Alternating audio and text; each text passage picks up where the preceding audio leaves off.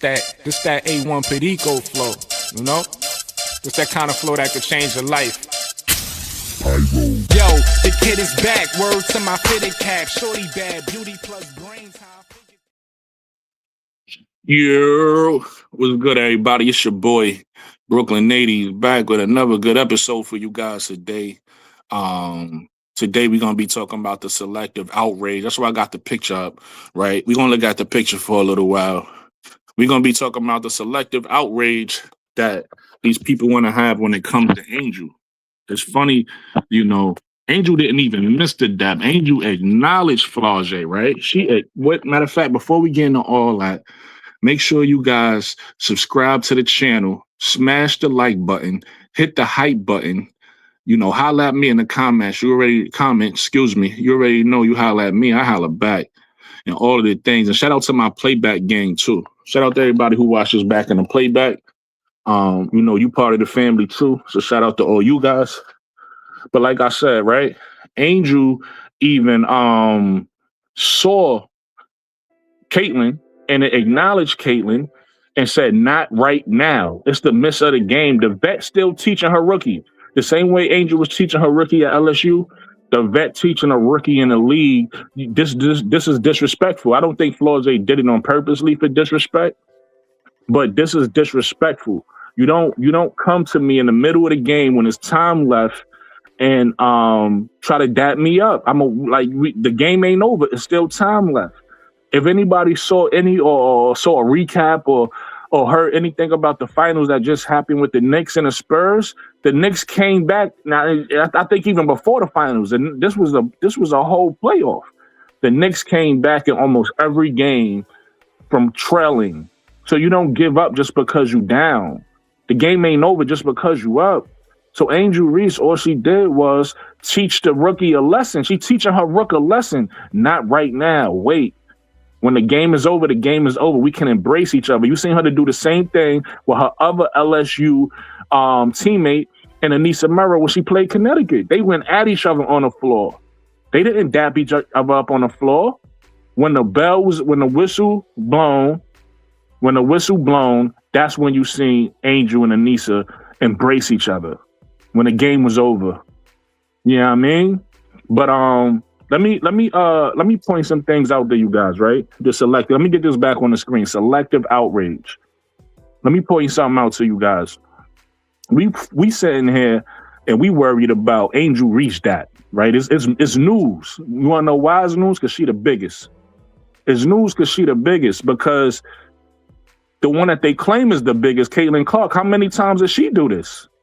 How many times have we seen her miss a dap? And hers be on purpose. You see her clearly looking at the person or looking around the person and avoiding the person. We clearly seeing that. Angel didn't do that. Angel acknowledged Flaujae and said, wait, not right now. She's still teaching her rook. Not Caitlyn, though. Caitlyn is disrespectful. Case in point, the USA team, when everybody came out dapping each other, everybody dapped each other. Angel reached her hand out to give Caitlyn a dap and she looks away. And how disrespectful is that? Y'all representing y'all country, but y'all trying to tell me, you know what the and let me specify this before I continue. I'm not talking about all CC fans. I know there's some good ones out there. I'm not talking about all Clarkies. So shout out to the good Clarkies. The reason why I want to specify that is I hate when women have an issue with men or certain men and they blame all men. All men ain't your enemy. Some of us your allies. So keep the issue with the person the issue is with. Allow the men that's your allies to be your allies. So I want to allow the CC fans who agree with me to be my ally. The CC fans that's not delusional to be my ally. The CC fans that's not ignorant to be my ally. So shout out to the good CC fans out there. This is not to you. This is for the delusional, ignorant Clarkies. And y'all know who they are. They are part of your community. You know who they are. The delusional ones is trying to tell us, like we stupid, that the person that they claim is the best player ever, right? The generational player, the generational passer with the court vision that got eyes behind her head so good that her turnovers ain't her turnovers. They on the other team too slow to catch the ball. Not don't have IQs high enough to catch the ball. They trying to tell us that this person ain't see it. A high five. You kidding me? the generational passer with the court vision that nobody else has. She didn't see a high five. That's the explanation when she missed Angel. Like, we stupid. Come on. The second offense, right? You have Raven Johnson, a rookie, coming into camp, trying to give the star player on the team a high five and show good morale and good support. Why? Because she's a leader and she just came from a program that understand the concept of team and not me, team, right? Tried to give Caitlin Clark a high five, and Caitlin Clark ignored her. And then what did the Clarkie say? Oh, Raven Johnson pulled her hand back, like as if if she came there, they trying to make us believe she came to that team to start the create division. This is how dumb they are. This is how stupid these Clarkies are. And then point number 3, just a few weeks ago, we just see Ty Harris, a veteran on the bench, trying to give Caitlin a high five, right? We see it on a you see it right in front of you. And Caitlin just got this blank face and walked right around her. Just left her hanging. But we worried about Angel. We worried about Angel and Flaujae. You wanna know why we worried about Angel and Flaujae? Because Angel was the biggest. That's why. CC is boring. That's why. Unless CC is out there launching logo threes, we don't really care to watch her. There's nothing to watch. Nobody want to see the Fever games. That's why they can't sell out no more. That's why the WNBA made a mistake with the TV deal, giving Indiana the most games. They boring. That team is boring. That's why Stephanie White is tired of her star player. That's why she's arguing with her on the bench, because she can't play defense. That's why she's telling her, I'm going to take you out the game, and CC quits and then walk to the back. She walked to the back, all of a sudden her back hurt. Her back wasn't hurting when she thought she was getting in the game. Last time I checked, she was moving fine. Using lies to get another player suspended. That's crazy. Where I come from, we don't condone that.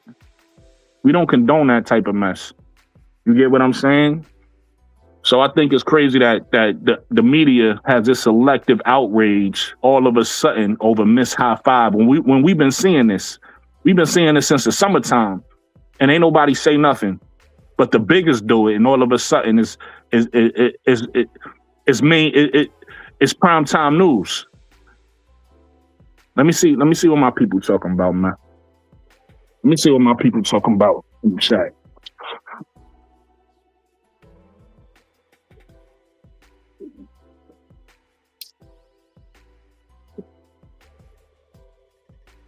Shout out to Red and Milky Way.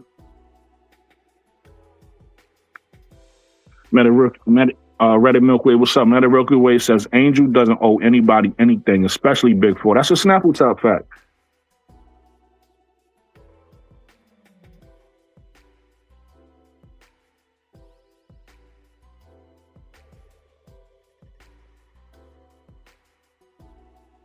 Why is this thing not listening to me? There we go. There we go. Let me get this thing off the screen now. I think we've seen it enough. Selective outrage. I think I made the point, right? Right, people? I think the point is made. Selective outrage. Red and Milky Way says, let me get the let me get the chat back on there. He says Angel already gave her a dap. That's a fact. How many daps you want me to give you? How many times you trying to dap me up? I already gave you a dap. And then Flaujae don't even realize if you want, and I think, in my opinion, I don't know anything. In my opinion, I think Flaujae want this relationship to be mended. If she wants this relationship to be mended, relax, calm down. You're already doing too much, right? Even if I was thinking about mending this relationship with you, you on my nerves now. You don't put me in the media again for something I don't need to be in the media for.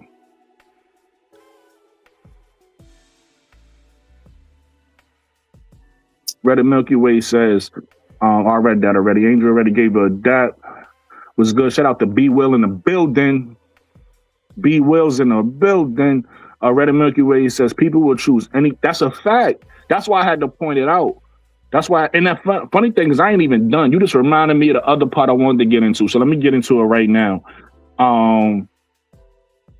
This shows you why Angel Reese is the biggest in the game and why CC is boring, because Angel started off the season, Reddit, and shout out to everybody in the chat. Everybody that's in the chat. Angel started off the season with a slow start, right? She wasn't playing that well.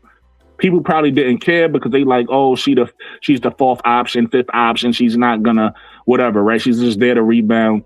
And then she go on a winning streak, having historic double-doubles. And everybody was quiet, right? Because people don't want to come out and talk about it when the biggest is shining. They don't want to come out and make that primetime news. But when they decided to make it primetime news, they decided to make it primetime news, that Toronto Temple game where she was getting beat up and hacked and all types of stuff, which in that game, what happened? She ended up with, I believe, 15 or 17, something like that. She ended up with good numbers, right?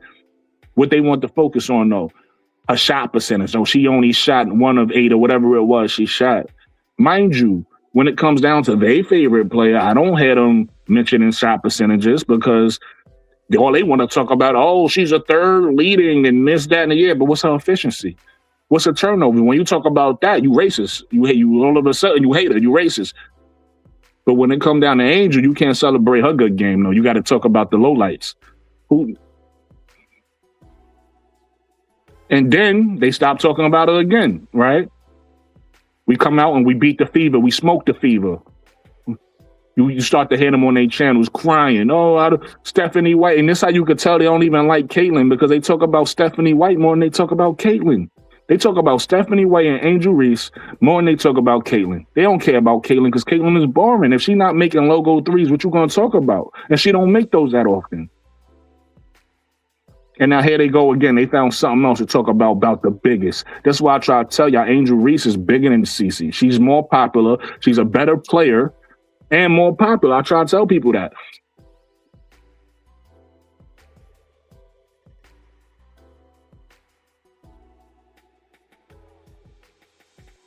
B. Will says, this is a non-issue. That's a fact, it's a non-issue. But if they want to make it an issue, we can make it an issue. If they want to talk about it, we could talk about it, because if anybody been missing daps, it's been Caitlyn Clark. It ain't been Angel. Reddit Milky Way says, Kai didn't hug Angel after the game was over, but us Angel fans knew it was all love. That's a fact.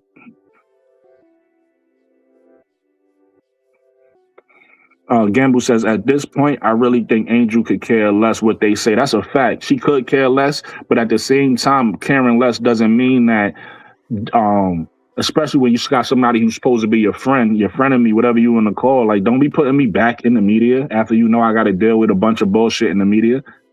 You know what I'm saying? So I actually agree with you. I absolutely agree with you. Red and Milky Way says, I'm thinking anyone who has an issue with Angel saying it now is slow. I disagree. I think anybody who has an issue with Angel now is a fan on the low. I think that's really what it is. They fans. Think about the person in real life that always got you on their mind, that claim they hate you. No, bitch, you love me. Like, that's what it is.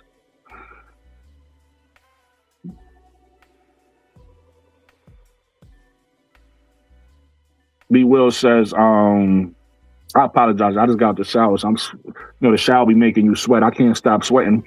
It's annoying. The shower got me over here hot. B. Will says, to be honest, Flaw was a disrespectful one for doing that before the game was over. I don't think she meant that, but maybe she did. I don't think she did it on purpose. She's a young rookie and they just starting to win. I get why she did it. But sometimes you got to realize you can have the best intentions. So I think she had good intentions and she just did something wrong. But the media is so dumb, they want to blame Angel for everything. Like, Angel can't do nothing right. She didn't even like snub her for real. All she said was, wait, not now. That's all she said. Like, they people blowing, like you said, is a non-issue. Reddit Milky Way says, B. Will, I'm not sure if she meant it that way. I said, malice, but maybe she just not. I think she's just a naive rookie. I think that's all it is. She's a rookie who's excited for winning. She's excited. She was trying to win the game. She wasn't like purposely doing that. We know the people who purposely do stuff like that. The personalities is clear as day. You know, the Sophie Cunninghams, the Caitlin Clarks, people like that. Flaujae, that's not her personality. In fact, because they want to talk about it, Beware, right? We said this is a non-issue, right? Because they want to make this an issue, I'm gonna make it an issue. This is what Angel Reese haters love to do. Every time something happens, they like to jump the bandwagon. Anytime they feel like they can hate on Angel, they want to try to use somebody, right? It was Isabel Harrison, now it's Flaujae. But guess what they don't like? Guess what they don't want to do? Guess what they don't want to talk about? How about let's talk about the way Flaujae looking right now in her rookie season? She looked better than CC. She looked like she a better player than CC. Her athleticism, the way she gets to the basket, her defense, right? Her shot making, she looked like a better player than CC. Now watch how quickly, once we make that the narrative, they turn on Flaujae. This is a great, as long as attacking Angel, this is a great story. But as soon as we start looking at that game and look at how Flaujae played and look at the past few games and look how Flaujae been playing, and look how Flaujae is playing right now, how that team is getting wins, I guarantee you, as soon as the narrative changed to, oh shoot, see, they told us CC was the best ever. But Olivia Miles looked better, Paige looked better, Flaujae looked better. All these players starting to look better. Sonia Citron is creeping up there. So all these players are starting to look better. And they don't want to talk about that. But that's about to be the narrative. Since y'all want to talk, since y'all want to bring up the GOAT, since y'all want to bring up what y'all call a baby GOAT, since y'all want to bring her up, since y'all want to disturb her peace, we about to disturb CC peace. Flaujae starting to look better than Caitlin.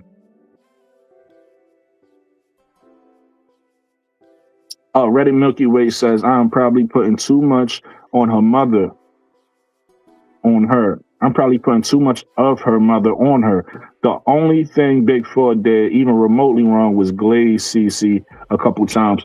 Yeah, I feel like sometimes you got to realize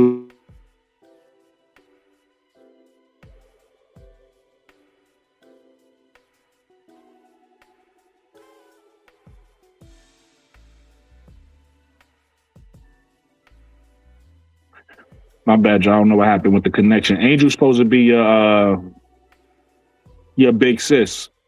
So if your big sis got an enemy, if you keep keying with your enemy, then we not sisters no more. Jonathan Gonzalez says, what up, Brooklyn? What up, boy? Lovely says, hey, Brooklyn in chat. You and your people can't violate, disrespect somebody, and then expect them to respond when you and how you want.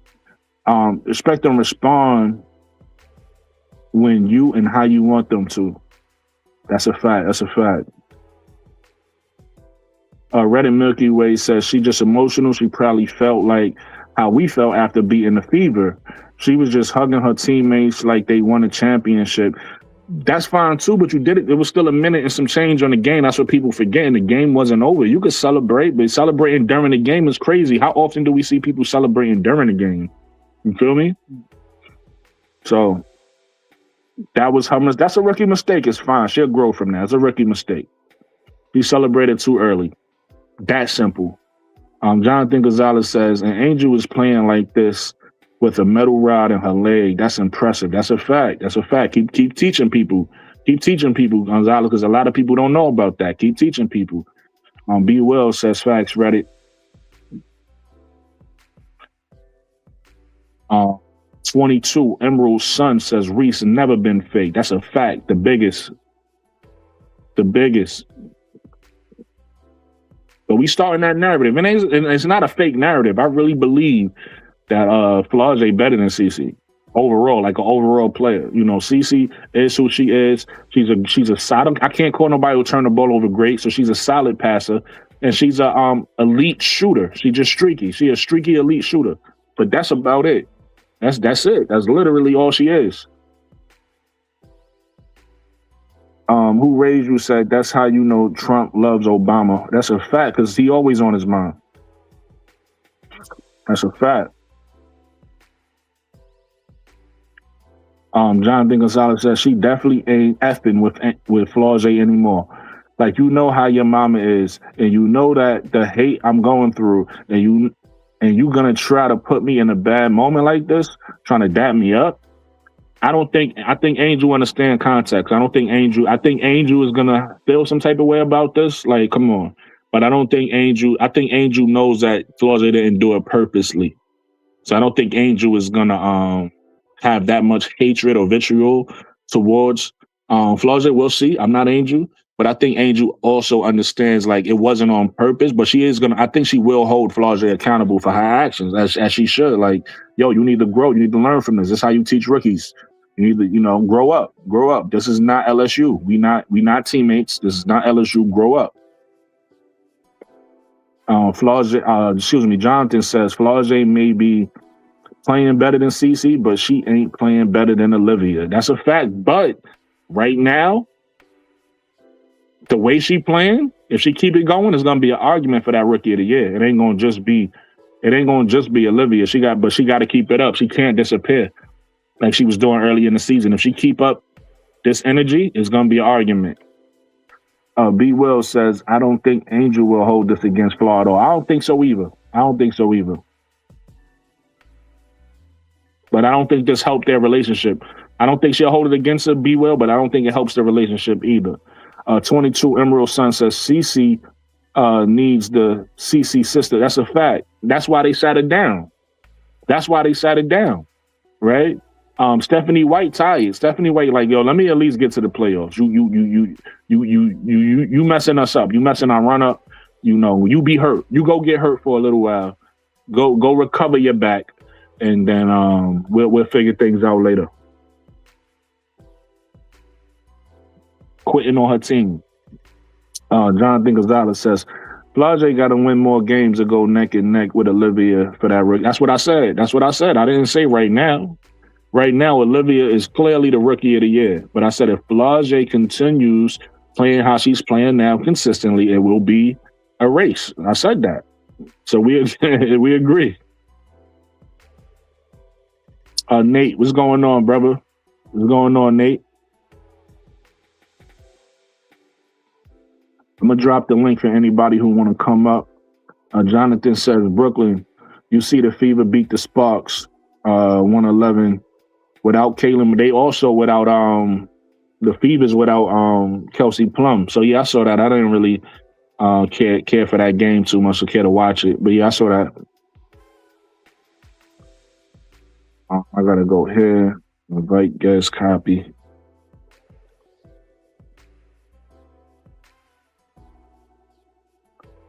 Let me drop the link for you guys so you guys could tell me your thoughts on the selective outrage these people be having.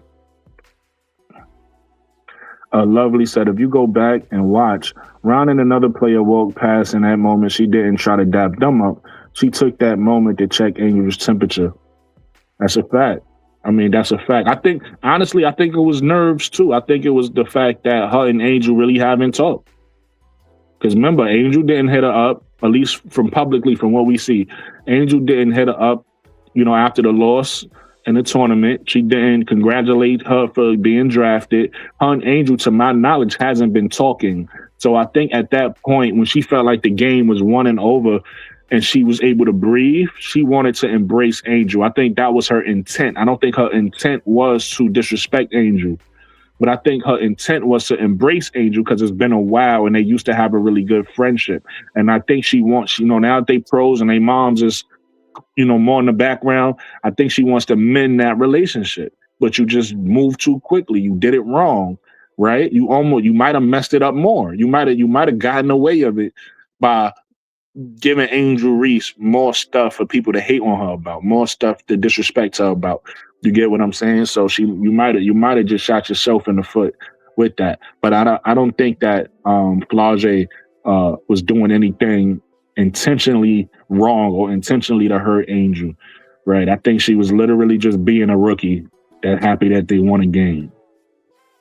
And it's bragging rights, right? You run against your teammates. It's fun bragging rights. It's not like anything real. It was like, oh, we got the first win, like stuff like that. So it's like you happy, but it's not any. I don't take any malice or anything like that behind it. I don't think it's anything like that. B. Will says Sparks have no defense within KP scoring. They don't play defense, and I don't know. I never liked that team anyway, even with KP on it. Lovely says that's what I meant by checking in. Okay. So we saying the same thing. Listen, Lovely, like I said, don't be afraid to come up here and voice your opinion. So I don't understand what you're saying. Everybody's welcome to join the panel as long as you do two things for me.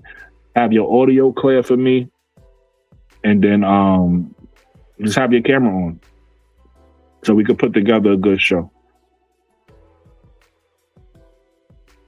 Or if you guys feel more comfortable in the chat, that's fine too. It's really up to you. But you're definitely more than welcome to come to the panel and voice your opinion.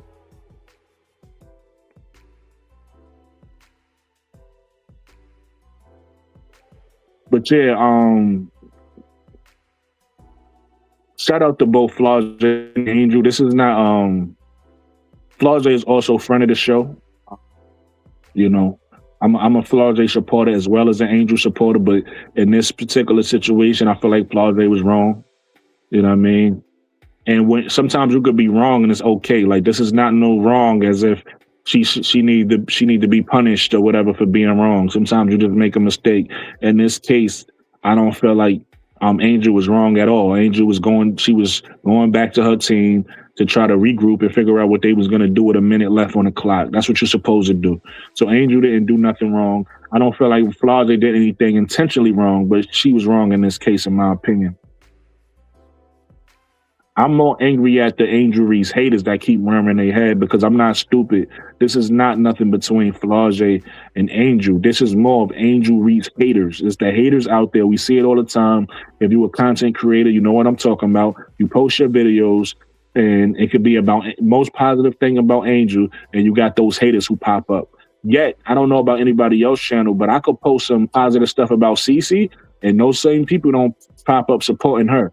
They just want to pop up when you hate, they just want to pop up the hate on Angel. That's all they want to do. So that's all this is about. This is more, cave dwellers and people who dwell under the ground, wearing their ugly heads to have something to say. That's all this is. These people aren't important. Who Raised You says, when someone show you who they are, believe them. That's a fact. That is a fact. Big False Snake, just like her mama. Okay. I will say this. I didn't like her reaction to Angel saying wait. I didn't like the face she made behind Angel back. I didn't like that.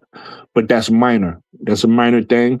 That's nothing to judge somebody about. You judge people based on their consistent action. So I'll watch her and I'll see if she's consistently somebody who shades Angel behind her back. If she is that, then Angel should cut her off completely.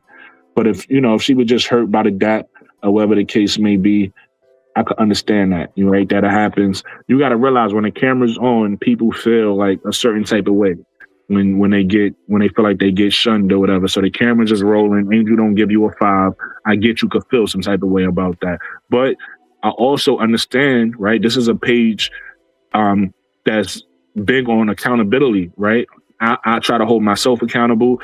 I try to hold you guys in the chat accountable. I hope you hold yourselves accountable, right? This is a page that's big on accountability. If Flaujae have any type of accountability, when she sat down after the situation passed, I think she could she could have did something differently, right? She could have, I think after the situation passed, she could look at it and say, okay, I could understand how, maybe I was wrong in this situation.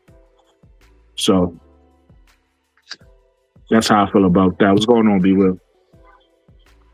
All good, brother. All good. I appreciate that you always try to be balanced and objective, man, because that's another nuance that people don't always give players who are not the favorite players. Like the fact that you can appreciate in the moment, just like we understand why Angel said wait, or didn't dap her up.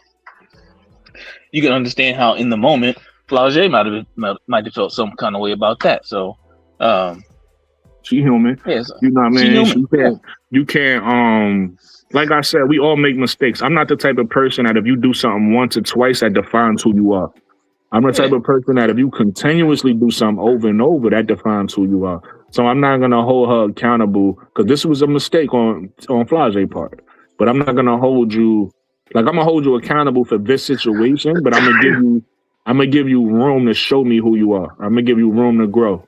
And if she grows and understands that maybe I move too fast, I could see things from Angel's point of view. You know, my intentions from Flaujae's point of view, my intentions was pure. I just wanted to, you know, finally have an embrace with my teammate. That was my intentions. But when I look at it, I do understand the game still was going on. There was frustrations. They was losing, so I could understand the frustrations of losing.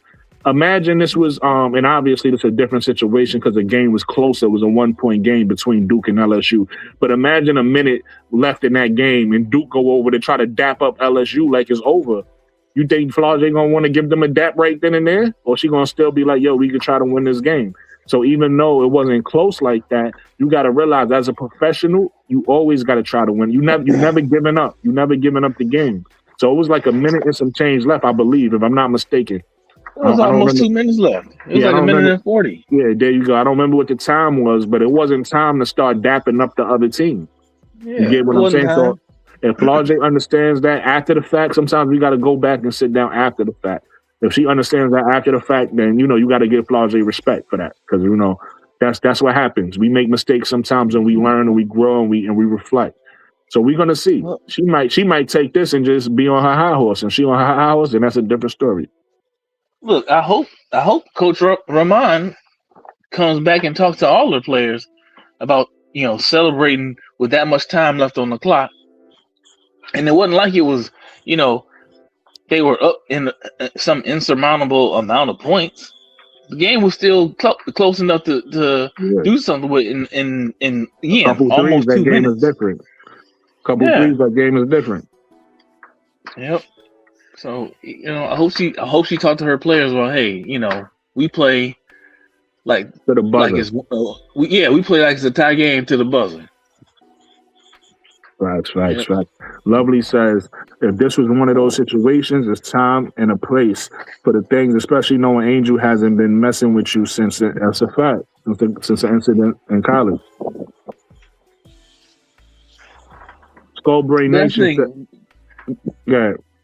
None of us knows how much, if at all, Angel and Flaujae have communicated. Oh, you want to know what? I forgot I'm supposed to be producing. I apologize to both you brothers. I'm not doing my job. So I want to say thank you to both of these brothers for joining my panel. I'm actually going to introduce B. Will first. Everybody welcome B. Will to the panel. What's good? And shout out to my brother Nate. You know, one of the people with the best opinions on this thing. You know, channel soon to come, I hope, late with Nate, or in my opinion, when they something like that, something along the lines. I like that late with Nate. I like that. Yeah, I like that late with Nate. Shout out to my brother Nate on the panel. I got two of the best brothers on here, y'all. If y'all don't know, these guys have great takes. All over the WNBA. But what you guys, I'm gonna let Nate go because he just got on the panel. But I still want to know again, both of you guys' opinion on the selective outrage that we hear. And I hear background noise from one of y'all, by the way. It's probably B. Will. I hear background noise. What's your opinion on a selective? What's your opinion on a selective outrage on the Yeah, it is you, B. Will. It sound like there's something happening over there. I don't know. Was the fire burning or something? I don't know. No. You guys say some background noise, but okay. You talking about with the Angel Reese? The selective outrage, right? With the miss dap or whatever they want to call it. When you got Caitlin missing daps all year, whole high five, yeah. So talk about it. Just like you said, selective outrage, man. Caitlin can do it. She literally walked out on her team. Like I saw this, somebody clipped it up, show her being mad, basically upset. She was mad that Raven was taking her spot. She didn't want to come out the game. She's acting like a brat. and literally just got up, walk. No trainer walked behind her. She wasn't grabbing her back. No, you know what I'm saying? No nothing. No limp. Just walked out, just like she did last year. Mind you, to your point, but even before that happened, she was in the game playing with no indications her back was hurting. I don't know if you got kids, but I got kids. And when you got kids and you see them walk off with like they pouting with attitude, that's exactly what that was. You know what I'm saying? That was, I'm mad I'm not getting my way and gonna walk off. Because she wants them to lose without her, but they play so much better without her. Yeah. And you ain't hit nothing. I ain't seen nothing from the Clarkies or whatever when they won. They blew out LA by like, what, 24, 29? Yeah. I ain't hear nothing. I ain't seen no ESPN alerts, nothing. And you ain't seen nothing but crash outs on their channel. Angel Reese. Yeah. Angel Reese is playing well. Yeah, she been playing well. You just ain't been giving her credit. Well.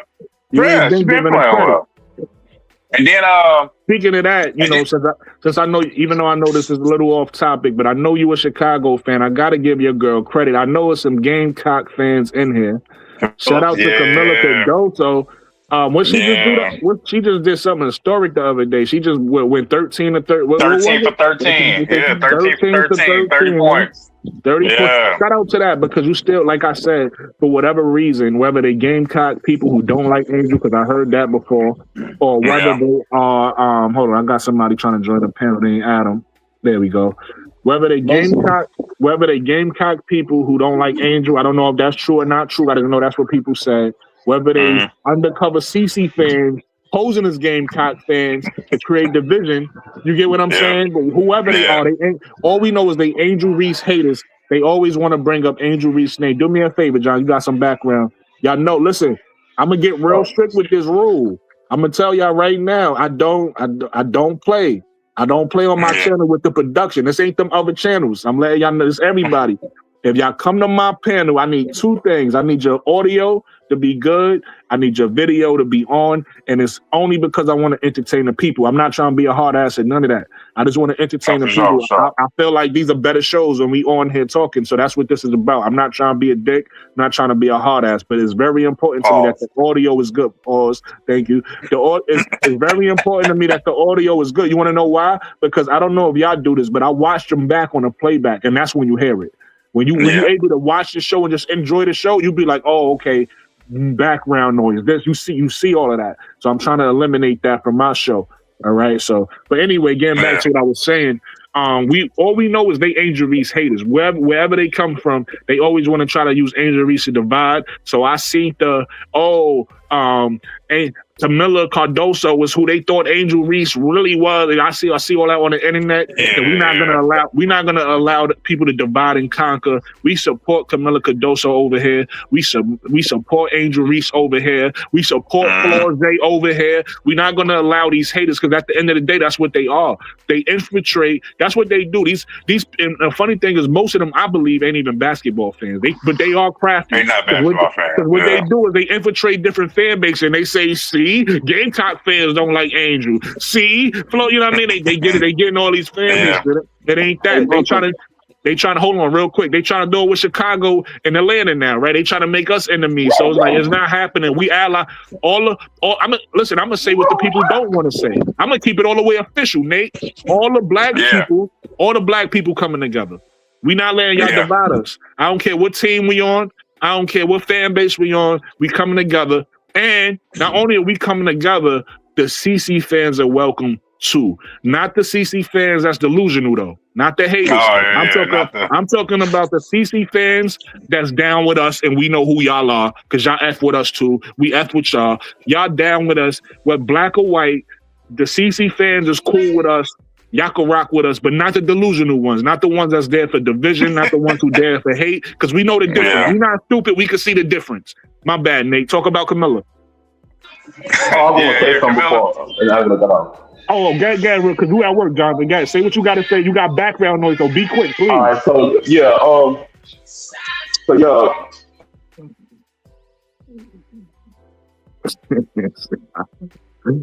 guy, it's about to be the last time. It's gonna be the last time he on my panel. Be well. Well, Jonathan. Yeah, I'm back. Why is everybody not concerned about Indian people playing so good without Taylor? I know Kelsey Plum wasn't playing, but come on now. If the Fever, Taylor doesn't play, the Fever have another breakout game. I think the Fever are undefeated without Caitlin Clark so far, right? They ain't lost the game this year because Caitlin ain't played. You know what I'm saying? So for people to steady come over here and talk about Reese and steady mess with her, they're not real fans. They're just full of Right. and it's like I said, I feel like Flaujae should not have had done it. I mean, I'm gonna let it slide because she's a rookie and she don't know better. But don't mess with people. Don't mess with people. When the game is going on, wait till the game is over. Then dap them up. And That's all I got to say. So I'm gonna get one out of here because it's almost time for me to go to work. All right, brother. Have a good one. Yes, sir. You see, Nate, that's why I'm a stickler for that was annoying. I Yeah. rock with Jonathan. So that's why I let him have his time, but that was annoying. I don't like I just need your audio to be clear, people. But Yeah. Nate, talk about Camilla real quick because we want to show Camilla some love. We Camilla Yeah. fans over here. It's a lot of people on that Chicago team I rock with. You already know listen, let's be clear, and I said this before, and you already know this, but I'm gonna say it again to be clear. The only reason why I root against Chicago is because the GM and the owner is not the players. I rock with and it's not the city. I rock with Chicago, but I do not like Jeff P. And I'm a root against him. It's Vandersloot, Jeff P. and Michael Alt. I'm gonna be rooting against them as long as they're around. But as far as the players on Chicago and the city of Chicago, you already know I rock with y'all. But yeah. I'm still rocking my, like I said, like I told you, I'm an Angel Reese fan. I'm not a fan of her team. Like, as long as she does good individually, that's fine with me. But as far as Camilla, Camilla hit that, you know what I'm saying, hit that zone where she knows she unstoppable. You finally tell her like, hey, you 6'7". Ain't any 6'7s in the league. What is it, like maybe 3, 2? You gotta do it. You gotta embrace the kids. You gotta embrace the kids. 6'7", but it's not too many centers anyway. It's not too many centers that can bang with her. As long as she the fact that her footwork has improved a lot. And the only thing that for me was, you know what I'm saying, her aggression. That's the only thing, you know, spin, pivot, don't just turn right into the hands. You know what I'm saying? Turn, pivot, fake, turn. She's been doing all that. So she's been doing a lot. I think I just saw the stats. Just the past she averaged 23 points and like 10 rebounds over the week. So as long as she can stay consistent with them all-star numbers right there. So she's been doing real. And today she did 24 and 8, 3 assists and 2 blocks. So she's been doing pretty good, man. She's been doing her thing. I think she hit the first 2 shots too. So the past 2 games she went 15 for 15 before she finally missed a shot. But then she still went 7 for 10. So she's been efficient. I don't think she was already really fouling like that. I think the refs are just like, you big, so you fouling.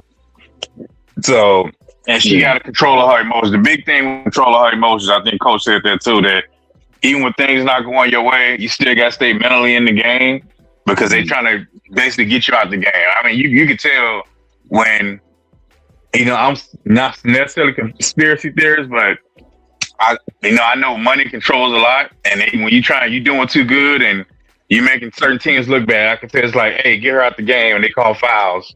That's just, she be like standing there, call a foul on her and get her out the game. It's, it's pretty ridiculous, but like that Connecticut game where they call a foul on her, she wasn't even on the court. You know, it's ridiculous. Even she was like, y'all got to do better. She's in plain, clear English. Like, what are y'all doing? Yeah. But she's been doing really, really well. And they got a discount on the refs. I said it's like they got a discount on the refs. Oh, they got high school refs, man. Like they got high school refs. God, the college coach is not even this bad. Like, where y'all get these refs, man? And then it's the same one. I don't know if you saw the tweet. It's the same ref, number 42. That same white guy they called a tech on Angel. They tried to hurt him, get a thrown out the game. That's the same one that called security on Dijonay, and the same one that kept calling bogus fouls on Camilla. It's the same. Like this dude needs to be investigated. Yeah. It's the same rep. That then they showed the clip of him pulling security when DJ was trying to ask him a question last year. So what you need security for? But Yo, on No, keep going. I just wanted to tell everybody, hit the like button for me. Everybody, if you're watching and subscribe to the channel, if you're not subscribed, and talk to us in the comments. We talk back. Go ahead, Nate. And speak on the Flaujae thing. It was still 1 minute and 20 seconds left. Why are you trying to dap me up? I'm tired. This is a third loss in a row. Yeah, y'all blew us out, and I don't even really mess with you. Let's be honest. She went on a whole tour saying we ain't friends, we ain't cool like that no more. Caitlyn this, Caitlyn that, and at the height of when everybody was saying hate Angel. To me, that's you giving fake energy. You know what I'm saying? That's already fake energy. When you on all these podcasts saying you and Angel ain't cool, but you saying Caitlyn this, Caitlyn that, you ain't even guarded her. You ain't even guard her. You ain't even guard her in the game. You know what I'm saying? You ran from her. You got Haley guarding her. And then Messi kind of downplayed Haley. Haley, she was in the bad. You ain't even trying to guard her. If I'm Haley, I would have got social media like, man, where you guarded in? Right. I didn't see you guarded. You supposed to be our best perimeter defender. That's how we all felt. We all was kind of confused why Flaujae wasn't guarding Caitlyn. So yeah. And she was all in Caitlyn DMs, and it was just, to me, it was wrong time. Like, if you want to be like, hey, what's up? The game is not over. Like that was. And then like the fact that you specifically came at me like, oh, hey, what's up? Like, hey, man, she was, like you said, she was like, hey, wait. And the fact that she was like, oh, well, why don't you just say, all right, my bad, cool. It's 1 minute and 20 seconds left. He's like, no, not right now. I want to highlight what you just said because a lot of people leaving that part out in the media. When Caitlyn does this, she don't even acknowledge the person she dumped that. Angel at least acknowledged her and said, wait.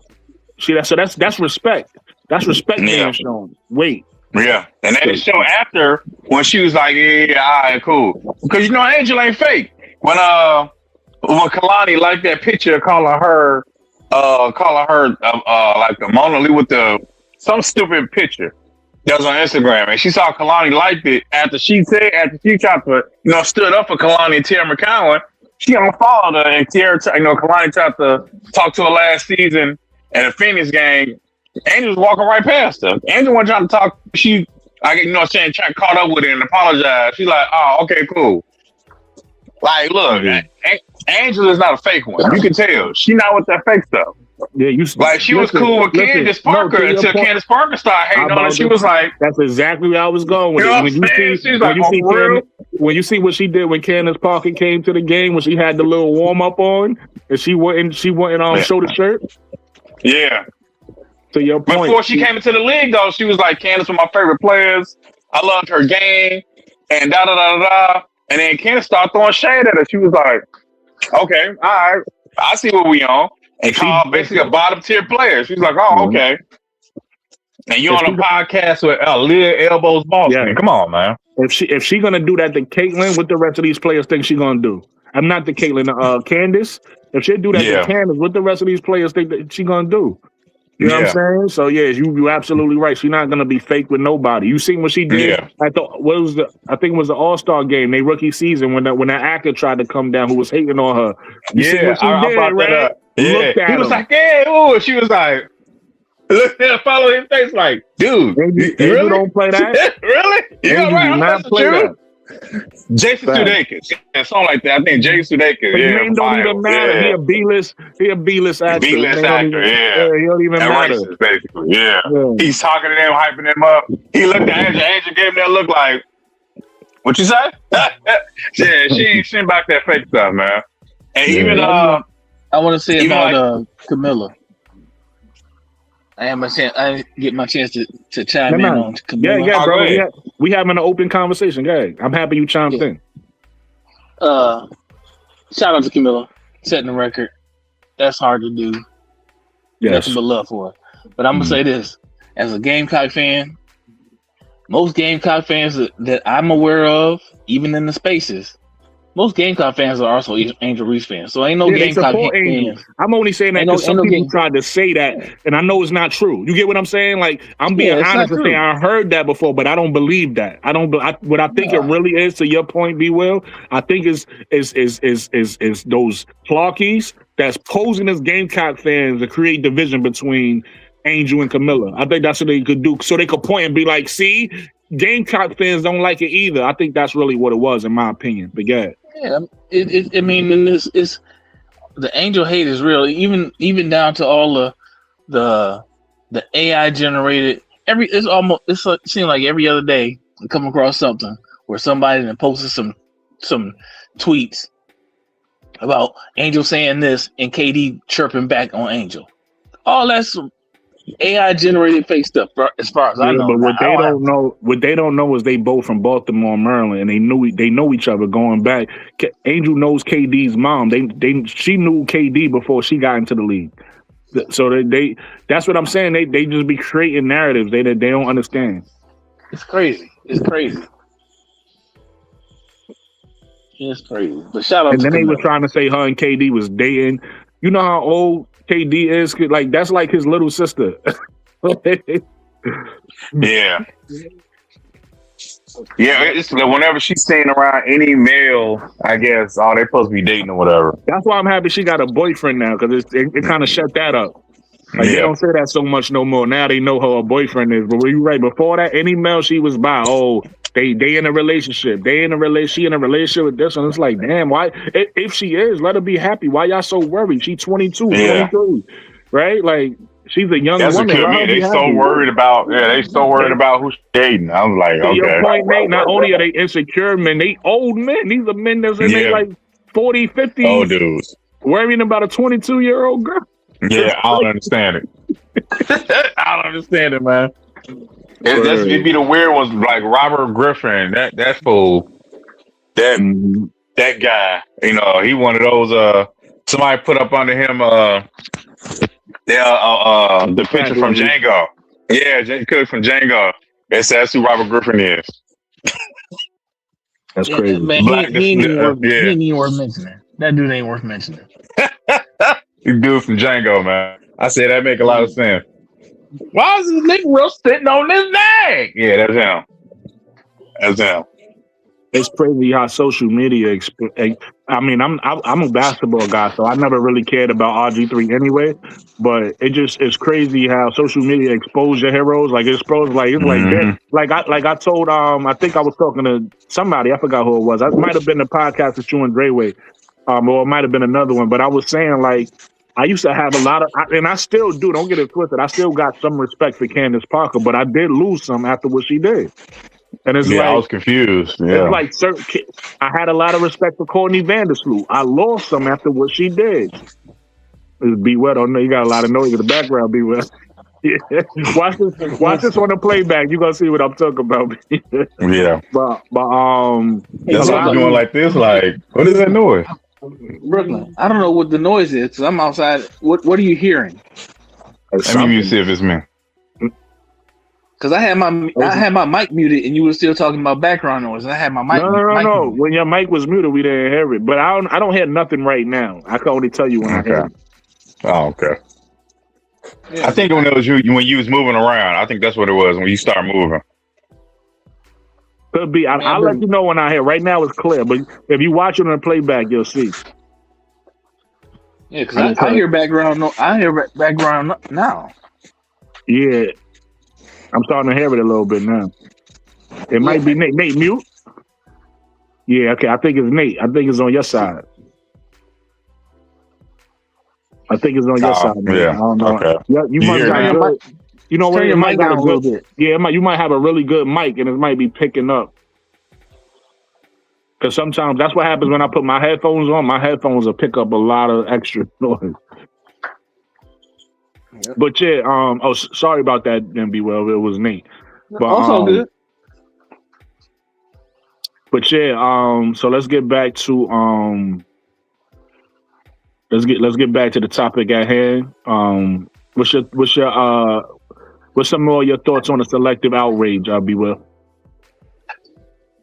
I mean, at this point, we know it's there. We know it's there.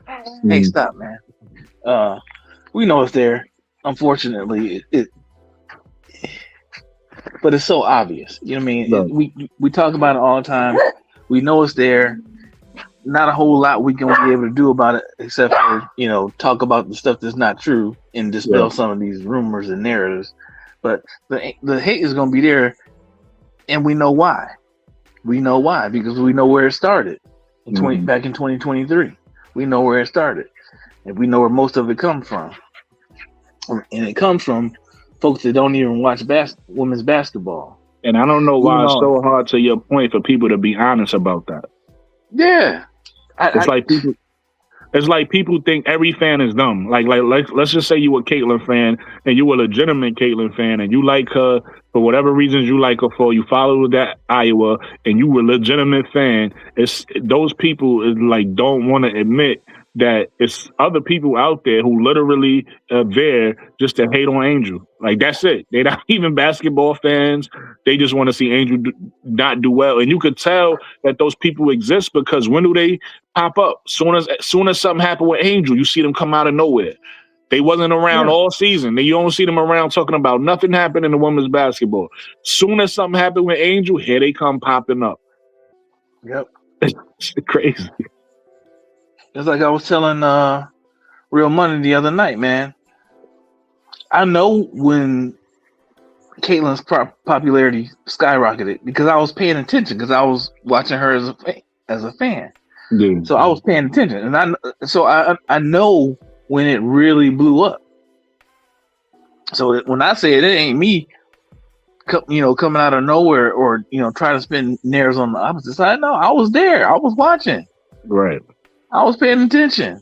Really quick, the link is in the chat for anybody, like I said, Lovely, Reddit, anybody that's new, Reginald, anybody want to come up and who raised you, anybody want to come up to the panel and give your opinion, you're more than welcome. Just make sure that your audio is good, make sure your video is on. That's all I ask.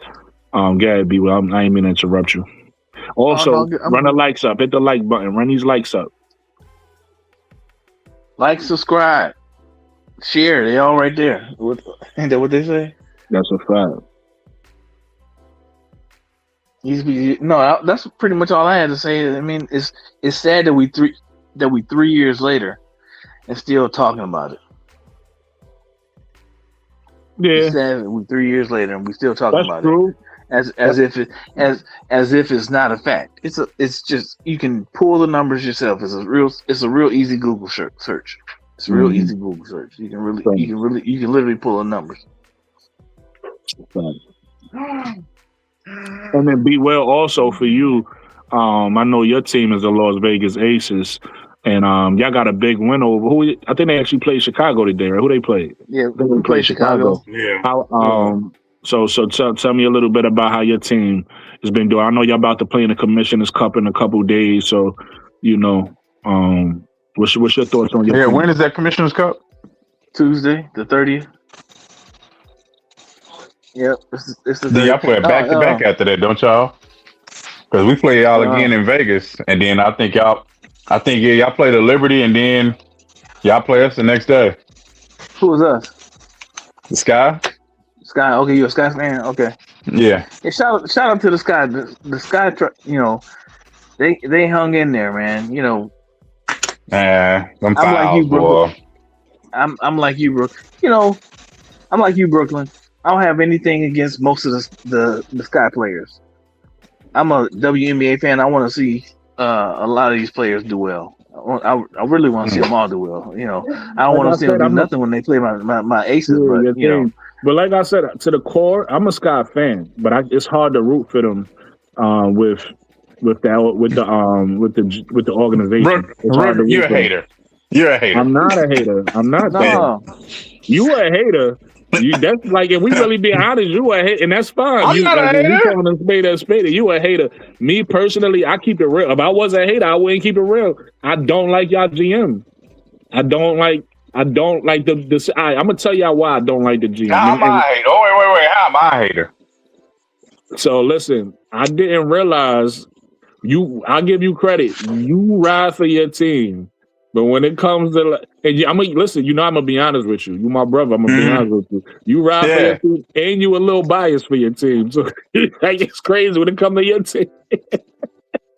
I just want to ask Nate. I ain't never seen somebody be drunk off the ice. Never seen somebody be drunk. But outside of that, I ain't drunk. It's Piquito.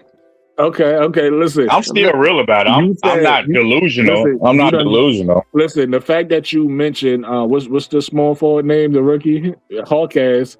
The fact that every time we keep talking about rookies of the year, you bring up Hawkins' name. You done did that a few times. No, I haven't brought it up recently. You only did it once. No, you not. You talking about once on my show, but you done said it a few times. Hawkins, you and Broclaw keep bringing up Hawkins' name. I put Taylor in there now. No, definitely. Because Hawkins having like a little down, because she a rookie, so she having, you know what I'm saying? She going through her shit a little wall right now. But you admitted you was a hater when you was talking about the Knicks. I'm definitely a Knicks hater. Oh, it's New York, of course. Yeah. I hate the Knicks. Absolutely. I hate the Knicks. Oh, I remember the 90s Bulls. Absolutely, I hate the Knicks. Yeah. Absolutely. I'm Patrick Ewing, Charles Wnba, John Starks. You know, he got on the Bulls. I still hate kick rock John Starks. What? No. Of course not. Let me ask you this, Nate. Yeah. Do you like Jeff P. and Michael Alter? What? No. What? No. Okay. So don't call people who. So as someone who rooted for the Chicago Sky for 2 years because of Angel Reese and Camila Cardoso and Elizabeth Williams, as somebody who rooted for them for 2 years. Williams. I don't like her. She a snake. Elizabeth Williams. She one of those vets that act like she down, but she asked me. I didn't think she was coming back because she agreed with Angel last year. I didn't think she was coming back. Which is surprising. She took up. She was like, no. She's like, yeah, she right. We need to do better and da da da da. And they snatched that mic from her. I didn't think she was coming back. I didn't hear from her. The rest of them like, well, she ain't coming back because she's on Angel's side. I was surprised they got another contract. I'm telling you, she agreed with Angel. She was one of the few. She a company woman. I'm trying to tell you, she say the right things in public, and she'll stab you in the back and probably like I don't trust Elizabeth. I don't know about all that.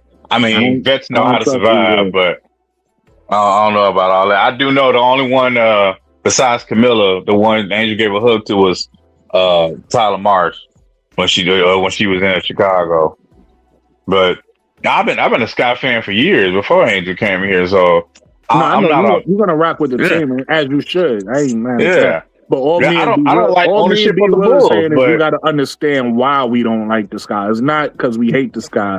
We hate y'all we hate y'all management. That's what we hate. I mean, that's fine, but my thing is horrible. Okay, but my thing is that we had no talent. There was no one literally around Angel, literally nobody. But I mean, the Bulls have bad management, but I'm still a fan of the Bulls. I hate their management. I hate the ownership. And I don't expect you not to be. You from that city. You know what I mean? Y'all really good for y'all sports teams in the Midwest. I understand that. The reason why, though, I don't like them is because, one, they had a bad reputation before Angel got there. We would have thought like they would want to change that. You got Angel and you got a chance to rectify things and make things right. And in the beginning, they fooled me. I'm like, oh, he got this draft pick. He traded Marina. He got this draft pick. Oh, okay. I see what we about to do for the future. I'm excited. Yeah, he was doing good. I agree. I was on par with it. I was like, man, Jack B. cooking. And then the way he pivoted, and then the way that ended, and then bringing Sloot in, and then bringing these out. You lost me, and that's why, like, once you did that, once you crossed me, you lost me. In the words of it went downhill. Well, I will say, Angel, she wanted Haley Van Lith drafted, so that draft pick was actually Angel wanted Haley drafted, and they got rid of her. But he started messing up when he tried to do too much, man. When he wanted to bring in Ariel and Courtney to make it a competitive team, he started trading pick. That's really when he messed up. Because when they traded to get Angel, that was the Dallas pick, wasn't it? They did a pick swap. No, that was Marina. Oh god, that was Marina trade. When they traded to get Angel, that was the Minnesota pick. That was the Minnesota pick. But so that was before Angel got here. That was when James Wade did that trade. No, He James Ray traded did all the those Marina picks. trade. That's James what I'm Ray talking about, did the Marina trade.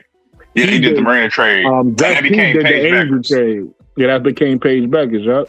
Oh, Jesus. Yeah. But, I mean, hopefully with Rakia being here now, it'll be better. Listen, The y'all practice still facility gotta opening. win. Y'all still gotta So- win next year because they traded y'all next year pick to the Mystic. I mean, not Well, Jeff, swap. Yeah, pick swap. Yeah.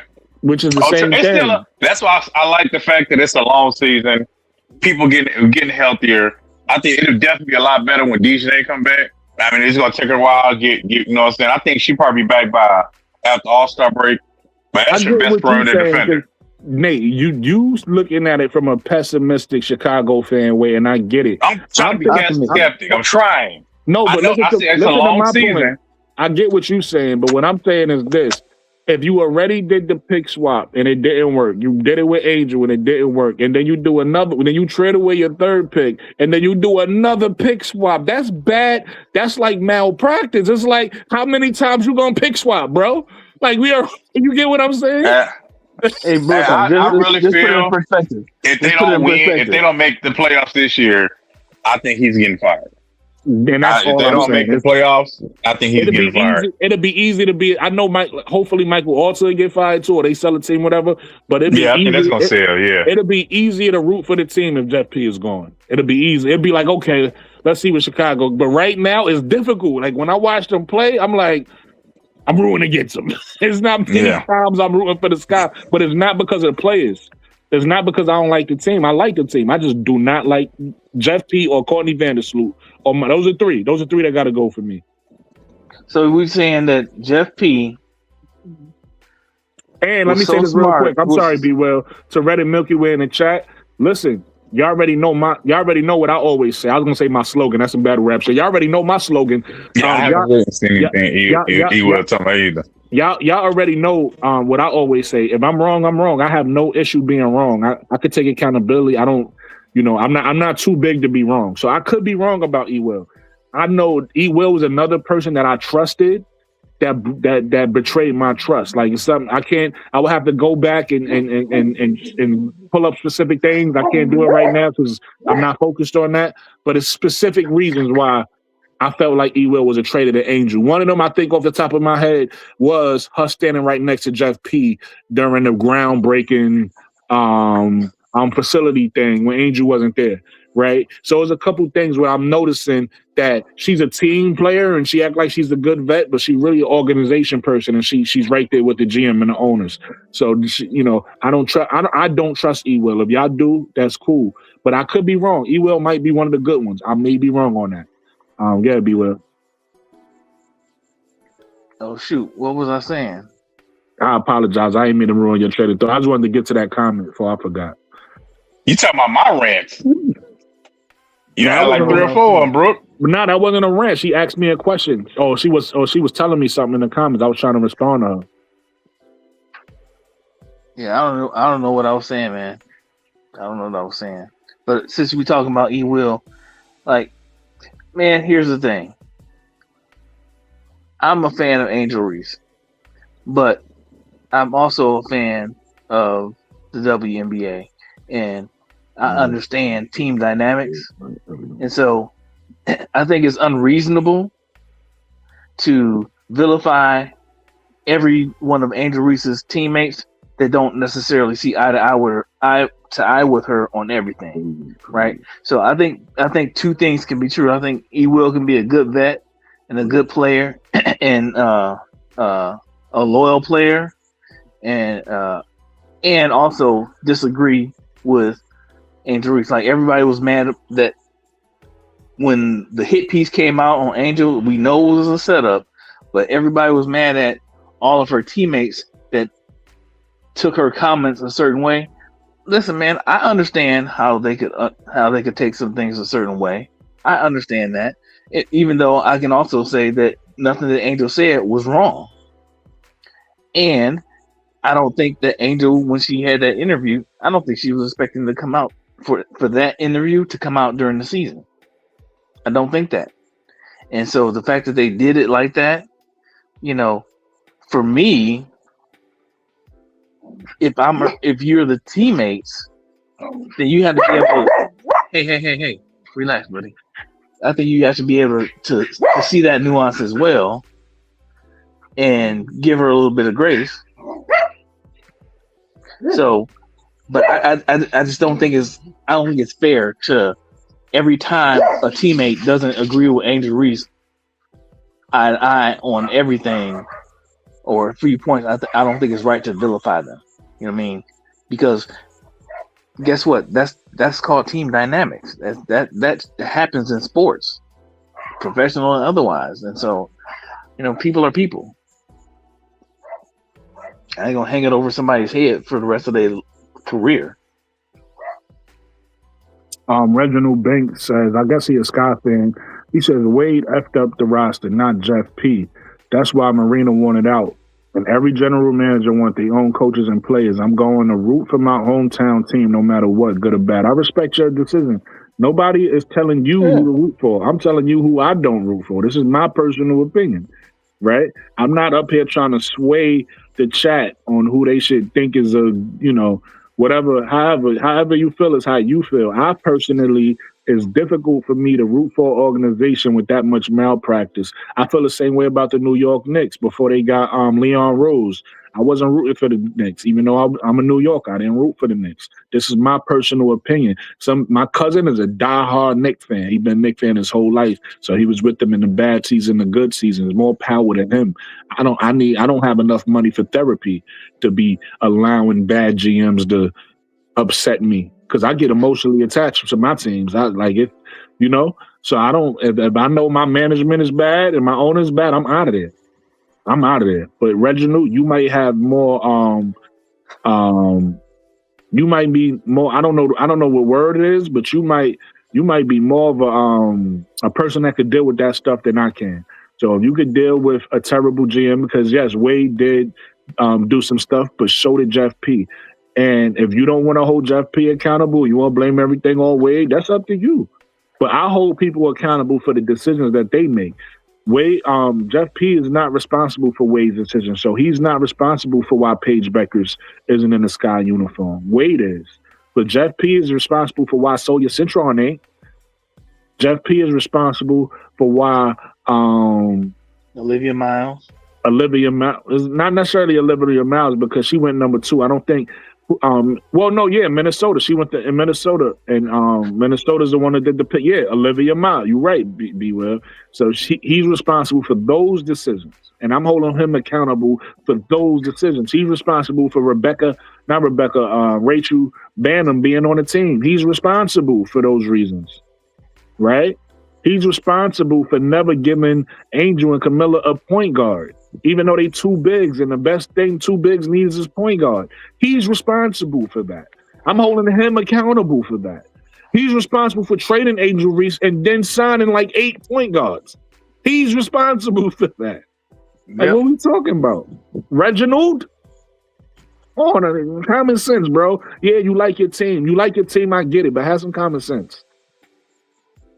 Reginald Banks says Onion Wade was there as well at the groundbreaking. Okay, well, fuck her too. You happy? Like, what you trying to, like?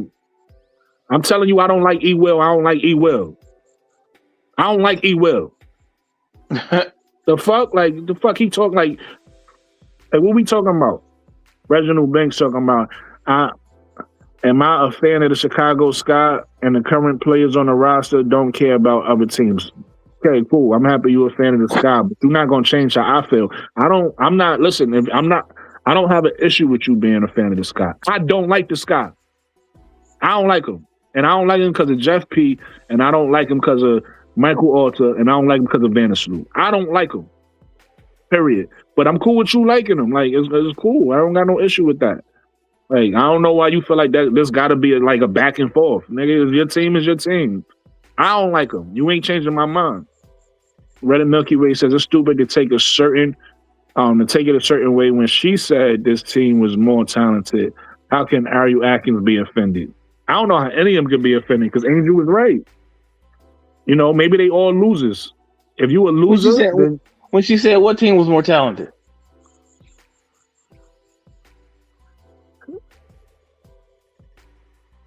She said it's stupid to take it a certain way when she said this team was more talented. How can Ariakis be offended? I would have to ask. I would have to ask Reddit what team she said was more talented. Reddit Milky was saying, well, they don't have to hang it over our head that we don't care about them. Ariel's a snake. Listen, I didn't understand a lot of people's outrage Reddit when Angel made those comments. I didn't because it ain't like we all know sports. Sometimes you gotta sometimes you gotta get out your feelings. This is sports, bro. And the team need to be better, the team need to be better. Why was everybody so mad? Like I ain't understand that part. So listen, so are we saying that Angel Reese didn't criticize the roster construction? No, she did. Right. So Angel Reese criticized the roster construction. So if you're a player that's a part of that roster, I can see how certain players might take it a certain way. How, right? Because they're saying is, I don't understand that. No, I do. So you telling me? Yeah, so you telling me? I don't think she's wrong, but I don't. Me and you play, and let's say it's intergender. Me and you play on a Connecticut Sun, right? Mm-hmm. What's the record for the Connecticut Sun? You know, 2 and what? 3 and what? Oh no, they like 5 and 14 or something like that. I don't know. I don't even think they 5. I think they 3 and something. I ain't cool, right? You trying to tell me that you gonna feel some type of way if I'm talking about the team in the media and I say, yo, listen, the GMs, we don't have enough talent to compete with the Las Vegas Aces or the New York Liberty. In the offseason we need to figure something out because if we continue losing for the next 2-3 seasons, I don't know if this is where I want to be. You gonna tell me if you on that team that's 3 and whatever, you offended because somebody told the truth? Brooklyn, your ego is bruised because if you want to play, so your teammate is saying that you're. So I'm not saying Angel said this. Yeah, say it. Yeah, say it. If your teammate is saying our roster is trash, it's not a good roster, right? If you're on that roster, right? You're a player on that roster, right?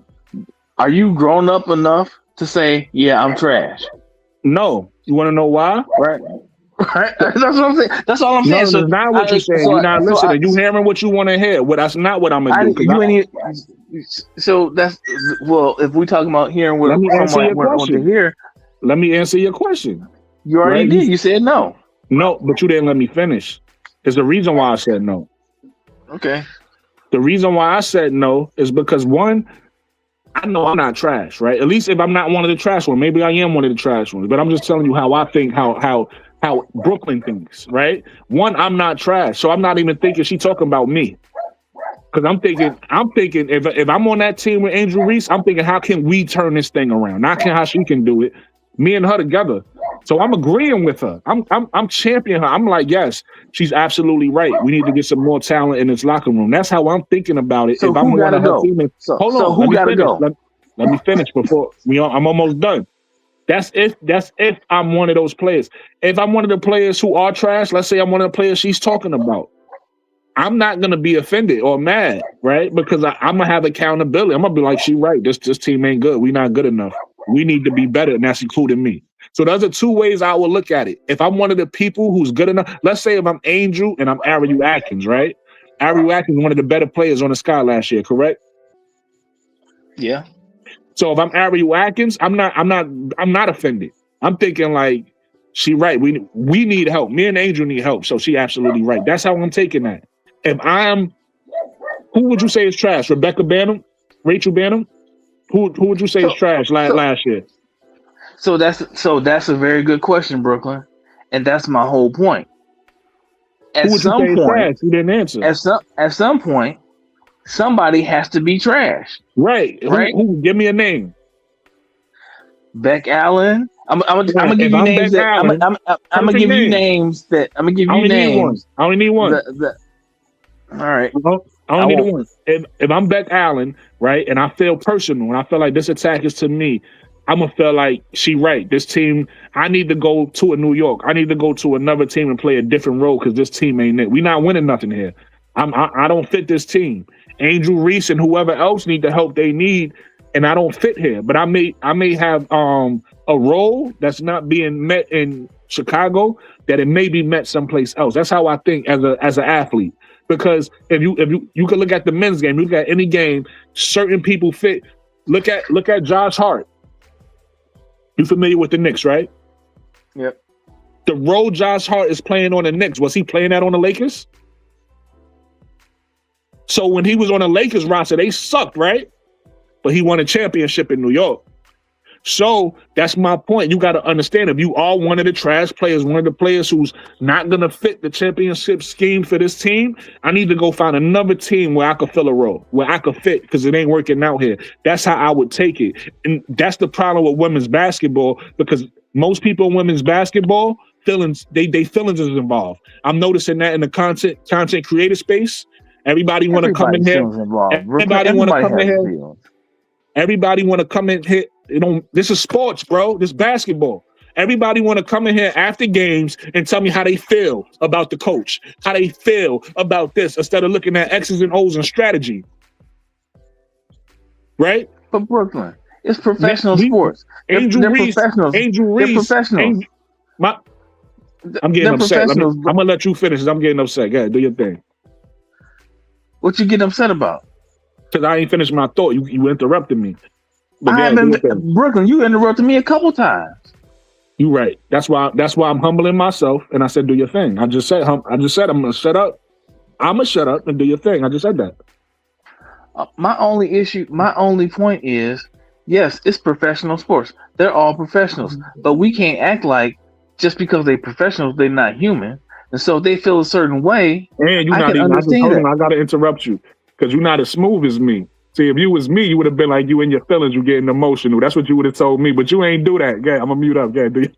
Yeah, I ain't gotta do that because so for me to do that would be wrong. That's what I would have said. If I was you, and I said that, I'd have been like, look at you in your feelings, emotional. I would have said that to me, but you ain't. Wow. But for me, it's a moot point because you just said you were being emotional. So for me to attack you for admitting that you're being emotional, you're not as petty as me. That would be petty. I'm petty, B-Will. You're not as petty as me. Yeah, do your thing. Do your thing.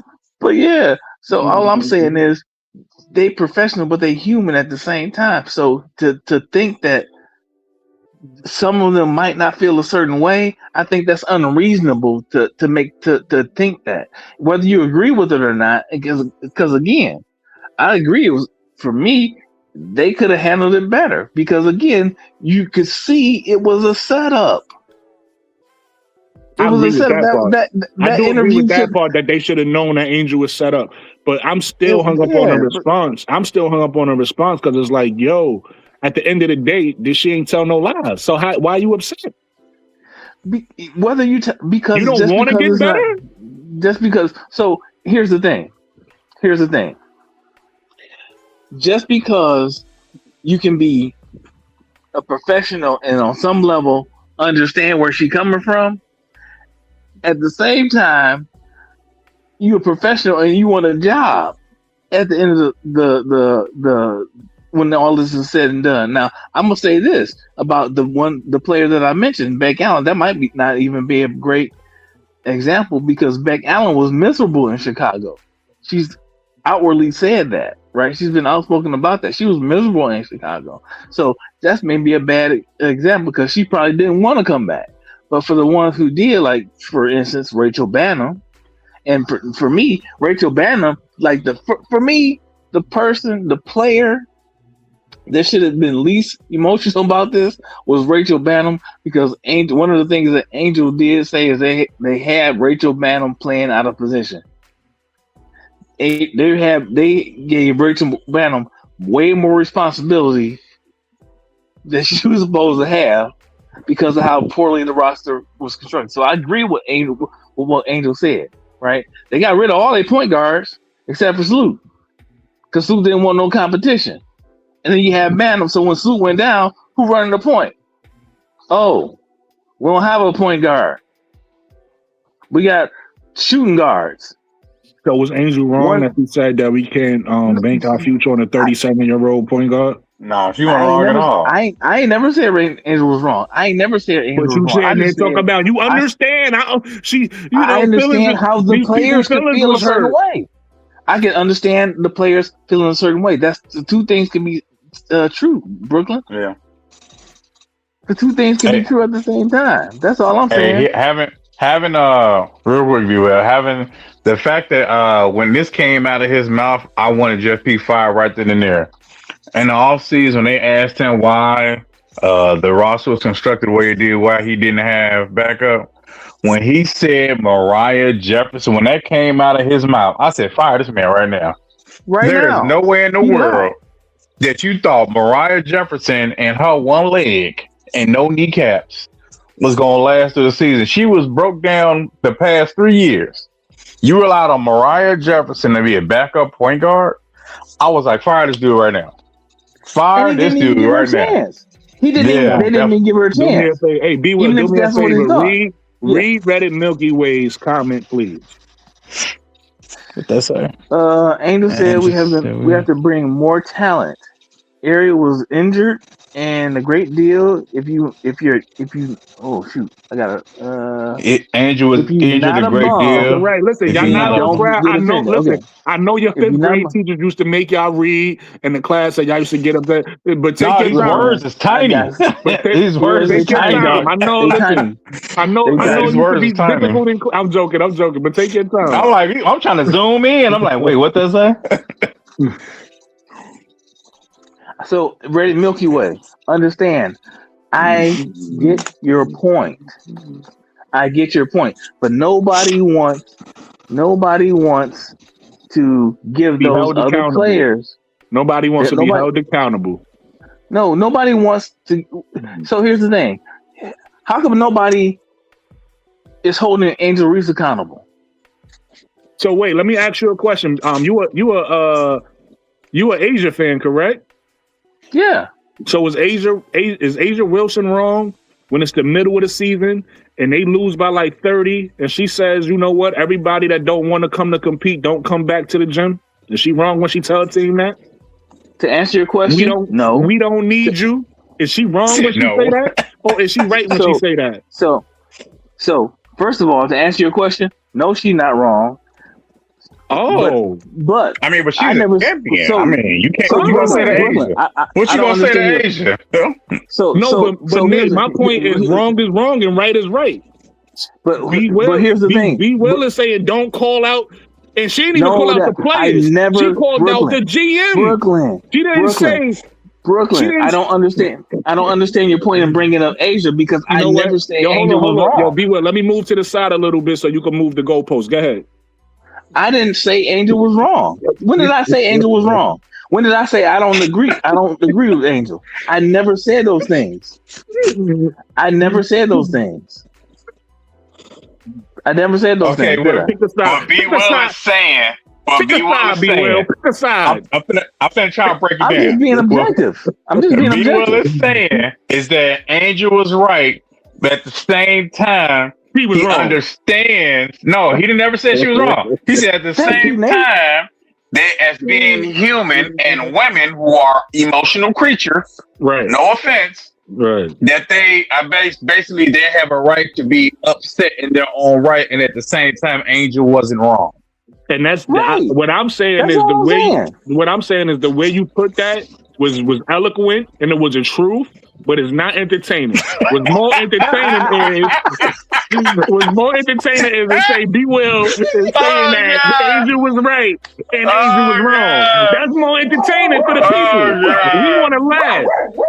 We trying to have some fun. You crashed out. This is crash out Brooklyn. Oh my God. He's like, no. Let me move to the side. You can move the goalpost.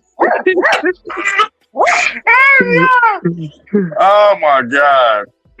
Okay, I got a better question. When is somebody gonna bring up the Mercury, Mr. Girl Mom? Like they suck. But we was told they was contenders. Did I not You say? want to know what? I'm happy you brought that up. Did I not That's a say? thing. Let me say. Hold on. Let me again. You know this page about being accountable.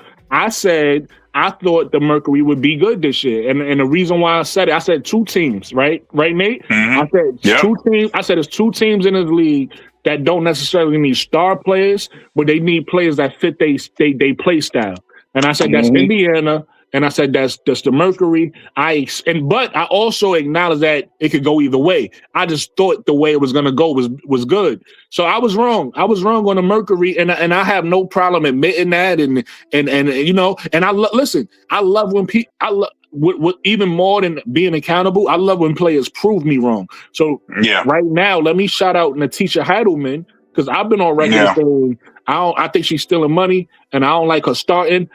So far, the last couple, last week or so, last week or 2 weeks, whatever it's been, she's been playing well. Let me give her credit. Let me give her credit. Let me give Natisha Heidemann credit. That's another take I said. One thing about my channel is we're going to be accountable over here, and we're going to have some integrity over here. Because one thing I don't like about and it's channels I respect. There's certain channels I respect, but the one thing I don't like is the fact that they, people can't admit when they wrong, number one. Yeah. And they always think that, that they right. So that's not gonna happen over here. If I'm wrong, I'm gonna say I'm wrong. And so I'm happy you brought that up because I forgot I said that actually. So I'm happy you brought that up. You're right. I've been noticing they losing, obviously, but I forgot about that conversation. But I was wrong about that. But yeah, Nate, I didn't interrupt. I just wanted to hold myself accountable. Yeah, that's cool. Yeah, I like bringing up stuff because people like, oh, jeez. Uh-oh. God don't like ugly. See, look. Yo, but that's listen, funny. To Be Well, to Native, you still listening, to everybody in the chat, we gonna be entertaining over here. Like, when, you know what I mean? If we can have some fun while we talk about these takes, we can crack some jokes, that's what we gonna do. So that's why I'm having fun. I understand what Be Well is saying. You know what I mean? I get what he's saying, but it's just more entertaining to, you know what I mean? To hear it the way I want to hear it. And the way I want it. You know that's the difference being 100% you're right. It's just more entertaining that way. But we gonna always get back to the truth. I get what you're saying, and I'm not saying I don't understand people not having the feelings. I'm not saying I don't understand people not being able to take it how they take it. I get that. But what I'm saying is at the end of the day, after you go, same thing I said about Flaujae, after you go through those emotions and you have that sit down with yourself and you really think about it, you got to admit, and I'm talking about the players, not us as fans, you got to admit Angel Reese is right. And you got to admit, like, damn, even though it hurts to hear it, this is not a good team. I'm not good in this role. We haven't been performing. You know what I mean? And this is not where we want to be. We want to be mentioned with the Aces. We want to be mentioned with the Liberty. We want to be mentioned with the Lynx. We want to be mentioned with these top teams. And the only way we're going to do that is either putting up or shutting up. So we either got to play better or we got to make changes. There's one or the other. Okay, Nate, you were saying something before you left. Yeah, I was, man. I said I definitely because I remember my rankings before the season started. And I was like, I said Indiana wasn't deep enough. I said they had bad injury away from. I said let's Caitlin go down. They actually play better. Yeah, I said they have no bigs. You said Chicago a top 14. I said 6. I said 6. I said it don't matter. You still trying to tell the truth. That's not entertaining. 6. That's not entertaining. Anybody got time for your shenanigans? All right, you and your shenanigans. I said 6. I said, but you was like, oh, people top 4 team. I said, top 4 where? I said, bottom 4. I did think they were top 4 team. I said, teams I don't see making the playoffs was Indiana. I said, Indiana probably barely make it. I said, but that team suck. I said, the refs were trying to make sure they win because they got all these national televised games. And I said, Phoenix sucks. I said, Phoenix, you can't lose an all-star, all-WNBA player like Statu, and then especially when you bring in DeWanna Bonner, and it was fine, and you brought in DeWanna Bonner, and the chemistry went, you know what I'm saying, right in the toilet. It's not the same. And then you can see on court how troubling it was. They was in the finals, and in the playoffs, they yelling at Statu like she's high. They're like, why would you do that? Why would she like, yo, whoa? I knew she was leaving. I knew she was, especially the way they handled her concussion, where her head smacked on the floor. Oh, and that was horrible. they still trying. Man, they tried to make her get up. She like, I can't move. That Like, was horrible. that was horrible. And the only reason they let her go without calling her, because that was like a reputation thing, because their reputation sucked. Unless y'all remember when they did to Skylar, and she was pregnant, they locked her out the building in the gym. She couldn't even do nothing. You know what I'm saying? So they was like, all right, well, you go ahead. We're not even going to call you trying to trade for you. They let her walk away. But I said Mercury was going to suck. And they even won. I think they barely won. I think just about the same amount as the Sky. I think they 5-14. You know what I'm saying? But they don't got no major injuries. So it's totally different. The Sky started the season with a bunch of injuries. Mercury didn't. They was like, oh, they're competitive. Like Chennai on ESPN today, oh, Mercury hot. How? How they hot? How? What team? We looking at the same team? Oh, just like CC, the greatest ever. How? Her teammates don't like her. Her coach don't like her. You know what I'm saying? They trying to girl trying to give her a high five. She walked right past, moved the show and everything. It's like, all right, cool. Come on, man. What we doing? The only person she talked to on that team was Aaliyah, because Aaliyah go back whatever she do. Like, you know, it's like she ain't doing nothing wrong. Aaliyah, Sophie Cunningham, and Lexi Hall. Sophie does not need to be in the league. The only team she can play for is Indiana. You hear her talking trash about Phoenix today? So I heard from an inside source in Phoenix, the dude she's sleeping with, the CEO. Right. No one likes that roster. Allegedly. Allegedly. The CEO she's sleeping with, that she's accused with in that lawsuit, that no one likes that team. It's an unfriendly team. I'm like, what? They seem like they get along with me. They're not winning, but they seem like they get along to me. Let me read this real quick, because this is a great point, Ready Milk. Oh, let me read this real quick. This is a great point, Red and Milky Way said. Everybody hit that like button for me if you haven't. Subscribe to the channel, hype the channel, all of the things. Red and Milky Way says, Angel didn't say the roster was trash. The actual interview wasn't bad. Most people are going off of what Annie Oakley Costabile wrote. Julia Poe article was behind a paywall. That's a great point, Ready, because you're right about that. You're right, yeah. Yeah, be well. Oh, I was just saying that Sophie Cunningham, what's she gonna say about that team? Because number one, she ain't played with that team. Yep, they traded her. Sophie ain't played with the team that's there now. She didn't play with none of them. Nope. Except maybe Natasha Mack. The point and stuff, like, that was so goofy, man. Like, these women so unserious, man. These total trash. Listen. Like, I remember her trying to tell the security guard to get out her way. I'm not moving. Man, these people so unserious. No one is going to sign Sophie Cunningham unless Caitlin Clark is there. Like, she's a clout chaser. You know what I'm saying? She was trash. She was a clout chaser. Like that thing with JC, she wasn't protecting Caitlin. She was mad because JC had chipped her too. I'm sorry, Nate. That's what I'll be talking about. You sound like a Reese hater. She was just playing for your team. He's a Chicago Sky fan. Now, all of a sudden, because she's not there no more, Reese didn't do much to affect winning. Stop it, bro.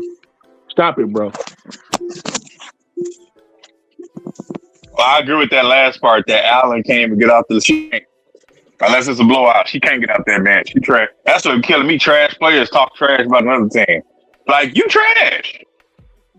Like, you can't even get off your bench. Oh, Liberty was so cool. We'll go back there and sit on the bench. Yeah, straight let me Great point, let me say this though. We can't treat them all like they're the same, because Beck Allen didn't say nothing. Beck Allen didn't say nothing about Angel Reese's comments like that. You know what I'm saying? Like, you can't treat everybody like the same. Beck Allen was clear. She's been very vocal about how miserable she was with the Chicago Sky. Thank you, Lenny. Thank you, Lenny Beeson. We can't treat everybody the same. That's another thing I want to say. We can't treat everybody the same because they're not the same. Facts. Lenny Beeson says Angel couldn't affect winning with that lame roster construction. Thank you. And that's Jeff P. fault.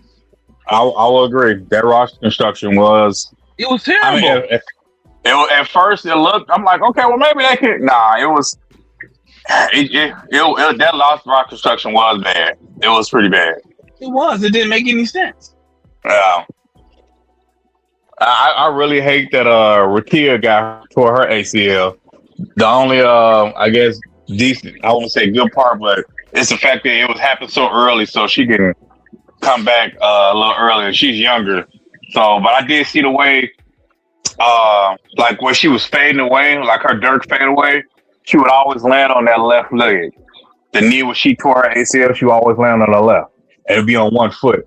And I used to look at that like, man, she should try and land on both feet, or at least strengthen your legs, because when she was in Unrivaled, she was a lot, you know what I'm saying? She was a lot heavier. I noticed her legs was a lot bigger.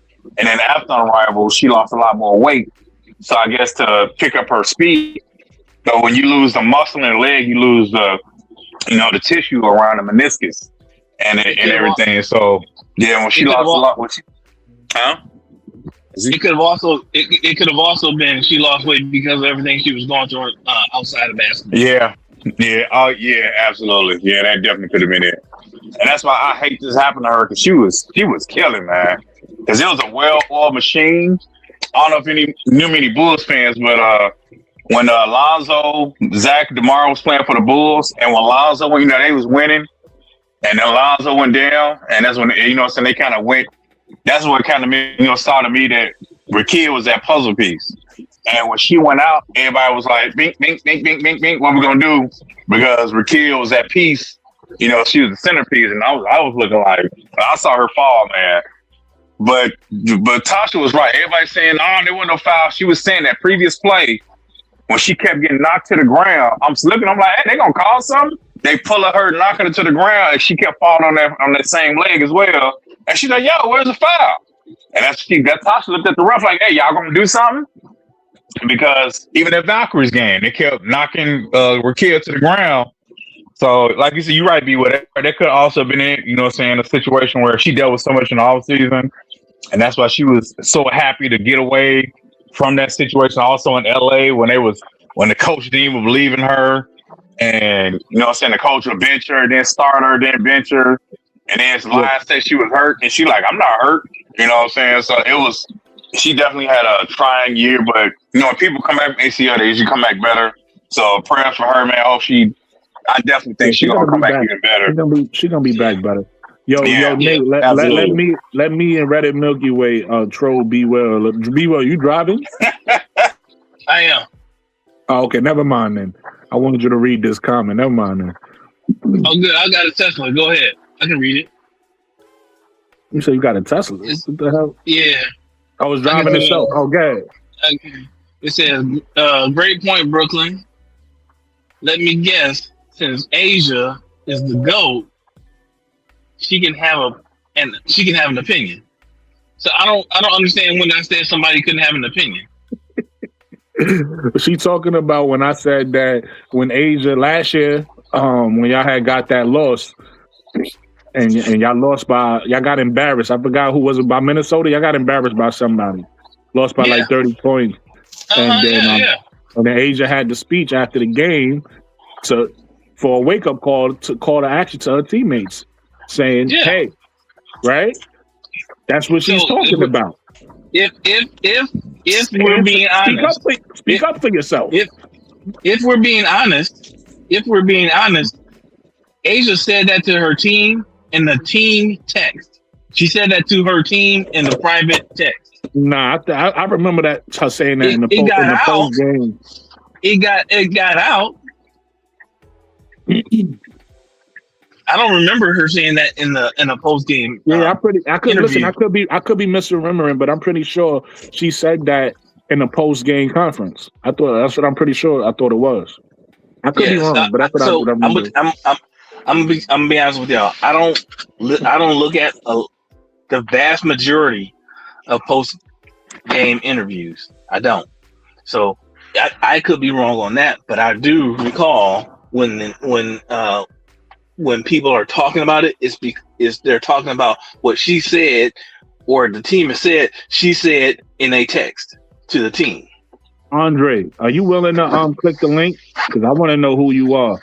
I want to know who you are with this Angel Reese hate. Are you a CC fan? Who are you? Who are you, Andre? Because you're not coming in my chat. We talking about the handshake? Yeah. You're not coming in this chat spewing this nonsense.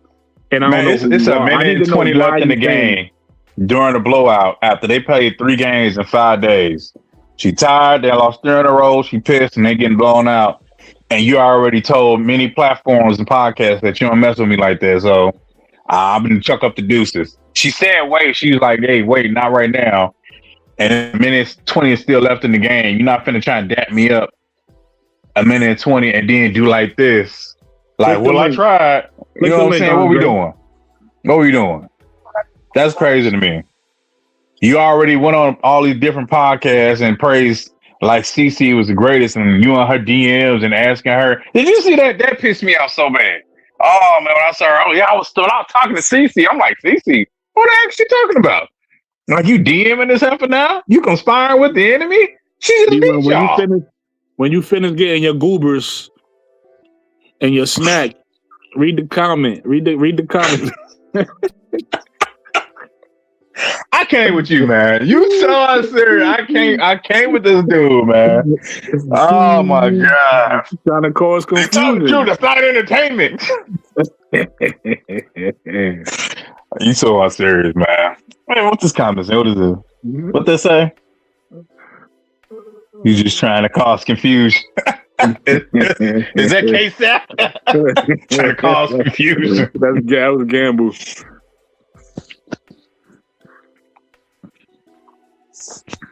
But yeah, they definitely blown out of proportion. Anything with Angel is gonna be blown out of proportion, man. Anything you do with Angel, that's just always been crazy to me. Being objective. All right.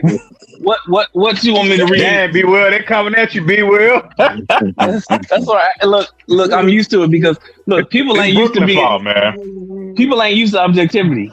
It ain't my fault. Listen, man, you know my chat is knowledgeable. You can't say anything here. They be on your ass. Especially when you twisting stuff. Especially when twisting. Hey, Brooklyn is the devil's advocate, man. Brooklyn is the devil's advocate. I read that from Gamble already. I responded to Gamble privately, but yeah, look, man. When you're objective, yes, for all y'all freeloaded, hit the. For everybody that's freeloaded, hit the like button, like Gamble said. Yes, Gamble. Yeah, freeload. Yeah, B Will.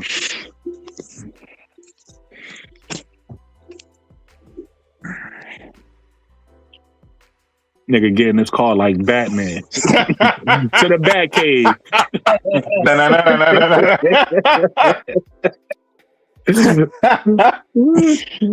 Hey, listen, man. When you're objective, people who are not objective don't understand it. Like people who can't be objective or aren't used to being objective can't understand what you're saying, and I get that. That's my lot in life.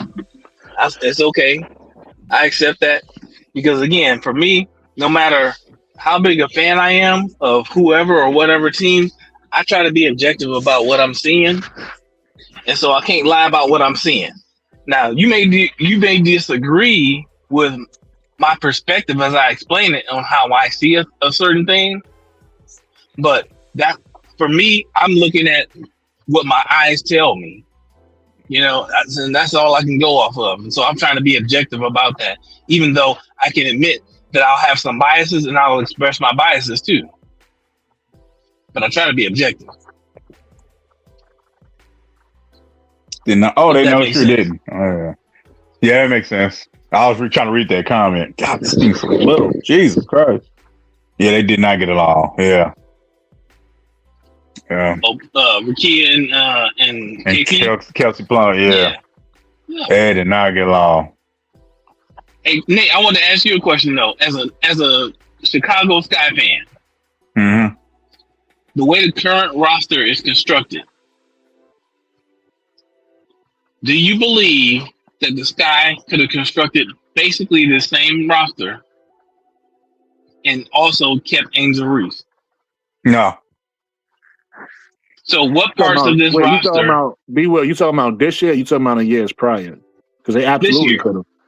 This year, yeah, they absolutely could have. Because if you think about it, I'm gonna tell you how. If they never traded Angel Reese, right? They could have still made the Ariel Atkins trade. They could have got Rakia Jackson. If they never trade Angel Reese, they still could have signed Natasha Cloud. They still could have signed Skylar Diggins. If they never trade Angel Reese, they still could have bought over the one I don't like. Was it tall, soft ass shooter? Yeah, Azure. No, yeah, they could have still. That's why I say no. You could have had a semblance of this roster, but not the exact same roster because you're not keeping Angel and bringing over Azure because Azure wants to start because you gave her a max contract. I'm not saying you had to. I'm saying you could have. They could have not bought her over, but they still could have because you got to realize Angel's still on a rookie deal. Rakia's still on a rookie deal. Camilla's still on a rookie deal. Right? So the only max contracts that they bought over was Azure Stevens and Skylar Diggins. Everybody else is on rookie deal. So they could have had the same roster with Angel. We could have had but I think Angel was already ready to move on after what happened. It's time for her to go. That's why I say no. No, but that's why I say no because she was already ready to move on. I'm gonna keep it real. As a GM, you got two choices. You can say, "Hey, I'm getting rid of you." Stay here and deal with it. I'm getting rid of you, like they decided. Or I know you upset. I know you disgruntled, but I'm gonna build a team around you. And it's almost like the same position.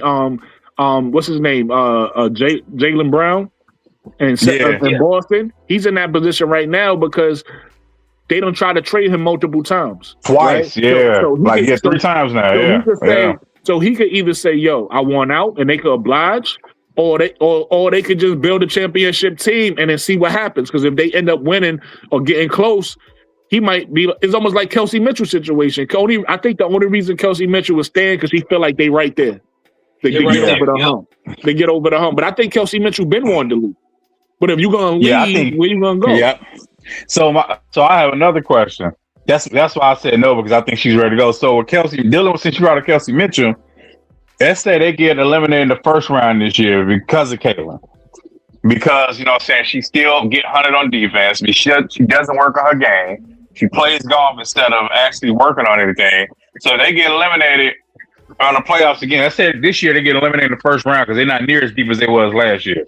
Last year had a bunch of hungry players trying to prove something, right? Yep. This year they don't have that. They got one center, and that's Aaliyah Boston, who's actually a power forward. So let's say they get eliminated this year in the first round. You see Kelsey Mitchell coming back. She only signed a 1 year. No, she's not coming back. That's why she signed the 1 year. But I want to know about this comment. Do y'all know who Lovely's talking about? If not Lovely, tell me who you're talking about.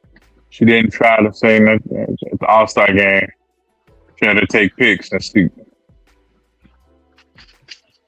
Who? I'm not sure. At the All-Star game? Yeah, I have no idea what you're talking about. Is she talking about Kelsey? Who is she talking about? Kelsey? Who's at the All-Star game?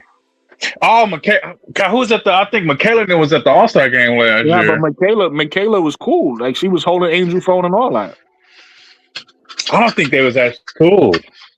I think they was. She was holding Angel phone for her. Oh no, Michaela was cool. Oh, okay.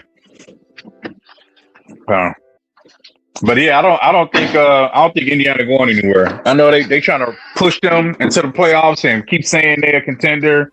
They treat the Fever like the Lakers.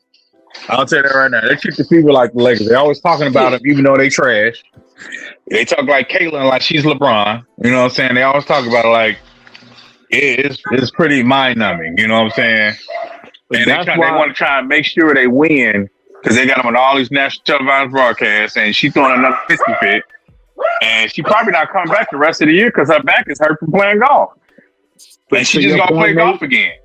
To your point, Nate, that's why I'm changing the narrative, and now I'm holding Caitlin accountable. Since her little fans want to come try to create this confusion with Angel and Flaujae, now I'm saying that. Remember early in the season, I said, "Yo, I think Olivia Miles is better than Cece." Remember I said that in the chat. That's true. Yeah. Now I'm saying I think Flaujae better than her too. Because they want to use Flaujae against Angel, I'm using Flaujae against Cece, and the way Flaujae been playing lately, she looked better than Cece to me. Athletically, she's better. She can get to the rim better. Her shot looks better or just as good because she's actually making it efficiently, right? Her ability to pass her because her and Awa got like a 2-woman game right now. I don't know if y'all noticed. She be getting Awa the ball. Her ability to pass, to get her teammates involved, and her ability on top of that to play defense. You know, you see her run down. Who she ran down? She ran down Jordan Canada or somebody that was dribbling the ball. I think it was Borlace. It might have been Borlace. Somebody was dribbling the ball. She ran him down, took the ball. So defensively, her athleticism. I think it's Borlace. Yeah, it's been Borlace, if I'm not mistaken. You know, they gonna keep us. You know, they gonna keep us. They gonna let us know in the chat. You know what I mean? But the way Flaujae's been playing, if she keeps it up all season, she could now be in that argument for Rookie of the Year. But she have to she got to keep it going. So what about Sydney Taylor? I like Sydney Taylor. Sydney Taylor's another one. I feel like same thing. She just need to continue to get consistent minutes. And as long as she gets consistent minutes and as long as she keep producing, she's gonna be in that argument too, along with the person you and Dre Day. Dre Day put me on to Pauline Astier. Gotta say her name. You know why they start getting inconsistent and they losses and wins is because Sabrina came back. Sabrina's trying to get her legs back. And then they keep benching Alistair. So they lost because Pauline Alistair only played like 11 minutes. And they got smacked by the Valkyries. And our fam too. Our fam is looking good. So that's another one you could throw in that way. You imagine she's with Paige, man. Even you gotta even give AZ Fudd some credit. She's been playing better too lately. So AZ Fudd as well in that and she should have a number one pick. Hopefully when Kiki Rice come back, you know what I mean? Oh yeah. Here's the thing with the rookie. I don't know. Here's the thing with Olivia Miles and Rookie of the Year race. Olivia got to fall off for anybody else to have a chance. No, we understand that, B. Will. We know that. Yeah. We not sitting there saying she don't got it in a bag or she don't got the league. What I'm saying is I want to see some competition for it. Even if she win it in the end, I love to see the rookies, competing. So what I'm saying is lately, Flaujae's been stepping up. She's been competing. Our fam, she came to the season late, but lately she's been looking good, right? She's getting comfortable. Pauline Astier been looking good. Pauline Astier been looking good all year. She's been looking good all year. Kiki Rice was looking good before she got hurt, right? And then the rookie on Chicago, she should have been getting minutes, but now that she finally getting minutes, she looked good. Yeah, she had to come through all those Olivia Miles is clearly in the league. She had to come through the vets. Olivia Miles playing behind. She played it too, so she's been playing behind Rukia. Yeah. And she had lost herself for a minute too. Because when she did get some minutes a few times, she had a bunch of over. So I'm like, girl, what you doing? So, but she's talking about Big Four. With Flaujae, I remember that. Yeah, Flaujae was at the All-Star game. Didn't send that to her, but didn't want to take pictures. Yeah. And she was all in CC face trying to talk to her. Hey, good memory. I forgot about that. I forgot about that too. Yeah. But y'all chatting all the man. Y'all got good memory. I forgot about that. Yeah, the chat gonna hold you accountable. Yeah, they got that's why they be on, listen, that's why they be on B Will ad. B Will be saying so this not the first day he done said something crazy. He come in here every day. Said, B Will always being objective. Hey, it's crazy to think that being objective is crazy. That's crazy. But listen, like I told B Will before, part of our job is to be entertaining, right? We wanna give the news, we wanna have some integrity, we wanna talk, but we also want to be entertaining. So B Will is the crowd favorite. You always need, for your Stephen A, you need your Skip Bayless. For your Skip Bayless. True. You know what I mean? True. You need your Ocho. For your Ocho, you know what I mean? What's the? I forget the football player name. I don't know why his name Shannon is the Sharp. one. Shannon Sharp. So you need, in other words, in other words, what I'm saying is you need your personalities, right? So we need you to be yourself, Nate. We need B-Will to be yourself. We need me to be myself. But we need to make sure while we being ourselves, we having fun. Because you can, think about yourself if you watching a show. You don't want to watch a dry ass show all day. Just give me dry ass, and you want to be able to laugh and have fun. So that's all. Yeah. We just being ourselves, but we having fun while we doing it. So that's why I'm poking fun at y'all and stuff like that. 100%. Yeah. 100%. Hey, bro. Yeah, I need you to step back some because your face like this on the. You know, I wish I could. Listen, Oh man. you absolutely right. Yo, you know what's the worst when I have to do the shorts. Then I got to do the short because it's like I'm not at home with my equipment, so I can't just like the best I could do. Like I got to sit back. Like it's uncomfortable. So that's why. But once I get back to my equipment, I could look like you gentlemen in the camera again. But right now I'm on my phone. Not as dark as mine. I'll be outside because my house got it's an open floor plan, and so it echoes. So I'll be in the if I'm inside, my voice echoes and it'll wake my wife up. You just got low key flex on us, be well, huh? You know, I got the open floor plan. No. So I got I'm just saying. No, it sounds like you got a low key, kind of flexing, you know, because I got the the open floor plan, so it's the echo. So I got to move to the other part of my house. Yeah. I'm outside, but I gotta be outside so I don't wake my wife up. And then, you know, he made sure we saw what car he got in, like he in the Batmobile. Right. Hold on, let me get in my car real quick. I'm in the Tesla. You know, I'm in the Tesla. I'm in the smart car. Well, you know, when you're being objective, you know, it's crazy when you're being objective. As you see my Tesla. Hey Nate, that's why he got mad when we said he was the one making noise. He like, nah, I paid too much. I paid too much money for this Tesla. That's funny. That's funny.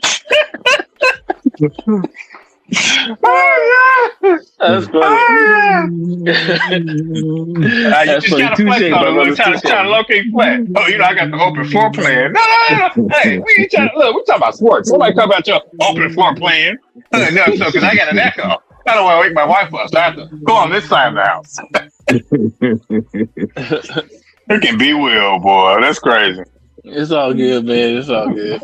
You go ahead and set up that mic and everything, then go to your soundproof room. Go to the studio. B Will probably got his own personal studio. Well, I didn't want to break that out. You know this Andre. Well, I'm gonna be honest with you. I thought I had that. Honestly, in the office, but it echoes. It does. It echoes. Hey, Nate. You know that once we called out Andre, he disappeared. Did he? Oh, that's yeah. He had so much to say about Angel, but as soon as I started questioning him, he gone. Of course, he just jumped through to spew some hate. Yeah, well, I like this comment by Angel Harcourt is a competitor who hates to lose. Along the same line of Serena Williams, she's not dapping up during the blowout. That's what I'm saying. You want to dap me up during the blowout? Why you trying to dap me up during the blowout? So what we doing? Oh, what's up? No, move around. I know she was like, move around, man. Hey, not right now. You read that list? She's like, nah, right now. Like it's a minute 20 left. Right, you saying it in the way she probably really was thinking, and she did it in a nice way and just said, wait. All she said was wait, right? But what you saying is how she probably was really feeling at the time. Yeah. That's their third loss in a row. And then this is a team that just lost 11 in a row. You know what I'm saying? And they broke their losing streak on y'all. And I can't stand this happen because she been going on podcasts talk crazy about me. You know, so I know it was a whole bunch of things going on in Angel's head. She was like, you know what? I ain't trying to do this right now. It's like the game's still going. We got blown out and I'm tired. To give Seattle some credit because they've been playing well this past week. They actually won the game before that. They beat New York. And they so they broke it against New York. They had lost the game before that. They played well. It was only 2-point loss, but they lost the game before that to Dallas. And then they ended up playing New York. They beat New York. So they on a 2-game win streak. They ended up beating Atlanta. Hey, you think it's going to be Aces and Lynx in the finals again? Because Aces doing this without the season, which is crazy. Like Cheryl's been coaching her butt off. She her and Becky been coaching like crazy. I think seeing that defense they played on Sydney was crazy. Because Sydney been cutting everybody up with her speed, and they just cut her speed off. I mean, you got the lanes is open because they make sure they cut off her on the perimeter, and that's why Camilla and Azare was eating. But when you take away the 3-point shot, you know this, and then that way so you get a lot more transition buckets, which is what happened. So listen, let me tell both of y'all too. if y'all not aware, after every Atlanta Dream game, I go live. I'm doing that's for the rest of the season. I'm doing that. I'm gonna go live. So I got the recap show now. It's been lit for the past. I did it twice. The next game we doing on July 2nd against the Mystics. It's been lit the first 2 nights. So if I could have a panel, it's even better. It's up to y'all. Yeah. And then also, I try to figure out how I'm gonna do it. Hopefully if they not on the same day, but if y'all want, because I know y'all also fans of the Sky in Vegas, we could try to figure out, as long as the scheduling permits, we could do a show for the we could do a post game reactions for the Sky game, and then we could do post games reaction for Vegas if y'all want. If y'all interested in that, we can do one after the Cup game too. We can do one after the Cup game. Yeah, after the Cup game, that's a good idea. Yeah. We'll do one after that. But yeah, those lives is different. Those lives, because you get the people who really it be popping. I kind of like those lives. So I'm doing 2 things. So this is what I typically do: a regular live where I just go live and we talk about whatever topic. So that's new. This is what I typically do. The reviews, the reactions. That's new. So those what I'm adding to the arsenal. But I'm gonna be doing this. I'm gonna be doing this throughout the season. Like whenever some news pop up, a random live, and we talk about whatever the news is going on and how we feel about it. But after, definitely after every Dream game. But like I said, if y'all available, if y'all want to, we could do it after every Sky game as well, after every Vegas game as well. And then because I'm Brooklyn 80s and a lot of people, I'll be meeting a lot of New Yorkers, I could do after every Liberty game as well. But again, I got to figure out the scheduling, because some of these games might be at the same time. I might do a double. Yeah. I might have to do double. Like it might be Sky and Dream or something like that. But however we do it, we'll do it like that. Where we do recaps of the games and shit like that. So I already started it. I'm gonna be consistent with that. If you guys are interested, just tap in with me after the games. Yeah. I'm going live. Sure. I want to see. Do you think the Mercury coach gets fired if they continue to keep losing like this? It's hard to say. It's hard to say. That's a good question. The reason why it's hard to say though is because is the answer just one more piece, and if the answer is one more piece, then they just got to go through a free agency or make a trade or something. But if the answer is not, you adding though? Who you adding? Fix their problems. I don't know, but the reason why I'm saying that is because last year, right? You got to look at what happened last year. They was in the finals, right? This year they playing bad. So now, which team is it? Is it a team that's the finals team, or is it this team? So we're not gonna know until they either make changes. And they don't have no first round picks for years. They keep trading all their first round picks. They shooter Ivana Dolcic. She told them, "Hey, suspend my contract. I'm going to Russia." So she ain't coming back to next year, possibly. And saying? She was a rookie. Yeah, she left. I think one thing that hurt them as low key is crazy. It's not a big name, but I think it's a vet that hurt them is when they lost Sammy Wickham. She's still playing. She just hurt. Yeah, she's just hurt. Yeah, that's what I said. And Captain Westfield. See, they lost 2 of their shooters. So Cat and their rookie. But they also lost top 2. So they lost too many of their shooters. You're right. They did lose too many of their shooters. And they let Kalani go too.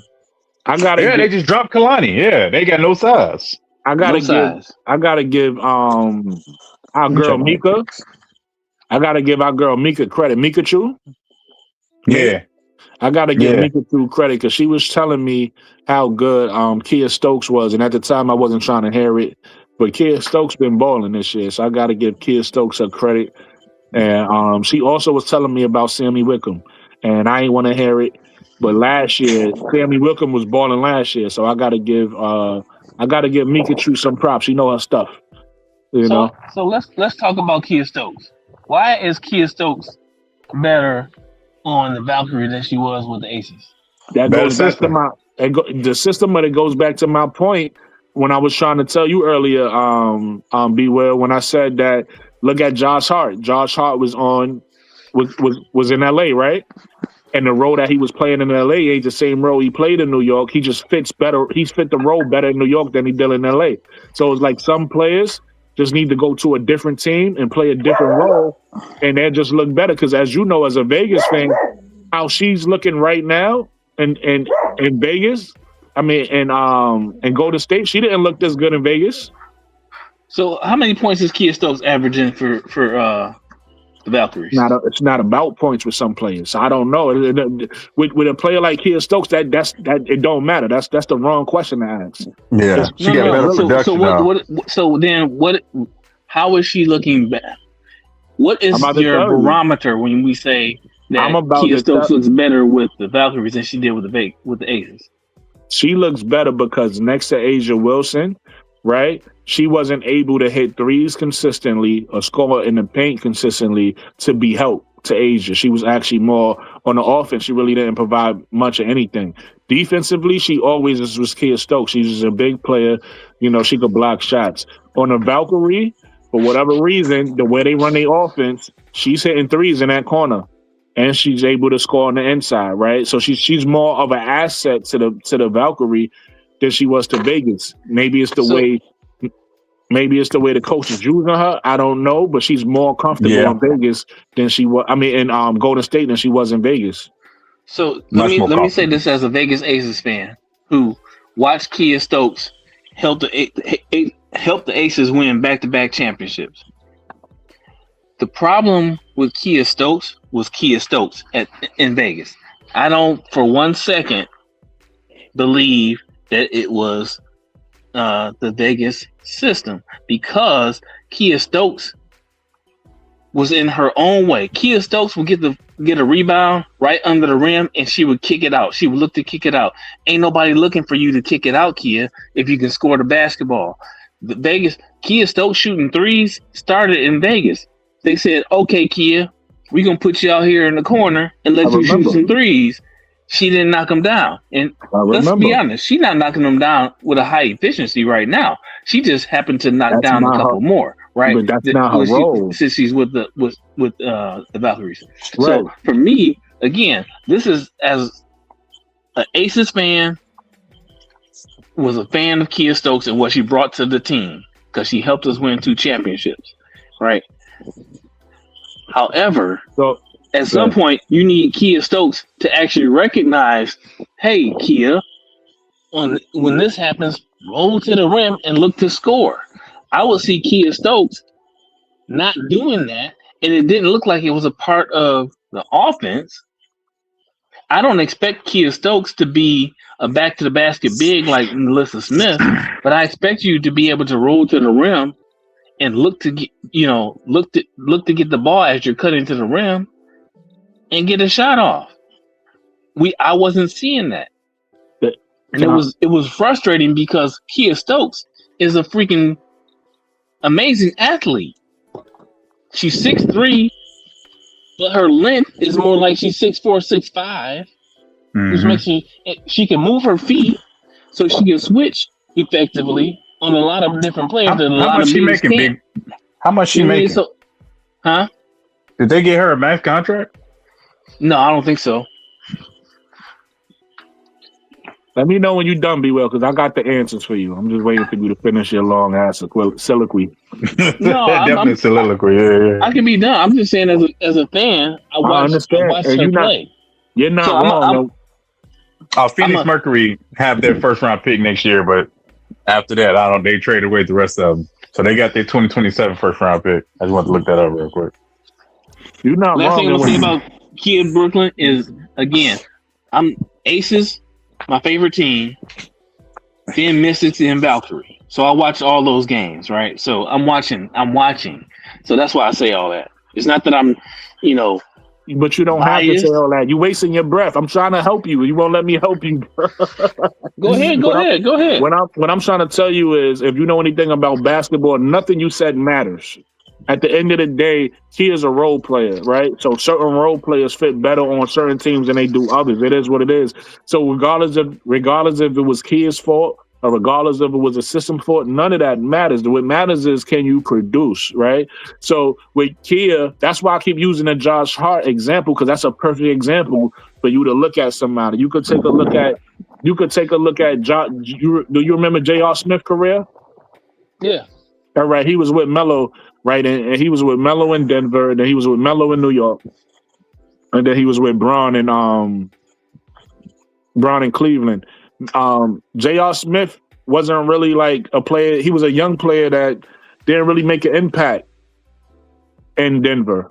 You understand what I'm saying? He was just a young player who could score, but he wasn't really impactful. He wasn't impactful till he got to New York and he solidified his 6-man role as that's how he helps the offense. So he actually helped the offense in New York. But he didn't become a champion until he went to Cleveland and they solidified the role. And this was like a solidified role for him here. You get what I'm saying? So you could be the same player, do the same thing on different teams, and your impact could be different on each team. For whatever reason, the impact Kia Stokes had wasn't beneficial to the Aces, which is fine. The Aces recognized that, and that's why the Aces moved on. And y'all have Smith now. I can't think of her first name. Y'all got Smith now, who's a much better fit next to Asia. You get what I'm saying? It's not nobody. That's not Kia Stokes' fault. It's not the Aces' fault. Kia Stokes she just didn't work. That's all. It don't mean she was a bad player. She was just a role player who didn't work next to Asia. She happens to work better as playing her role, not doing nothing different. She don't need to score more. She, as a role player, she fits better how the Valkyrie is just using her. And if you watching all three teams like you say you are, you just see that. You see like, oh wow, she's not doing anything different than she did on Vegas. She's still playing pretty much the same role, but her role for Golden State is actually way more impactful for them than her role was for us on Vegas. So it's really just how you fit on that team.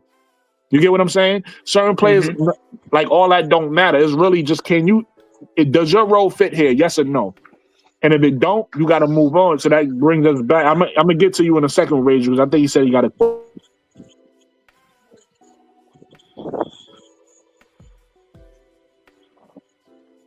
You saying that,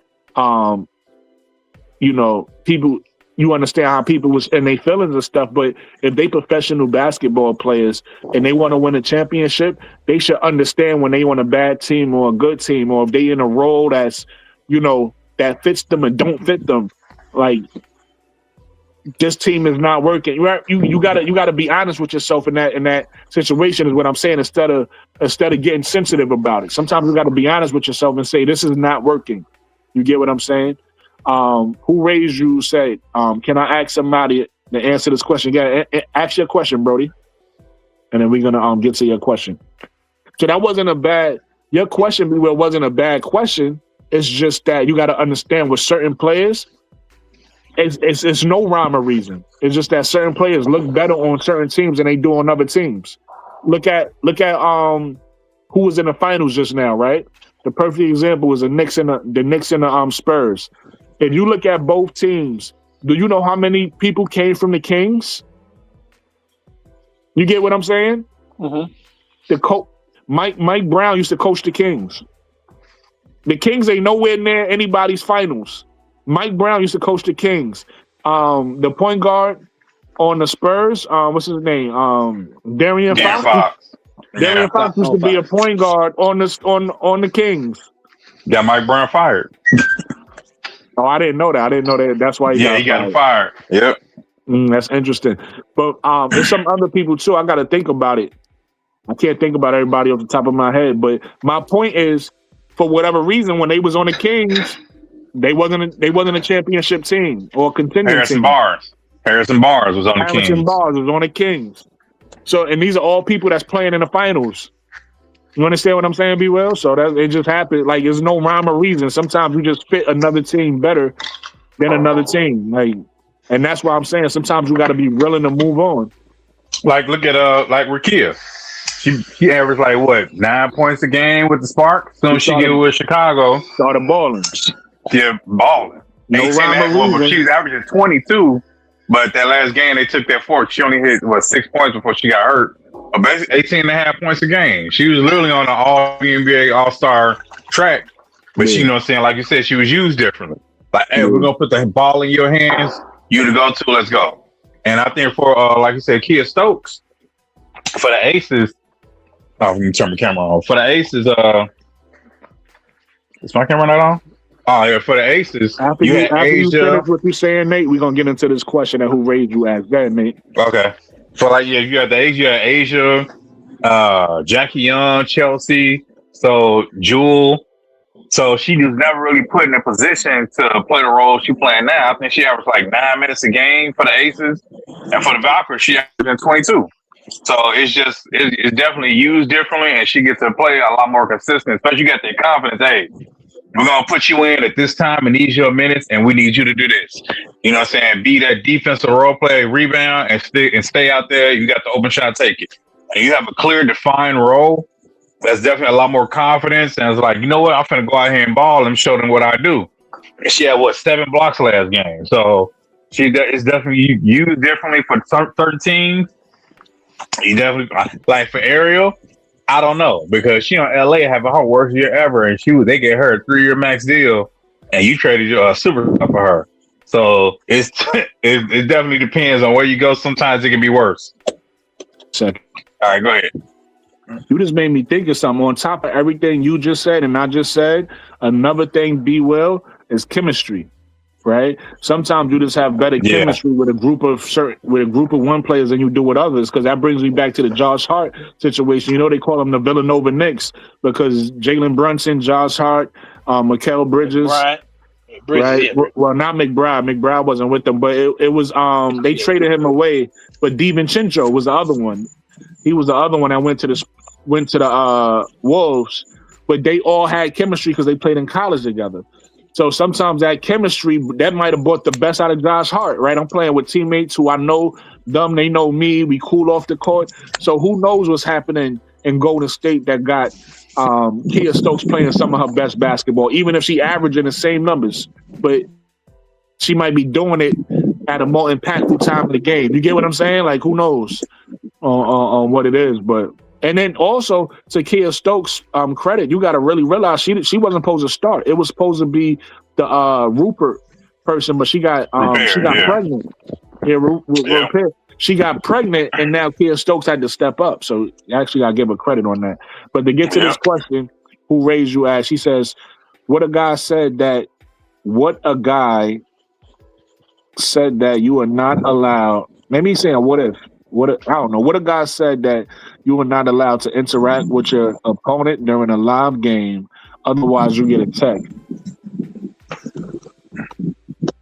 Somebody asked that earlier. If you, they said if Angela had to dap her up, the referee was waiting because he was going to tech her up. Okay, I guess that's a question. I don't know about that either. I have to look that up. Yeah, I don't know about that. Regardless of anything, Angel was right though. Like it was still time on the clock, like Nate said. It was still time on the clock. It's still a chance for us to maybe come back in this game. I'm not dapping you up like the game is over with. I'm not doing that.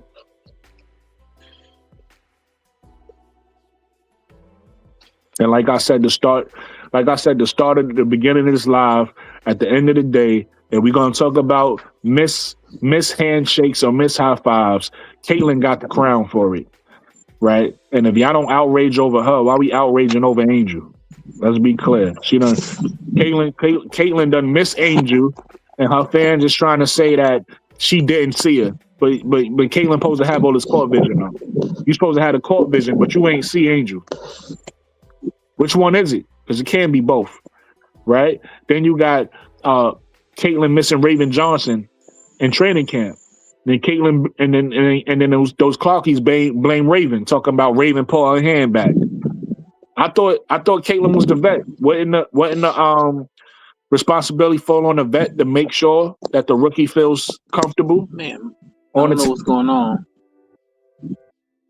And then the last one was Ty Harris. You know, she just walked past Ty Harris' hand. And if you come from the community that we come from, everybody, you know, that's straight disrespect. I put my hand up and you just walk past me. That's crazy. You know what I'm saying? Be well, you can hear me? You can't even hear me. I was gonna tell him to like go down and come back. Pause. I was gonna tell him to cam down and cam back up.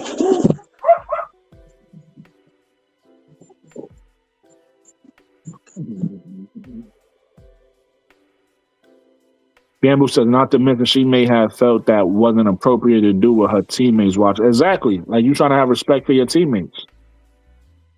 You trying to have respect for your teammates. Exactly. Great point, Gamble. Everybody hit the like button for me. If you ain't subscribed yet, subscribe to the channel. You are now tuned in to the Perspective with Brooklyn 80s, baby. I'm on a panel with my brother B. Will and my brother Nate. You know, we getting some good questions in the chat. I mean, we got a good show going for you guys today. If you got any more questions, please pose them to the panel. We'll answer your questions. If you feeling generous, hit me with a super chat. I appreciate anything that you can spare. My Cash App, my Zelle is also on the screen if you prefer those methods. And share the video, man. Share the video, hype the channel. If you on mobile, hit the hype button. Know what I mean?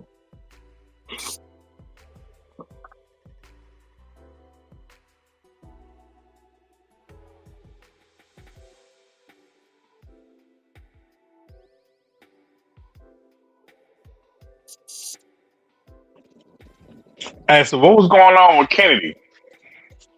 I don't know. I don't have the. I keep hearing people talk about it. You know what it is? I think she was sick, and then some people didn't believe it was real. Some people thought it was conspiracy, so I don't know. I mean, B. Will should be the expert. That's his team.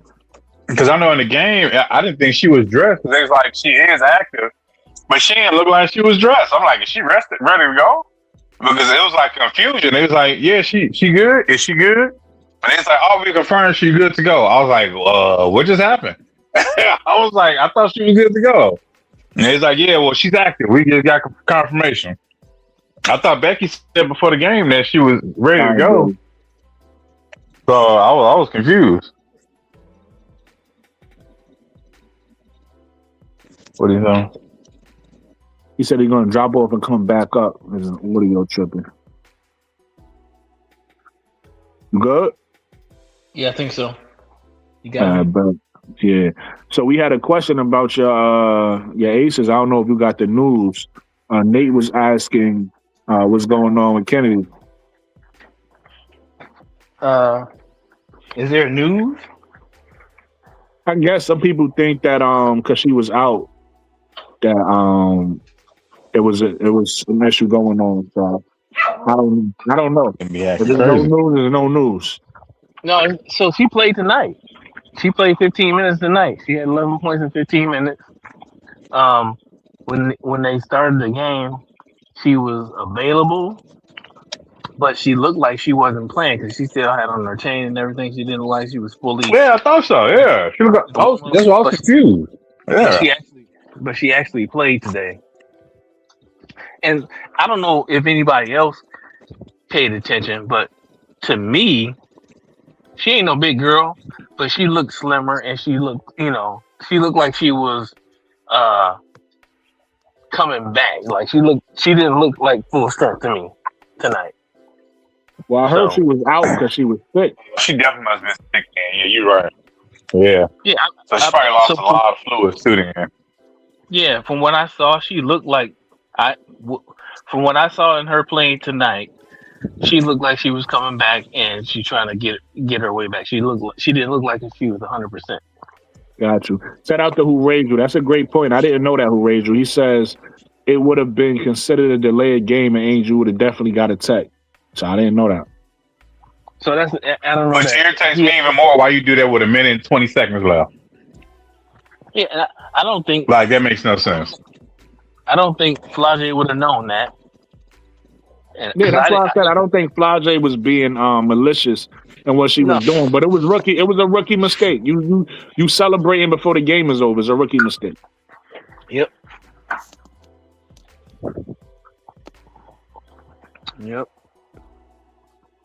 Action.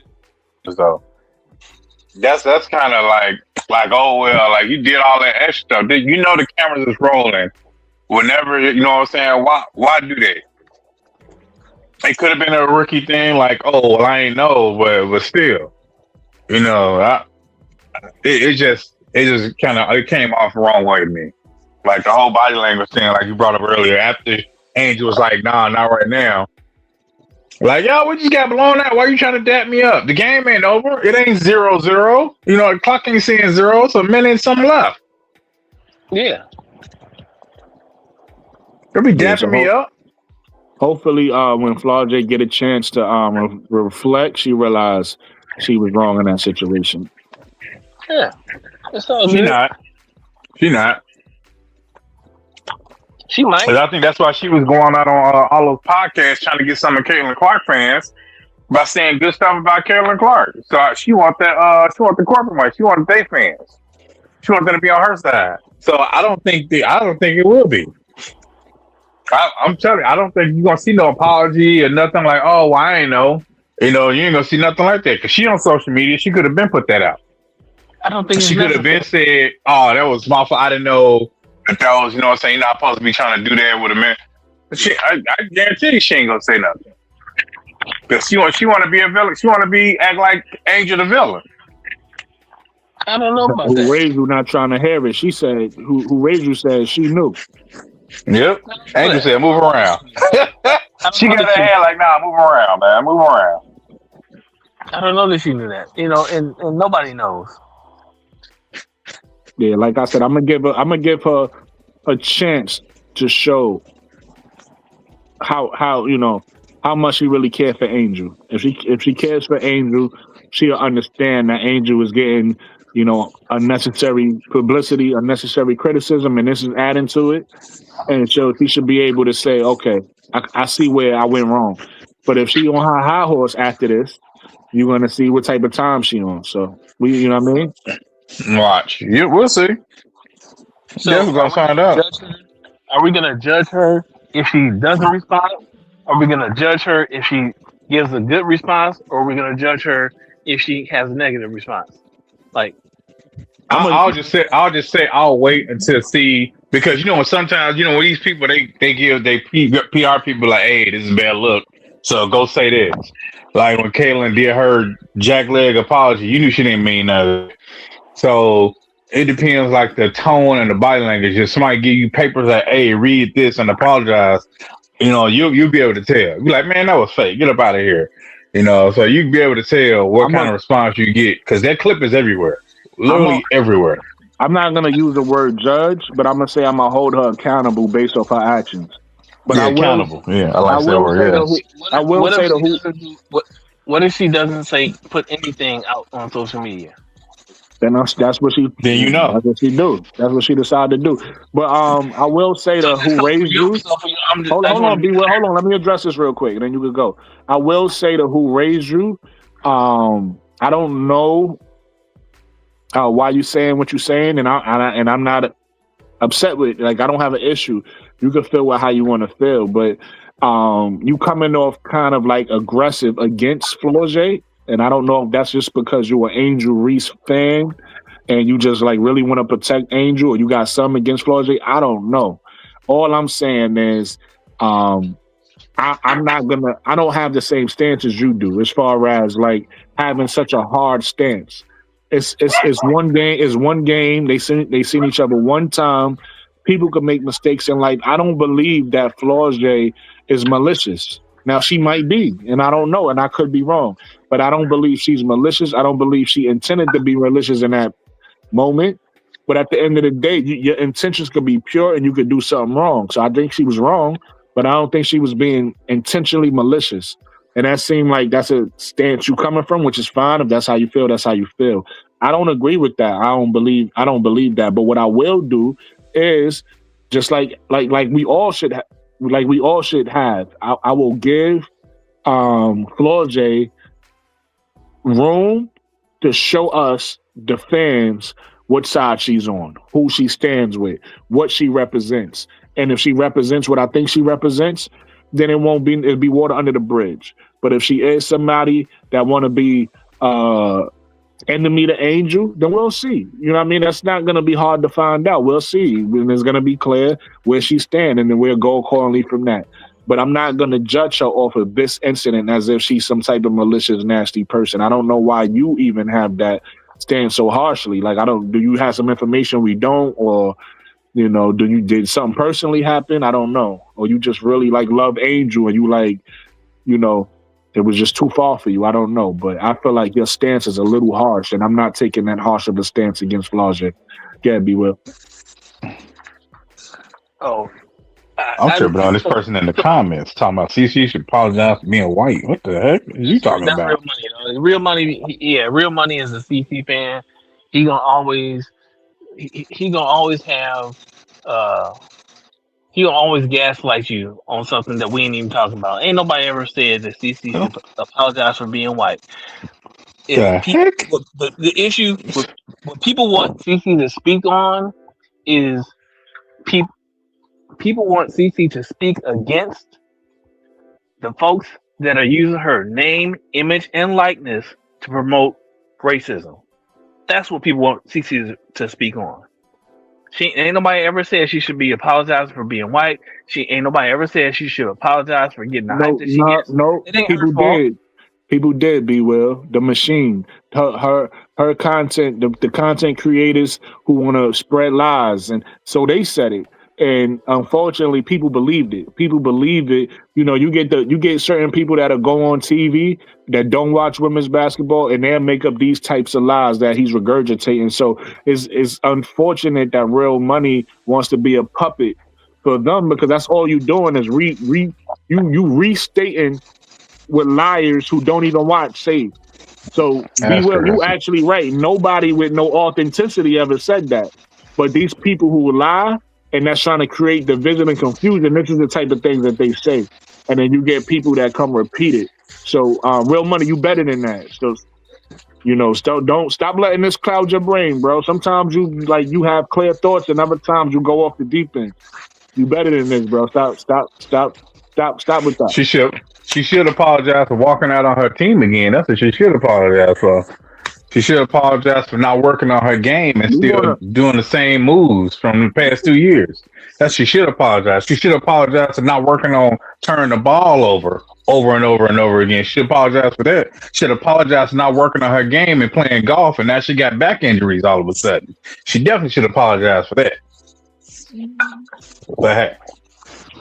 I can't disagree with you on that. That is the dumbest thing. And literally, she walked off the court. Don't train her, no nothing. My bad. Go ahead, B. Will. Again, Real Money. No, nobody ever said that she can stop it. But coming out and making a stance for yourself, if you don't believe in that, then you don't believe in people using your name, image, and likeness to promote that. And so you should come out and say, I don't approve of this. If you're actually a fan of mine, you don't approve of it either. So stop doing it if you're actually a fan of mine, right? She can say that. She don't have to say that 1,000 times, in my opinion. She don't have to say that 1,000 times. But it continues to be an issue, and that she hasn't really addressed. That's the only thing in terms of that. That's the only thing that people are criticizing CeCe for not speaking up about. But ain't nobody suggesting she should apologize for being white. I don't think most people think that she should apologize for having the hype that she's had. That ain't her fault. She didn't hype herself up. You know what I'm saying? She didn't hype herself up. And my issue, like I was saying, was all I want is for people to keep the same energy. So we sitting here getting mad or sitting here having outrage over Angel Reese dap or Miss Dap or high five, whatever you want to call it. Yet CeCe been doing this all year long, and there's been no accountability. So it's like you want all this accountability for Angel, but CeCe could do it and there's no problem. Make that make sense to me. And it ain't got nothing to do with her being white. Listen, just think about this. Sophie Cunningham wasn't even involved in any of the plays. All that pointing that Sophie Cunningham did at the honor, if Angel had done that to anybody, they would be crucifying her. Sophie Cunningham getting love for it. That's why we love Sophie. That's why blah blah. Look, get out of here, man. Come on, stop it. And People gotta on stop top, acting like people gotta stop acting like it's not a double standard. exactly. And on top of what I was just saying, since when it's like white people, and now we're gonna talk about race. It's like white people want to be black so bad that they try to do everything black people do. Since when white people is pulling the race card so much? Since when is white? Why is white people pulling the race card so much? And then Real Money ain't even white; he black. That's what's weird. It's like they trying to push this whole reverse racism thing now, as if people don't know history. They don't know the history of this country. Like, people not educated, people not stupid. People are educated about the history of this country. So all that, it's because she's white. The history of this country isn't blacks hating on whites. It's whites hating on blacks. That's the history. So why is it such an agenda such a narrative to be put out that black people hate Cece so much because she's white? Since when that been a thing? Especially since we look Gamble talking about MAGA, right? Since we want to go back to the Make America Great, sometimes in the past, right? Sometime in the past when America's is great. At what point and when America was great was black people hating on white people? What point of America great was that? It was the opposite. So stop with all this corny, she white. Y'all hate her because she white. Black people don't even think like that. Most of us, I gotta say most of us because there's probably a small few that's not like this. But most of us are proud to be black. We proud of our skin color. We don't give a F about being white or something somebody do because they white. We think we great because we black. Like, we think we could do great things as black. We don't care about white people being, oh, she white. We don't care. We don't even think like that. That's a white thing to think. That's a white state of mind to care about color. White people care about that.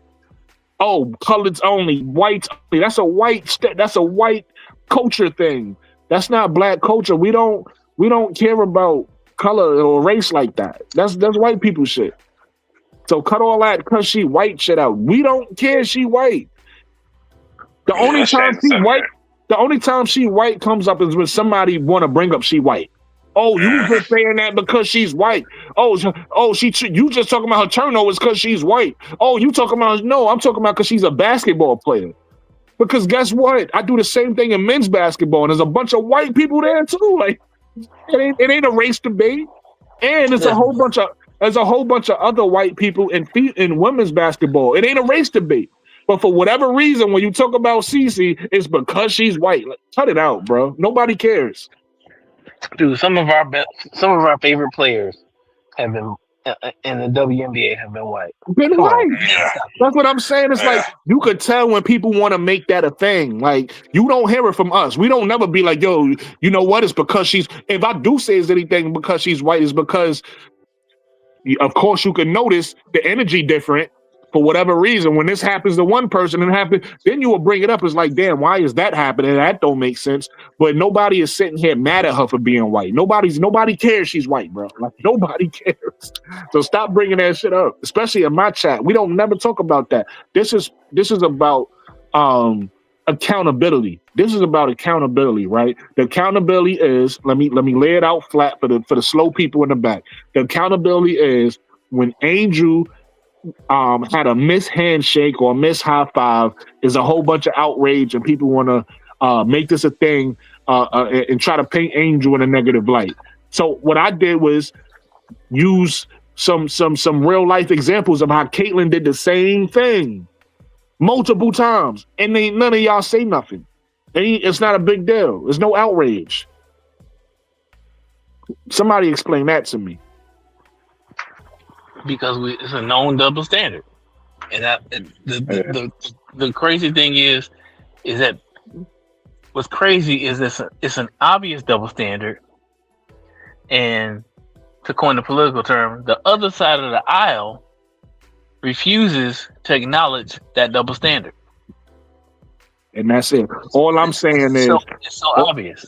All I'm saying is, B. Will, if Caitlyn gets a flagrant 2, it should be called and it should be handled by the league. If Angel gets a flagrant 2, it should be called and handled by the league. If Angel misses a dap and it's a big deal to everybody, it should be a big deal to everybody when Caitlyn misses a dap. That's all I'm saying.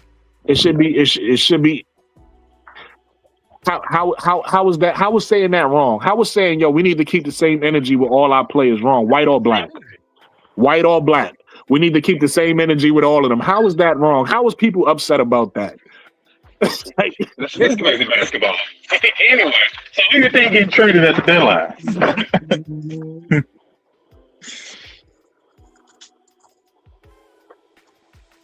Now you're talking about he's not serious. I don't know, real money. I don't know. Because we get traded at the deadline. Huh? I said, let's get back to basketball. Who do you think should get traded at the deadline? You bring up this half of the whole. All of a sudden, it's about race and everything else. Let's get back to basketball.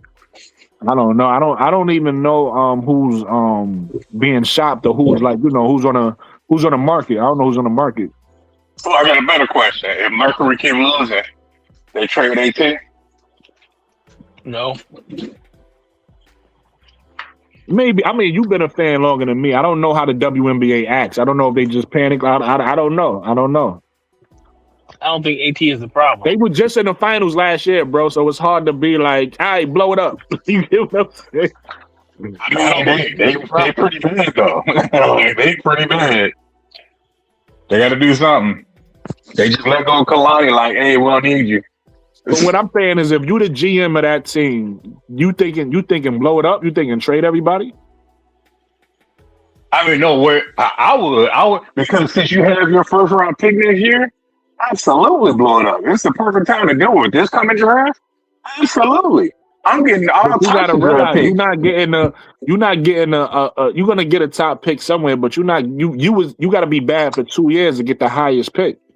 I know. I'm saying that's what I'm saying. I'm trying to get a bunch of. I'm trying to at least get a couple draft picks within the next couple of years. Trade Kyle for a couple. Trade AT for like 2 or 3 picks. Like I was still trying to stack them but he doesn't want to do that. He's the all-in GM because he owns the Sun and the Mercury, so he's all about trading everything for now.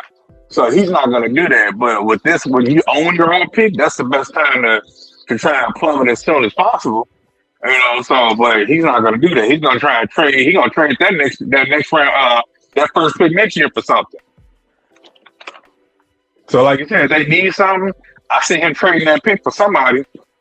Hey, he can have Bantam back. Take Bantam. The reason why I don't know is because, you could take the San Antonio Spurs for an example, right? You could also take the Lakers for an example. But the Spurs, they had David Robinson. David Robinson was hurt, right? They was bad for a year. They got Tim Duncan. And then they created a dynasty. You could look at the Lakers. The Lakers had Kareem Abdul-Jabbar. They was bad. They ended up with Michael Magic Johnson in the draft. They won a championship. So it's like when I look at this Phoenix team and knowing that they was just in the finals last year, it tell me that they ain't many pieces away. So I wouldn't just blow it up. I would try to figure out what can we add to get back to winning. Like what can we add? So I look at it like that. This is not a team where I'm like, all right, we don't got no direction. We got to blow it up. That's not this team. This team is literally lacking something. Whatever it is, we know we got Kalia Kappa. We know we got AT.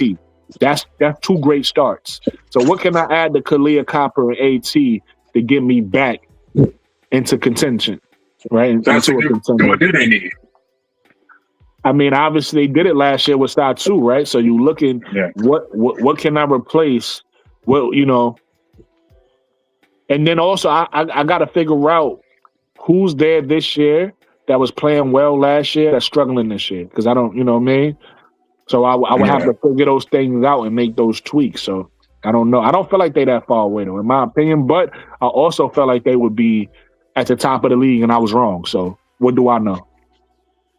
Yeah, they didn't fix some of their problems. Their problem against the Aces played out in the playoffs in the championship series the same way it played out the rest of the season. Their problem was size. And then they got rid of their size. They got rid of their size because Crazy. they let Kalani Brown walk as if Kalani Brown wasn't. It's not like Kalani Brown didn't give them something. Yeah, she's literally under contract and they waived her. She was giving them like positive minutes, man. I don't even know. I'm still baffled about that. You know, she's 6'7". She's not that mobile, but she gave them. I didn't watch a game last year where Kalani Brown played where she didn't give 100% effort, and that's what I don't understand. Like, dude, Tasha Mack. Don't get me wrong. I love what she brings to the team, but she's a role player, and she is not an offensive threat at all. And she ain't big enough to stop somebody like Asia. You know what I mean? Or Jonquel Jones, or Aaliyah Boston. You know what I mean? So you need somebody that can come in and spell, even if Natasha Mack is your starter, you need somebody to come in and spell her, or even bring somebody like Kalani Brown in to just be a body to make the other team's best player work. Even if you going in there to wear down Asia, like, hey, go in there and just be physical. Thank you for the support, ADP. Because Asia don't listen. I'm an Asia fan. Asia's my favorite player. Asia does not like being bodied by bigger players. She don't. Now, will she eventually figure them out? Yes, especially in a series, right? Mm-hmm. Because she's got too much in her bag. You can't really stop her, but you can frustrate her sometimes. And sometimes that might be all you need for your other players to start to get off.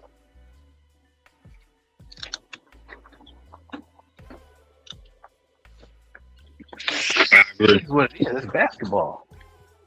Yep. It's basketball. Like, the Mercury didn't fix their problems. You know, they have, unfortunately, lost, shooters in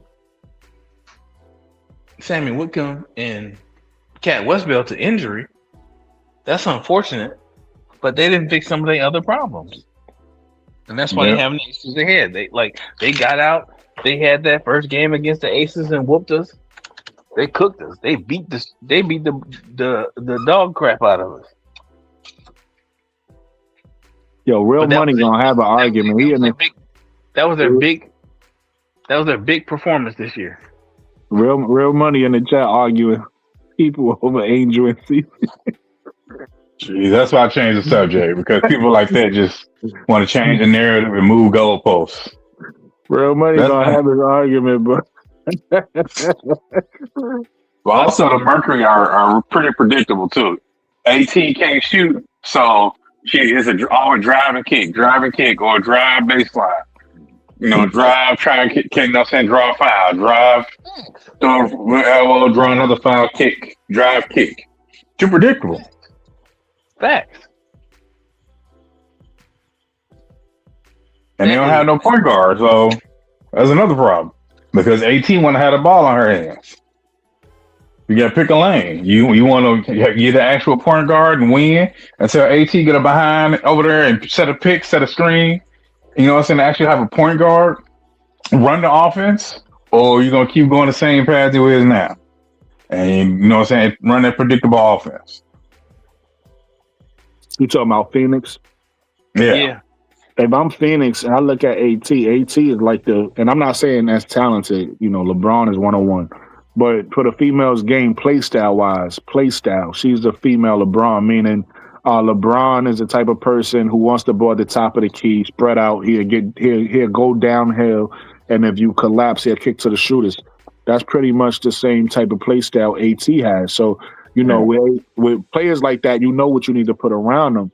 So, all you got to do for AT is put the right shooters around her, right? And, obviously she's not the biggest person. You need the right type of big, stretch five, if you will, the right type of big to put around her. And obviously we know what Kalia Copper is going to provide. So I feel like they probably just one more shooter, athletic person. It'd be a perfect person for them because Richard Mantle. Yeah, actually, yeah, because Rachel Bennett is a shooter. They need that. But I was thinking more of Enrique, right? Because Enrique is a point guard. Right? She's 5'8", but people don't like her playing the point guard, right? She's more of a scorer. So if a scorer, and that's why I wanted her to play with Angel. Was kind of the same premise. Let AT do the point guard, the ball handling, the facilitating. Let Enrique be more of a scoring guard at the point. You know, with point guard size, that could work. That could work. Yeah, so that could actually. Maybe they should make a trade with Dallas, get Enrique to Phoenix, and then now you got next to Alyssa Thomas. Now you got Kalia Copper and Enrique. You got two all-star, scorers, big time scorers who want to score, and maybe that'll help their offense out. But that's what a lot of people thought was going to happen. Yep, that's what a lot of people thought. Why y'all keep Enrique like that's, and now they starting 3 guards and wonder why they give us such a big lead. The question will be, what does Phoenix have? Because both teams got to be happy. So what does Phoenix have that Dallas needs? That's the question. That's the thing. Well, they got rid of Kalani. I will say size, but it's way better. Nothing. Well, they don't need that. They got Dallas got Leah Rube. They got solid size. Yeah, but the way if you get Enrique from Phoenix from Dallas, so Phoenix has to send Dallas something. That's what I'm saying. But what I'm saying is Dallas has size already, so it's like they don't need size. So it's like what would be beneficial? What does Dallas needs that Phoenix has is what I'm saying. They have to send Natasha Mack. If you send in a first Natasha Mack, actually a couple first and Natasha Mack, fill in some salary fillers. I don't think Dallas would like from that. That's from Phoenix point of view, yeah. But from Dallas point of view, I don't know if that's like what I'm looking for, what I need. That's why the time to get Enrique would have been in free agency, Yeah. I mean, she got her money though, so if she got her bird right, so I mean, you could trade. Well, she getting 1.4. She signed the max, right?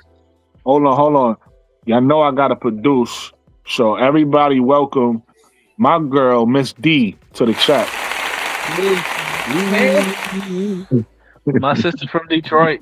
Hey, so y'all talking about Enrique being traded, or I mean, we talking about a lot of things. Ms. We D. was talking about Phoenix, and we was talking about why Phoenix is so bad, and what can they do to be better. So that was an option. We were saying that Enrique could help Phoenix be better. You know what? I hate to say this. No, you don't. You love it. You're gonna have to.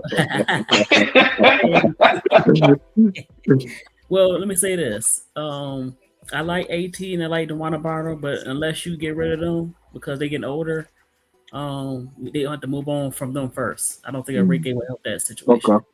But I will say, if you're going to trade Enrique, which I think they should, Dallas, and finally make it a Page team, outright, maybe Atlanta. Who the Atlanta you saying? The Dream. Trade her for. I'm Ryan saying who? You saying Enrique to Atlanta? You saying Enrique? Right. Okay. For who? Either Alicia or Ryan. Ooh. Atlanta ain't doing that. Nas. Probably Jordan. I'll put at the point. Trade Jordan. No. Yeah, I'm gonna be honest with you. I'm letting y'all get y'all shit up. I'm a Dream fan now. I don't know.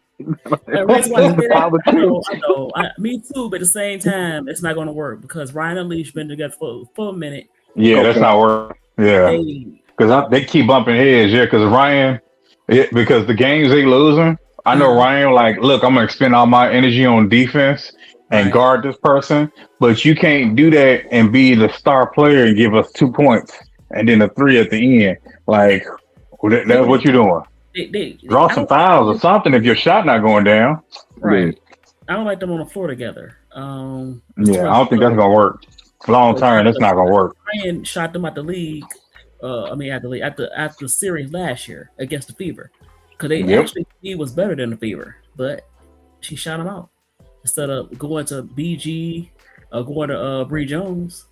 So they're gonna have the same problem this year because they seem like they're doing the same thing. and so somebody has to go.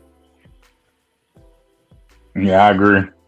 So I agree, but only if it don't work this year, right? I feel like give it one more year now that Angel is here, because I like, in my opinion, and I respect what you're saying, Ms. D, but in my opinion, I like what Jordan Canada is giving us, and I do agree with you about Ryan Howard and Leash. They need to figure out how to, and they even said it. They said last year they didn't like they wasn't hot together a lot. So I think, and that's more. I think Jordan Canada is taking it more personal of because she's the point guard. Let me get everybody involved. So it might be Jordan Canada, it might be the engine of that, but they need to figure out. They need to. She don't like Jordan Canada. I like Jordan Canada, man. Don't do that. That's my point. I like that. And I'll tell you why. Yeah, she has some championship experience with Seattle. But they need it's too much. It's too many Chuck sisters on the team. They need I'm not saying don't keep Jordan Canada. I would bring her off the bench. Bring in a guard that's going to pass first. I don't know who that is because they don't need a guard that just going to let's say just goes to the basket. Score. And she's still more of a pass for even though her assist is up, but she's still looking to get her own shot, and they don't need that necessarily. There's times where she needs to know when to do that, and she don't. Right, and that was going to be the point I make. I think they do when the other ones go cold, right? Like when Alicia's not falling and Ryan she just launching. Then you need Jordan Canada to start scoring more, and I think that's what she's doing. The problem is when she did that and Angel, like when she scored well and Angel scored well, they just didn't have somebody else to score enough for them to win. So it's like it was empty. It was empty games. Ryan, Leash, and even Jordan, they defense point of attack. I don't like it. So I like Jordan Canada, but not in the role they trying to make her. Yeah. I agree with you with the defense portion. I will say, and I've said this a few lives ago, Jordan Canada been getting cooked all year on defense. So you absolutely right. But I will give her credit that in that Fever series, she stepped up and she took her defense to a different level. Now I don't know if she could sustain it, right? I don't know if she's gonna be able to sustain it because she is small. She's a smaller guard. But she did shut down Caitlin when we needed her to. So I don't know. I think she got a different mentality right now, but she's a smaller guard, so she might not be able to sustain it to your point. Well, my question is this. All right. You take Jordan Canada out of the starting lineup. I don't even say, get rid of her, right? Take Jordan out of the starting lineup. Right. Who you putting in? Who are you putting into the starting lineup that's better than Jordan Canada for this team? That's what I'm saying. I don't know. They need to get somebody. How do you get that person? Hold on, y'all. Give me 1 second. I gotta shout out my girl, Reddit Milky Way. She always surprising me. I look up. She don't even say nothing to me in the chat. I look up. I see a $sign on the top of my phone. I'm like, why I got this $sign? Reddit Milky Way sent me $20 to my Cash App. So I want to highlight her right now and tell her I appreciate you. In fact, not only do I appreciate you, let me give you round of applause to Reddit Milky Way. Thank you for the Cash App, Reddit Milky Way. Appreciate you. Yeah. Reddit needs to take a link, man. She does. Reddit the assassin in the chat. Reddit knows she always welcome on my panel, but she always come with the good stuff in the chat though. So she found her she liked to be in the chat. But Reddit is welcome on my panel. Miss D knows she always welcome on my panel. ADP, I love having Lady Page. I love having ladies on my panel because I just said this the other day, Miss D. But I'm gonna say it again, is because we men in a woman's space. So I enjoy when I hear what women think. And in fact, let me actually give you credit for tonight, Ms. D, because we was kind of, we had a good chat and we've been up here for a while. So we kind of was just having kind of like small talk back and forth. You got us back into a serious basketball talk. So shout out to you for coming up here with the basketball, Oh. I'm just voicing my opinion. Nah, but you coming up with some good questions. I'm enjoying the conversation. Let's get back into it. I'm enjoying the conversation. You said somebody had a question for? I think that was B Will. B Will, you was about to say something? No, I was just asking, like, if Jordan Canada ain't it, who is it? Who does the Atlanta Dream get? That's gonna be that's gonna fill the role of the point guard better than Jordan Canada. She's not a point guard. That's what I'm saying. She was a point She's guard. always been the point guard. She's Yeah, I disagree. I like, you know what it is? I understand where Miss D is coming from because some people just don't like the way Jordan Canada plays point guard. They feel like she's more of a scoring guard, you know, and I'm not mad at them. It's just difference of opinions. So, you know, you're going to have with different, and whether we talking about men's basketball, women's basketball, you're going to have people, you're going to have your favorites, your non-favorites, people you like, people you don't like. So I'm not mad at it. Some people don't like Jordan Canada. I don't like her defensively, but I like what she does offensively. Lately, she's been surprisingly decent defensively. That's why I'm giving her credit. But I do like what she's bringing. But I'm not mad at the people who don't like her because they might. My issue with that is, or my question, I would say, Ms. D, to the people who say that is, what's the alternative, right? Because let's just say, for example, you like somebody like Chelsea Gray. It's only one Chelsea Gray you get what I'm saying? And you say, well, not Chelsea Gray. You might say, no, I also like somebody like a Natasha Cloud. Well, there's only one of her. You get what I'm saying? So it's like, you can't. This ain't like a video game where you can just plug and play. Well, so it's like, so she's like you said. Her problem is she can't stay healthy. That's number one. Now she's still healthy so far. The problem is with all the scoring, it's okay to score when the play break down, yes. But if you look at to get your own shot, you're not getting Angel involved. A lot of times, sometimes, like I said, they don't need her to do to always try to take it to the basket. They need somebody to set the tone. Get the ball where it be going. Get everybody when they not doing what they supposed to be doing. I got you. Also, her defense, like I said, she get cooked a lot. She give it to people. I mean, but she get cooked a lot. Yeah, but Ms. D, if that's how you feel, then you're not actually upset with Jordan Canada. That means you're upset with Carl Semesco because that's the offense, right? So the way the offense works is it's a spread offense, right? The spread offense is built so that they can either run pick and roll or they could, have some type of slip, something to get into the paint. So what happens with Jordan Canada? I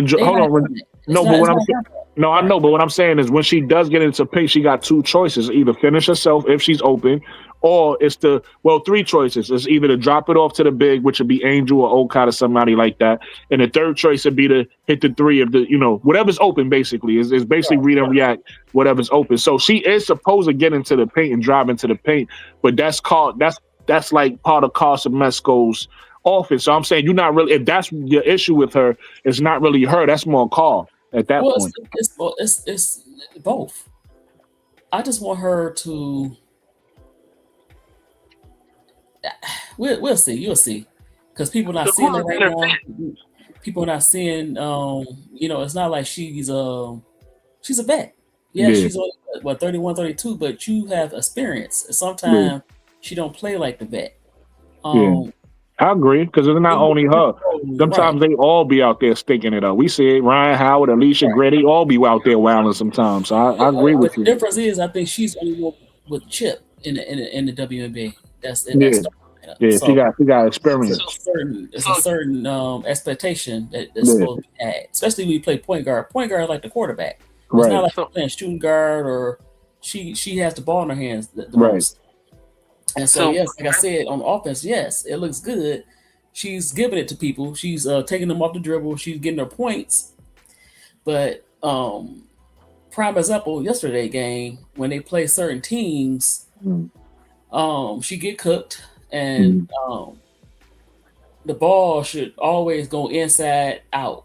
And it's not, everybody doing their own thing. I think if it did that and get Angel more involved, the team would be a lot better than what they are. And would they recognize that? Now, she's, like I said, she's too old not to recognize that. So who's the better fit? Back to my question. Who's the better fit? Well, I don't know. But they got to find out, because last year she was on the team. The year before last she was on the team. And they haven't achieved anything. Whether it was Carl Semesco or not, whether it's Tanisha Wrong or not. You know, I think, and you correct me if I'm wrong, though, Miss D, because you would probably know better than me. I think they've been getting better every year, though. No, as Yeah. far as like wins. no. Yeah. Well, yeah, the one year I think it was what 2020. I want to say 4 or 3. They had a even 500 record, or did they have a record just below Listen, 500 and they made the playoffs? I'm gonna make it real easy, Miss D. Uh, I think it was last week. Didn't Carl Smesco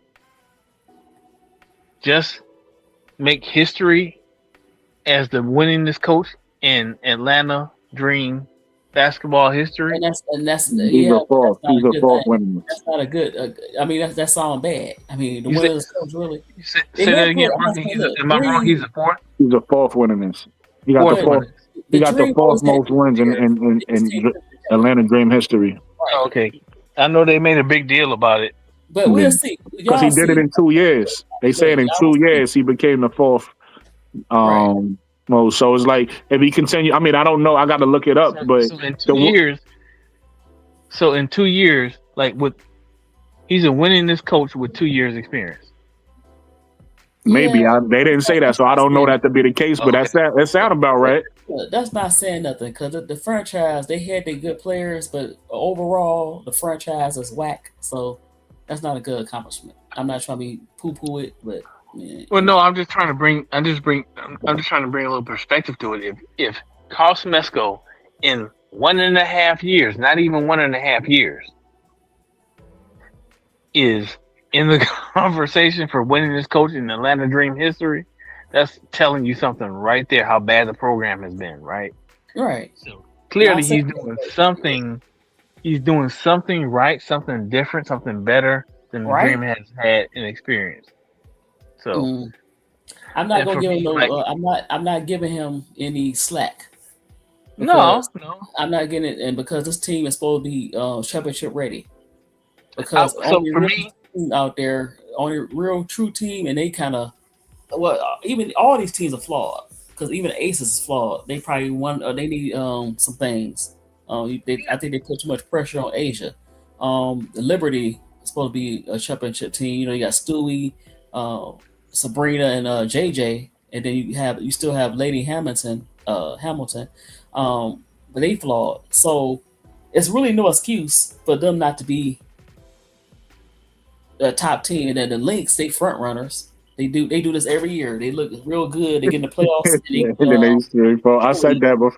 I didn't say that exactly like that, but I said something similar because somebody asked me what I thought about the Lynx, and I'm like, I gotta see it in the playoffs because some players, some teams are just regular season teams, so we gotta see. But I will say this though, Ms. D, and this really to the whole panel. This is not just to Ms. D.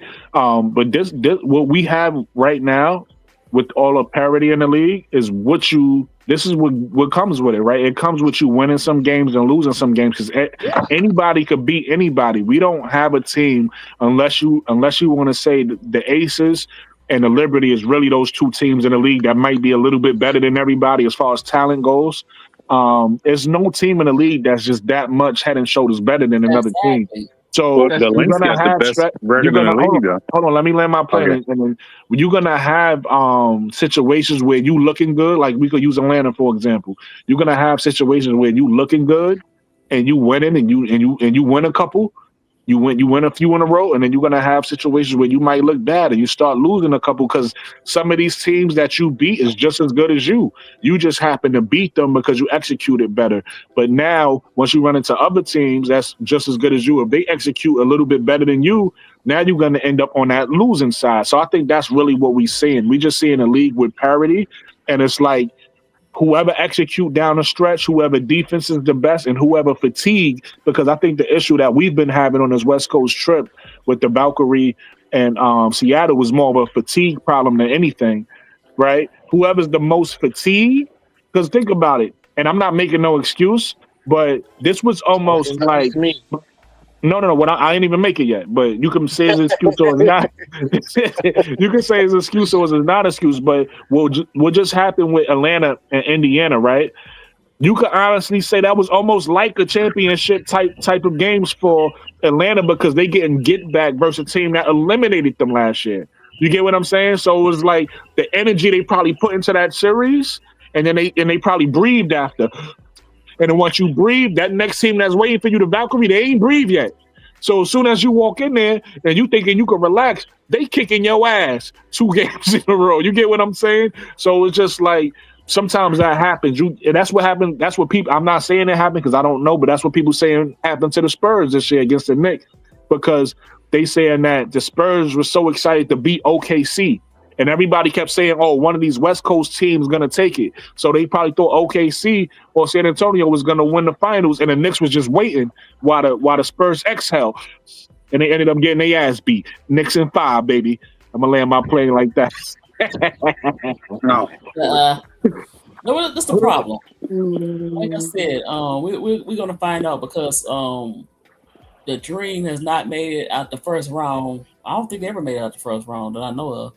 But definitely since I don't think so. No, they haven't won a used first to round be. series in years. I never was a WNBA fan like I am now, but years past, I used to be an Angel McCoughtry fan. So whenever I did tune into the WNBA, I just wanted to see her play.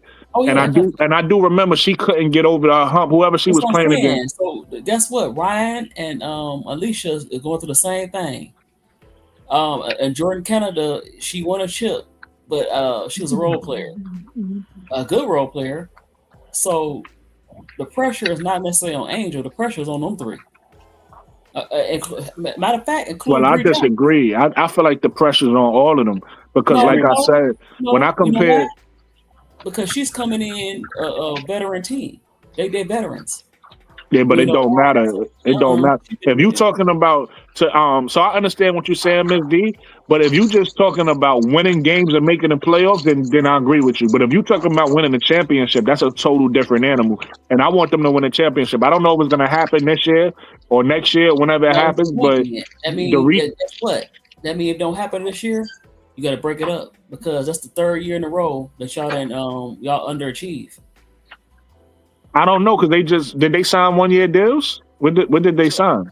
No. Because I know they all signed this year, so I don't know. Like, I think the only one to have a 1 year maybe is Bree Jones. Everybody else signed for at least two years. That's what I'm saying. I don't think they're gonna break it up after 1 year after they just signed last year. But we'll see.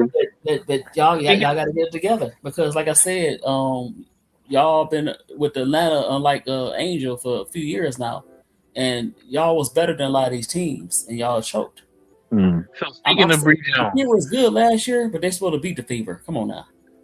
Speaking of Bree Jones, Bree Jones was clearly a big piece of what they brought back this year, and she has not played a single game this year. So I'm gonna hold my expectations on what I expect from Atlanta until Bree Jones comes back because again, she's a big piece of what they feel like they have going forward.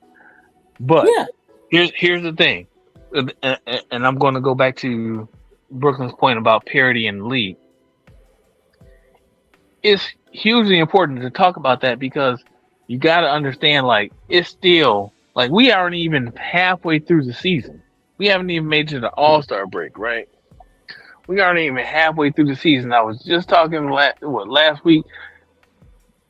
It was a bunch of Dream fans that were so happy that the Aces lost to the Liberty last week because that meant that the Dream was second place. I'm like, that's loser mentality. If you thinking about who's in second place or first place, and we haven't even gotten to the midway point in the season. Come on, and then what happens? The Dream beats the Fever and then go on a 3-game losing streak. Mm-hmm. So now we're there, 5th, 6th place. Like, you can't pay attention to rankings at this point because they don't mean a whole lot right now. Let me say something real quick. Let me say something real quick. You gotta look at the long. You got to look at this. And you have to be objective. Hold on, Be well. I want you to say your point. I just want to make sure I remind everybody, smash the like button for me. Smash it, because you got to keep reminding them or they forget. Smash the like button, please, please, please. Smash the like button. If you new here and you watching us, make sure you subscribe to the channel and hype the channel. And if you watching this on the playback, holler at me in the comments. You already know. You holler at me, I holler back. All of the things. Go ahead, Be well. So I was just to end it up, to land my plane, as we say. You know, you can't be. What's happening right now? Again, we still less than halfway through the season. Man, you can't take this and extrapolate what we think is going to happen in as the season closes out and into the playoffs, because again, most teams, wherever they are in the rankings, most teams are dealing with some level of injury and having major players not available because of injuries, right? And so it goes from the Lynx to the Aces to the Liberty to the the Dream. So like getting excited about where teams are right now is doesn't make any sense, man. It's still a lot of basketball left to play. That's a fact. And we already know, to your point, after All-Star break, that's when the run really gonna start. Yeah. Hopefully, right? But every year is gonna be different. Case in point, Aces got Kennedy Carter back today, so hopefully, you know, her Shout out to our trajectory. girl Kennedy back in the league. We all happy about that. Yeah, no, Yeah. I'm just saying, back off injury and illness, they just got her back today, and she gave us 11 points in 15 minutes. But she was Shout out clear to to Kennedy. me anyway. She was clearly not 100%, so that's going to change. We're going to eventually get Dana Evans back, and that's going to change, and that's going to impact chemistry because we're going to figure out how we're going to use all those players, because the last few games, Hey, where the you need to Aces have have Dana been stay on missing. social media. Yeah, that's true. You But tell in the Dana last stay few, on, so she getting into it with content creators. I need her to stay shut up and stay on social media. she needs to chill out Yeah, because she was so impactful for the Aces last year. And so and she the arguing thing with that the content Aces have creators in been missing, DMs. yeah, they Right. got to figure that out. But like the thing that the Aces has been missing in these last few games is depth in the backcourt. We ain't had no depth in the backcourt because Kennedy was hurt and Dana is hurt and freaking KB is inconsistent at best. That's the best thing you can say about KB is that she's inconsistent. That's the best thing you can say Very. about her. Look, that's what I'm saying. She get on my nerves. So, like, Don't even start with no KB. I hope that somebody said, "Oh, Asia like her." Asia, you know what? All this liking somebody, she could. She could be on the team. She just can't be in a uniform. Y'all need somebody else. That's hey man, we need a real wing. We need a real wing. Exactly. We need a real wing. So who you think the Aces the trade deadline, if they can get somebody? I don't know what they got. Man, they not getting rid of. Hey, KB got some pictures on somebody. So Ain't no way she Exactly. still be on They this said roster. Asia wanted there because her locker room. So Ms. D, we traded Ryan Howard to the Aces for who? Jackie Young? Oh no, I want to Ryan Howard. Hey, Jackie Young signed a 1 year too. She signed a 1 year deal too. Yeah, I think Aces, she might resign. She gonna resign there. Only one that might not resign is Chelsea Gray. listen, I'm gonna tell you the Aces. The Aces right now, the trade deadline means nothing for the Aces because the Aces we don't have anything that we want to trade that I know. anybody wants to get. You know what I'm saying? Like there's nothing that we have as Who you a fan of, Ms. D? I want Ray Burrell. She can go back home to Las Vegas, or try to Ms. get. D, Ms. D, who's your team? I like the Aces, Okay. but I also like Another one. because of Angel, and yeah. the Aces. I'm gonna lay my plan with this. The Aces aren't going to get anything for a trade because we don't want to trade the players that we have that we don't that we would be okay with trading aren't valuable to other teams, right? Right. So the biggest thing that the Aces have right now going for them is that we don't have anybody on a developmental contract. So there's two spots that we can slide people to developmental contracts and pick up something really as a free agent. Well, you know what I liked, and I wonder how does she practice or whatever. Lattimore from Ole Miss. She's a nice size. She can shoot the outside jump shot. And She's Chicago had her, but they didn't bring it back. Is she anywhere? untested. Who? Untested.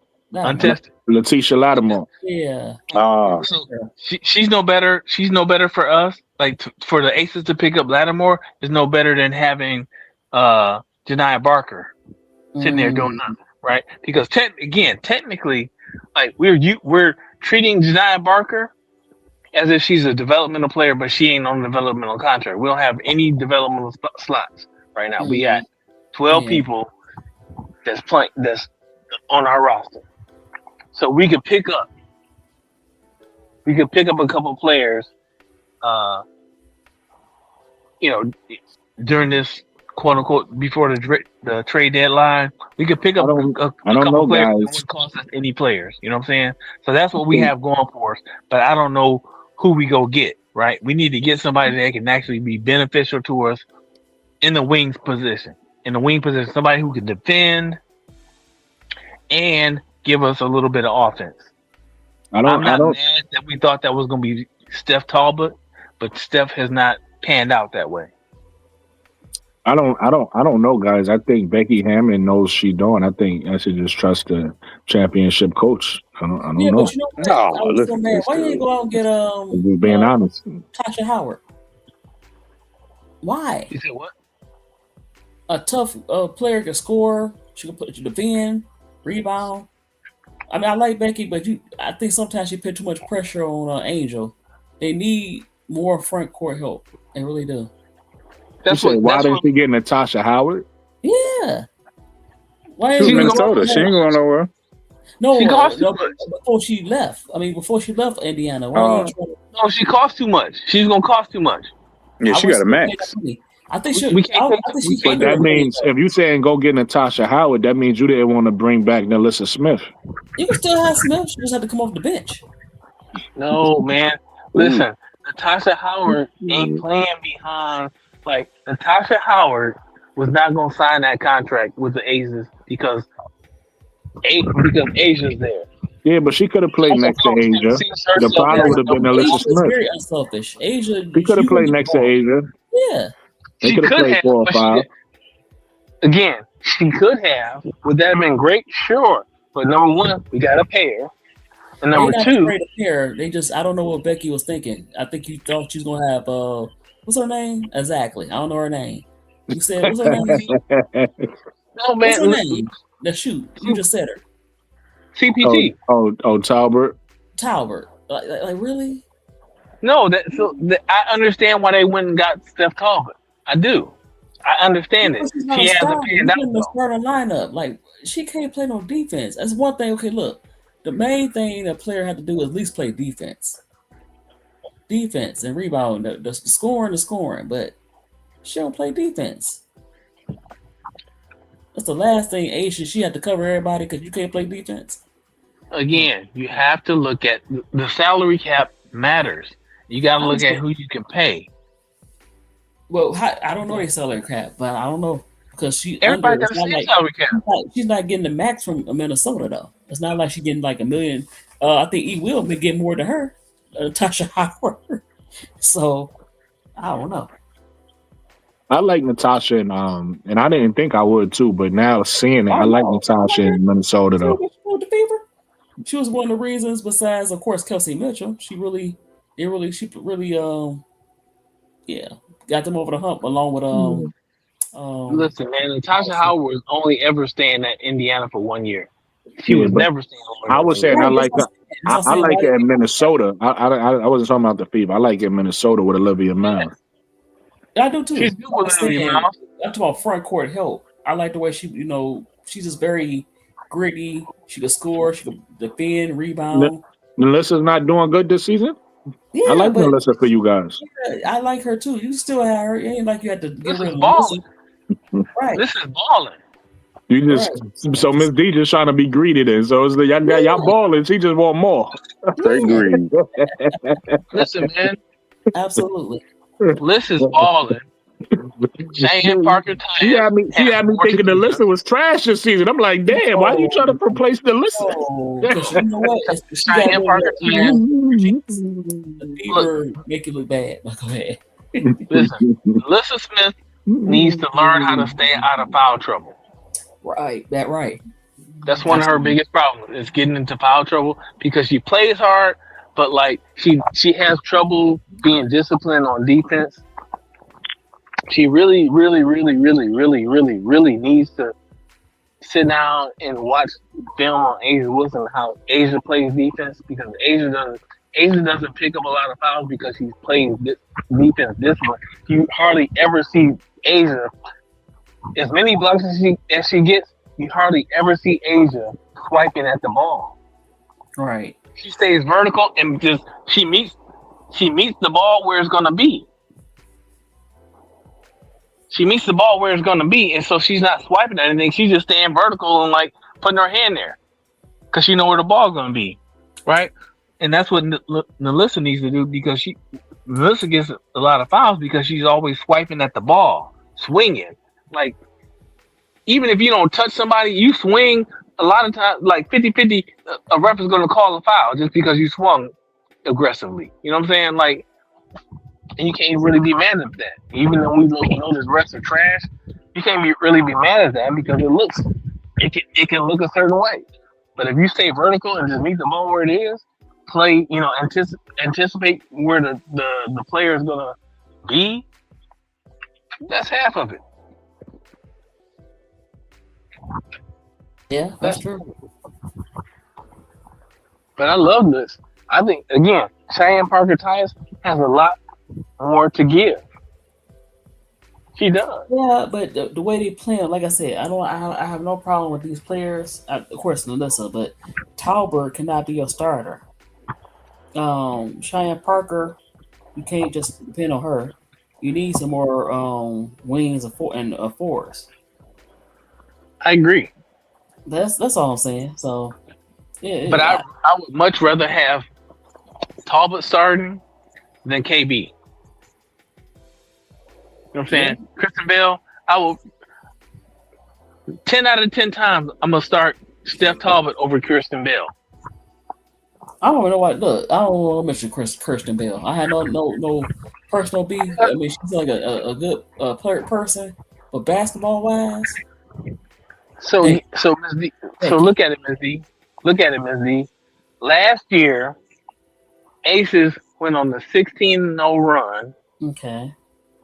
And won the championship with Kristen Bell starting as their starting wing, right? You got the opportunity to put somebody that's better, more consistent than Kristen Bell, especially on defense, because that's my biggest issue with KB.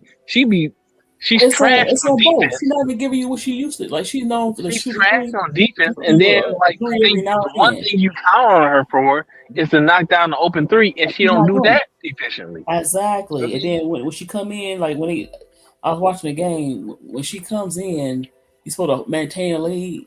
When she come in, the lead just disappear. Especially, and then she just looked lost. Like, you've been in the league how many years? 5 or 6 years?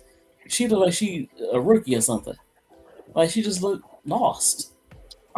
Really quick, ADP or anybody in the chat, if y'all want to join the panel, I just dropped the link for you guys so you could join the panel. Like I said, make sure y'all, like ADP said, actually, make sure y'all smash that like button. If you enjoying the conversation, you join what Ms. D talking about. You enjoying the conversation between Ms. D and B Will, join the conversation. You know what I mean? If you join the fact that Nate fell asleep on the panel, you know what I mean? They were just going on. I was waiting to jump in. I didn't fall asleep. I actually had a question. Because we talking about trains. I didn't fall asleep. You didn't hear me snoring. I was just waiting. Now I'm saying since with a fever of 11-8. You see them making a trade? They're 11-8 right now. They're 7th seed. They had no pieces. I wonder how long she gonna fake his back injury. So. Nate, if you gonna keep asking us trade questions, do us a favor and Google who on a trade market so we can at least have an idea. You can keep asking us about random trades. Is anybody on the trade market? I'm saying playoff teams No, That's those are basically good questions, struggling right now. Nate. What I'm saying is you asking good questions, but I'm saying help us out. Is anybody even on the trade market so we can say, Yeah, this person to fit this team? Like anybody on the trade market right now? Well, she brought up one Ray Burrell actually is on the trade market. Yeah, but Shakira Austin. They like to see Ray Burrell on a different team. I would. Right, but hold on. Who besides let's just get away from Kelsey because they gonna keep her. They got to. CC and AB. Who else do the teams want? Nobody. Raven. Who? Raven. I would wrong Raven, but I don't think they're giving her up. They just got her. Yeah, she gonna be the. Yeah, they want her to be the point guard after they get rid of Caitlin. Well, no, I don't know. They're gonna get rid of Caitlin. That's gonna cause up. She's too toxic, man. You can't win with her. But they're not gonna. You got to think about it. Caitlin is more than just basketball. She's business and basketball. So you said it yourself for Angel. It don't make sense. It don't make sense to trade Caitlin. As long as she on that rookie deal, you keep her. Now she leave herself. That's different. But as long as you keep her, you keep her. She made a Candy Parker podcast about not signing her extension. But she's a good player. But who's gonna want a player that is gonna want to do what she want to do? Don't want to listen. Now Stephanie White is somebody gonna want her for business purposes. Somebody gonna take care. Well, the coach is gonna get fired. On basketball wise, because she don't want to listen. Nope, she don't want to get coached either. Exactly. So yeah, teams will initially want her, but then she'll be a headache wherever she go. Because if you can't listen to your coach, if you don't want to listen to, especially a coach that's got some experience, she's not a rookie coach. Like all they got to do is hire somebody that was on Lisa Bluter's staff. Hire that person. Lisa Bluter don't even want to coach her. Let them be there. Lisa Bluter was tired of her. It's not good either because you gotta wait for Caitlin. You gotta wait for Caitlin to be a free agent because any contending team, no contending team. Understand what I'm saying. If you're a team that's contending, right, that means you have a lot of what you need right now. You're just saying that because she's white. No. in order, like from a basketball and business perspective, any contending team, if you want to get Caitlin Clark, you're gonna have to give up way more than you want. You know what I'm saying? Like that's just because you say wait to free agency. Oh, okay. You know what I'm saying? Like you're gonna have to give up way more than you might want to give up. You might have to give up things that make you a contender now in order to get Caitlin. So that might be, it might be ass backwards. Yeah, I can see LA because they're trying to win, so I can see them trying to probably pivot off Cameron Brink or Kelsey Plum because NECA they was asking her about contending. And is this 10-year range? She was like, no, it's a long way away. So that means they need to make a change. Why would you get rid of Rakia? Who else they could have had? Well, Rakia requested a trade. She wants to get out of there. No. She requested a trade because of the coach. That's what I'm saying. She still requested she wants to get out of there. Hold on. She also requested a trade because Kelsey Plum came in there. Why she felt like she had something to prove. And she's still doing well. She hurt now, but she a point guard and shoot guard's body. I mean, a point guard, shoot guard. So she's actually a shooting guard because she out there just shooting her shot. You know what I'm saying? Instead of actually making people better, she's like, I'm a scorer. The team had talent, enough talent at least to make the playoffs, but she shot so much that they didn't make the playoffs. And then that intensity.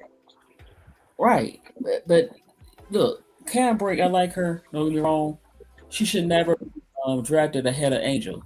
You could have. Yeah, that was correct. Hey, did you see the redraft? Jackson. Yeah, Angel too. Angel. Kurt Miller wanted. I think he wanted Angel, but they wanted the Barbie. Their version of Barbie. Exactly. So they should have had. It should have been Rakia and Angel. And maybe a Kelsey Plum. And then, that team, who knows? You added some pieces. Ray Burrell, you had Azare Stevens. Like, come on. But The funny thing is, I didn't think about this because I never thought about the Sparks drafting Cam Brink and drafting Angel. But Angel and Cam Brink will play well together. You got the shot blocker. Hold on, hear me out, Miss D. You got the shot blocker. You got the shot blocker. You got the shot blocker and the 3-point shooter, right?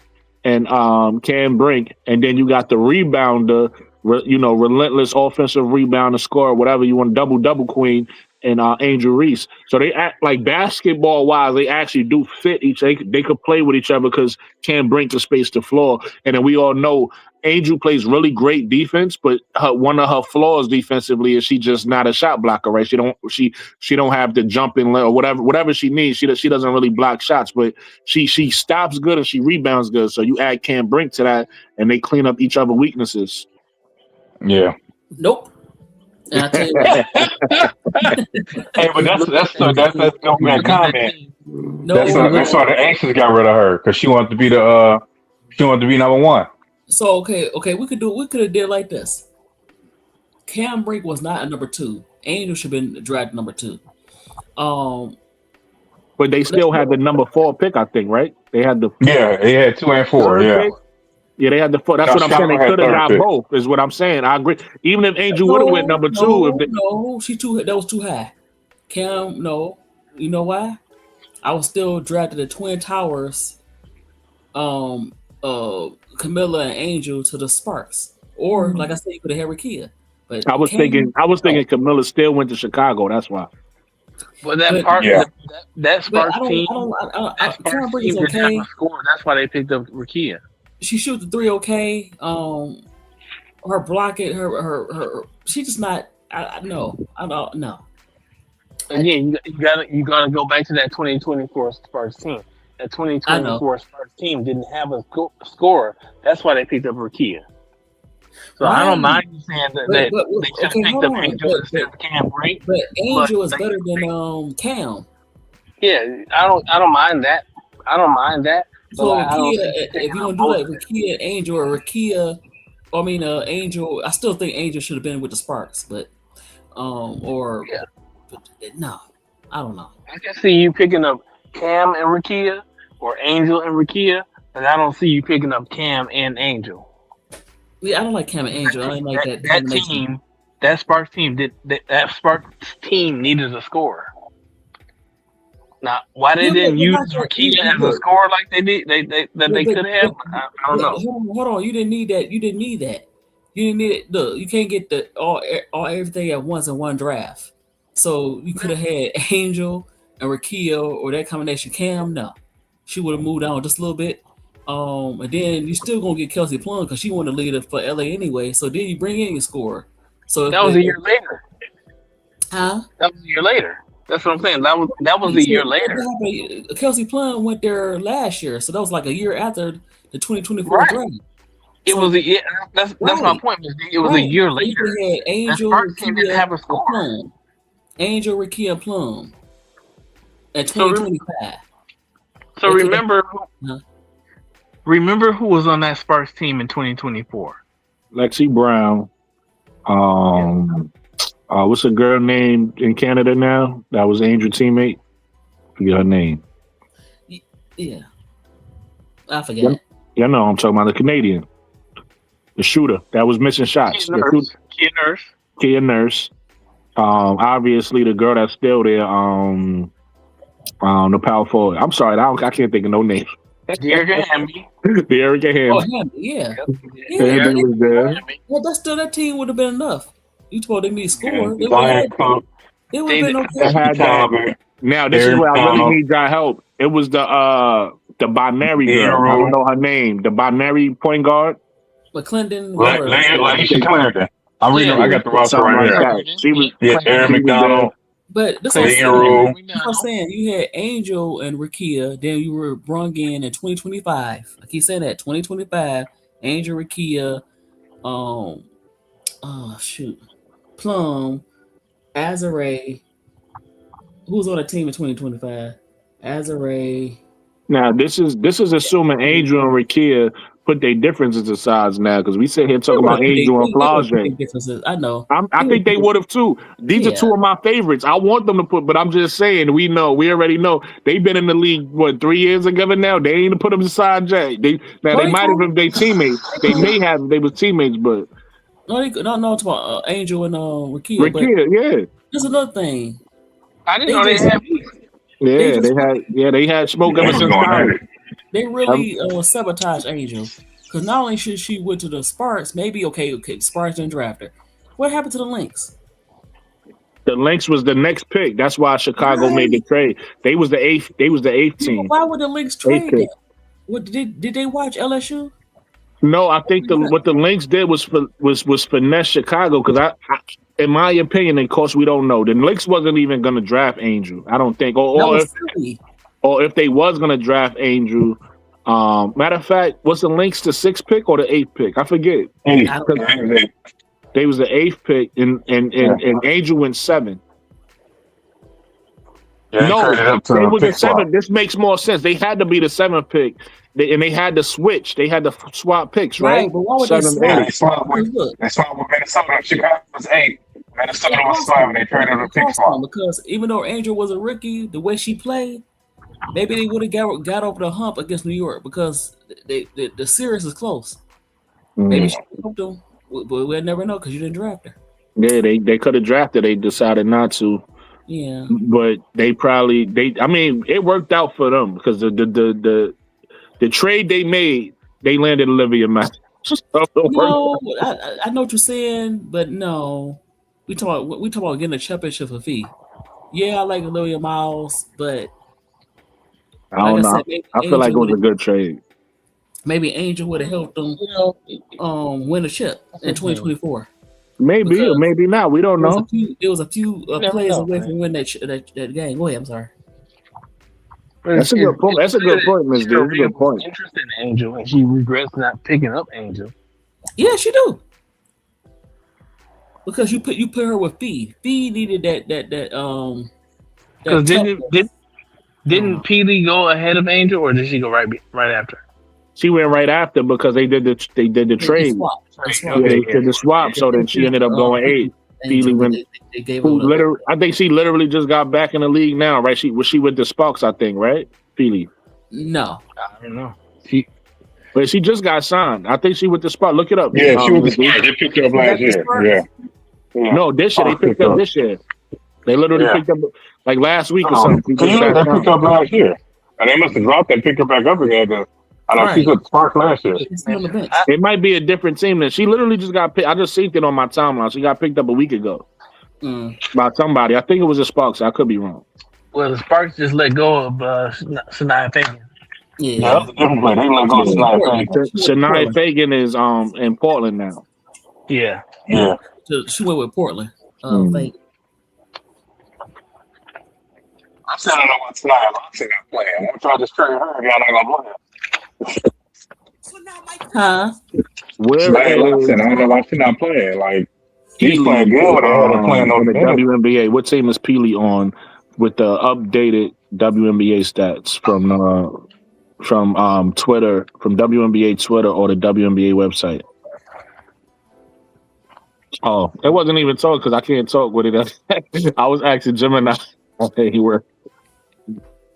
I was trying to see if Gemini tell me real quick.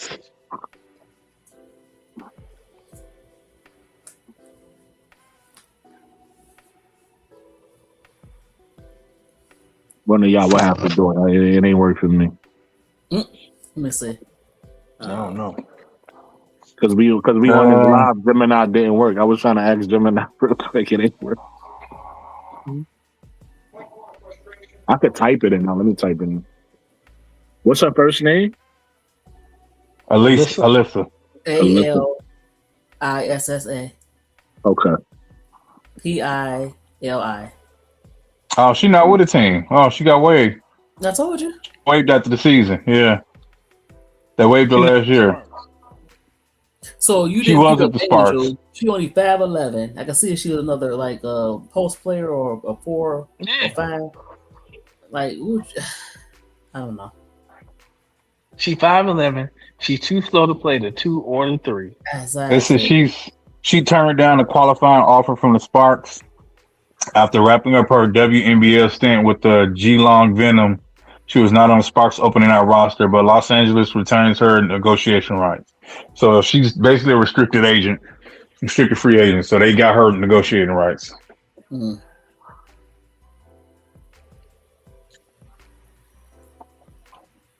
I don't know why she turned down a qualifying offer. I guess because I don't know. I guess she would rather. Like I said, I think they sabotage Angel. There's no way that she should not be. She should have went number 7. Oh yeah, they was saying she should have went back and her game not gonna translate and yeah, I knew it was gonna translate. Oh yeah, they was talking big stuff. But now all the GMs of the teams that you know what I'm saying that didn't pick her were all fired. 1 through 7. Well, 1 through 6, they were all fired. Kurt wanted her. It wasn't Kirk fault. He was overwritten. He wanted Angel. She would have been a spark if they would have kind of, you know. Yeah, that was crazy how they did him. He did exactly what they wanted. He tanked, got the pick, and they was like, all right, you fired. He was like, oh, for real? And then he wound up getting the top pick in Dallas anyway. Yep. And then went and tweeted, how you like them apples? That was cold. But it's definitely going to be, it's not even mid-season. We still got a lot of ball to play, but I don't know when the trade deadline is, but I think it's going to be pretty busy. They're going to be pretty busy. I don't see Aces making no moves at all. I don't see the Lynx making no moves at all. The Liberty, no. Unless somebody requests a trade like Pauline. Unless she want to play somewhere. It splashes. I don't like the fact they don't never handle big trades. I don't know. So I can see LA doing something because they need to fix that. That's a mess. It's their fault. They sabotage themselves. Yeah. Instead of firing the coach, playing a style that benefits she done. The players you have, the style she playing didn't benefit the personnel. You got rid of you got older, just like I don't like the way the Sky. Yeah, they playing okay, but the Sky gave too many years to too many older veterans. It's not good. And that's we got a better balance of young and veteran talent. You got to have a mix. You got to have a good mix. Because if Rakia hadn't got hurt, it would be a better balance. So it would be a better balance. It would be more young. Skyler, I'm not really excited about. I realize, Miss D, when it comes to Chicago, Nate Mr. Optimistic. I know. Look, I'm quoting facts. I'm spitting facts. All right, I ain't making up nothing. I'm just spitting facts. You hater. I'm just spitting facts. But y'all talking about bad trades. Bad trades. Trading 1-for-1 Rakia for Ariel Atkins will go down as one of the worst trades ever. Yeah. I'm telling you right now. Look, the Chicago Sky can have 12 points. It can have a 12 women roster, point guard, and my man Nate gonna be like, "Well, listen, you got to play fast. The game is moving." I ain't gonna say nothing like that. I will never say nothing like that. The game is moving from all the transition offense, and it's breaking. You got decision makers at all 5 positions on the. You ain't gonna never catch me saying no goofy mess like this because we need more size. I would rather get rid of E-Will and get some more size. Hold on. Let me say this, Nate. I'm talking about my team. We need more size. Hold on. Okay, yeah, E-Will, but yeah, nobody. Listen, everybody know. Nate love his Chicago school. 33%. Everybody know Nate love his Chicago school. Y'all paid her. Be quiet, bro. I'm literally saying somebody needs to be replaced. Her free throw percentage is 33%. Her and that glimpse of a matrix free throw shot is horrible. And they got the only veteran I like is Skyler. The rest of them they could have just kept us. Well, Skyler cost us the game today, so her turnovers and her getting a tech and turnovers, and I think she had like 5 points. I saw some highlights from Courtney Vandersloot. She was turning the ball over. Yes, Oh yeah, Courtney. Look, she hasn't been. Look, that's why New York's still on the bench. But let me say this: finally, Chicago fleeced somebody else because they always let people fleece them, so they fleeced them. Well, I need you to miss me with the Courtney slander, okay? This her second game back on minutes restriction. We slandering Courtney every chance we get. Courtney is the You reason. saw her turnovers. I'm talking about Skylar across the. I watched the game. I'm watching it. We watched it too. It was some bad turnovers. No, we didn't. I watched it. We looked up and said Chicago playing. They playing the I ain't watching that shit. Kick rocks, Brooklyn. But I hope we actually get like with Lattimore development contracts that we got a spot open. We signed Core Baller for the rest of the year, or Megan Nestor. So I hope we can actually get some size in that development contract spot and actually play them. You know what I'm saying, over E Will. I need her to. I don't want to cause up. You know what I'm saying, wishing no injury on her, but she need to take a seat. You wasting your time. Y'all in win now mode. You gotta realize y'all trading every draft pick. Y'all in win now mode. Remember that. You ain't got time for no young players. I'm finna exit this. Don't get mad at me. This is what Jeff P said. Get mad. You talking about GM right now. This is what your GM say. He always say that. He been saying that the last. Y'all in win now mode. I heard that. Since Angel was there, but listen, y'all need a veteran. He overpaid. Yeah, overpaid. He gave too many years to Skylar, Azare. They old in certain spots. Especially, I didn't like the Azare thing because Azare don't play on defense. I noticed that. No. Miss D, you got to realize what Courtney Vandersloot said. Azare got the contract now, so she they superstar. She the superstar. She said she needs to play up to the contract. What she does? You getting 1.2 mil. You got to play up to that. She said the word superstar. She said that. Wait, I got to read it. Nate, hold on. She's not a superstar. She's a good role player. She'll play defense. What is Vandersloot talking about? She plays defense. No, she don't. No, she don't, Nate. She don't play no defense. No, she don't. She played average. Hey, you said something about Asia. Out of 100 possessions, she played defense like 1 out of every 10 possessions, Nate. Come on now. She don't play defense. And she's a shot chucker. Why would they pay her that money? Been a superstar. Exactly. If Courtney Vandersloot said that, then Courtney Vandersloot need to be fired as assistant associate to the deputy GM. You can look at the video. The video is online. Y'all can look at it. I already know she said that. Absolutely, yeah. But you know because what, Nate? Let me say this, y'all. If y'all need a new owner, they get rid of all. I've been trying to tell them. I would be a floor-fledged Sky fan if they had a new owner, new GM. But right now, I gotta hate. Yeah, because they just don't. They come on. You got Angel in your team, and you ran her away. Not just Angel, Ella Deladon, Sylvia Fowles. Who else? It's been a list of people. Gabby Williams. Yeah. The list goes on and on. I'm gonna just say it. Rakia Jackson, Camila Cardoso. Hey, listen, you need to mix it with that.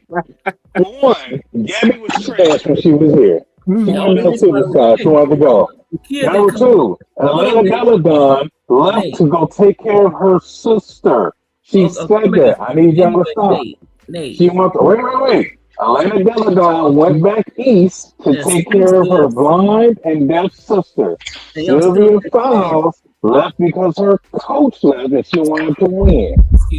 She requested a trade. Why should you request a trade? Did you hear about the stories Courtney Williams? Yo, Nate, calm down. We can hear your heartbeat, bro. Nate.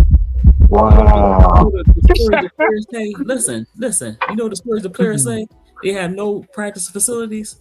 They have no. The same ones with the Phoenix Mercury, the same ones with the Washington Mystics, the Atlanta Dream. No, they don't say LA Sparks. They said the same thing. They had no practice facilities either. They don't say that about the Phoenix Mercury. They don't. And they don't say nothing about. What they did, Phoenix just got there. Hold on, fellas. Let Miss D go. Yo, hold on, fella. Let Miss D go. Nate. They don't. Okay, the Phoenix didn't have a practice facility. Guess what? The players don't talk negatively about the owners and how they get treated by the owners and the general managers. Actually, they do. No, they don't. They do actually. Yeah, they do.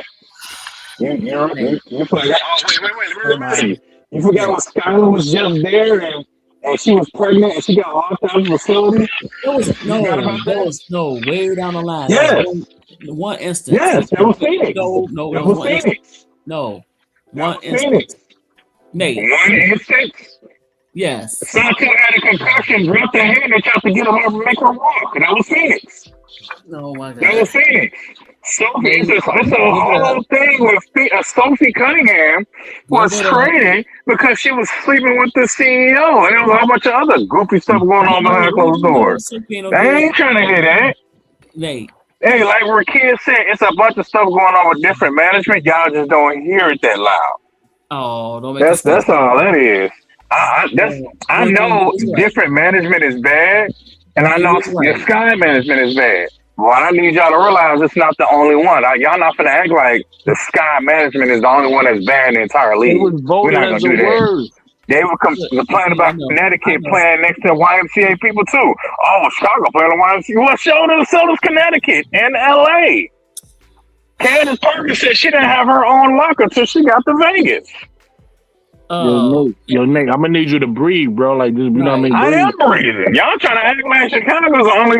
Well, they said this about Chicago. Okay. They said this about other places too. Owner and Jeff, or owner who else? Only one that's halfway decent was Wade, and he looked up on that championship of what 2021, 2022. Looked up on it. I could have sworn they went out and won it. I don't know about luck, but I could have sworn they went out and won it because I watched it. They looked on it because that team. They looked up on it. Oh, okay. That team do not treat the players. Yeah, they have other teams that got problems, but not like that. Come on now, Chicago really. Okay, I'm gonna need you to miss me with that. Acting like Chicago the only one that got problems, and Alyssa left Connecticut because they were so bad. Come on now, they in the playoffs, and they right next to Betty, and she was saying the same thing in Connecticut. Well, we literally saying the same thing. Nate, let Miss D speak. Nate, let her speak. We're not gonna compare Connecticut. You know why? Because the Connecticut team, nobody gonna go there. Not because the organization is bad. It's because it's way in the boonies. Nobody. It's not a destination. Are you serious? That's one reason. I'm hearing excuses. Players tell you they do not want you. Got to overpay for players. Now Chicago is a basketball town. It should not have problems getting players. That's ridiculous. So obviously something going on. It's a great city. It should be a great sports town. You hear that, Nate? You hear what she's saying about Chicago, the city, Nate? You hear that, Nate? It's the ownership and management. They do not treat people like they want to be treated. Nobody want to go there and be mistreated like that. It's a great city. Yeah, Nate, she talking about your city. You ain't gonna say thank you. She telling your city great, Nate. Right. He only respond when you say something bad about it. No. Man, para escuela ni rato here. Basura. But y'all still look, not y'all, but Michael Arthur let Jeff P run Angel out. He don't care. Okay. Let's talk about how Rakia got ran out of LA then. All I'm saying is stop acting like Chicago Sky management is the only bad management. She got ran out of LA. She said, "Get me out of here." She probably didn't want to leave. It wasn't because of the management. She definitely wanted to leave. She requested a trade. That means she wanted to leave. No, not because of management. We talk about the management. It don't matter. It don't matter. She requested a trade. You can't cherry pick. She requested a trade to get out of LA. It don't matter if it was management or the coach. She wanted to get out of LA. No, she didn't. Yes, she did. And she didn't want to get out of LA. She wanted to request a trade. Don't matter. Nate, do me a favor. Read the comment. comment. Making sense.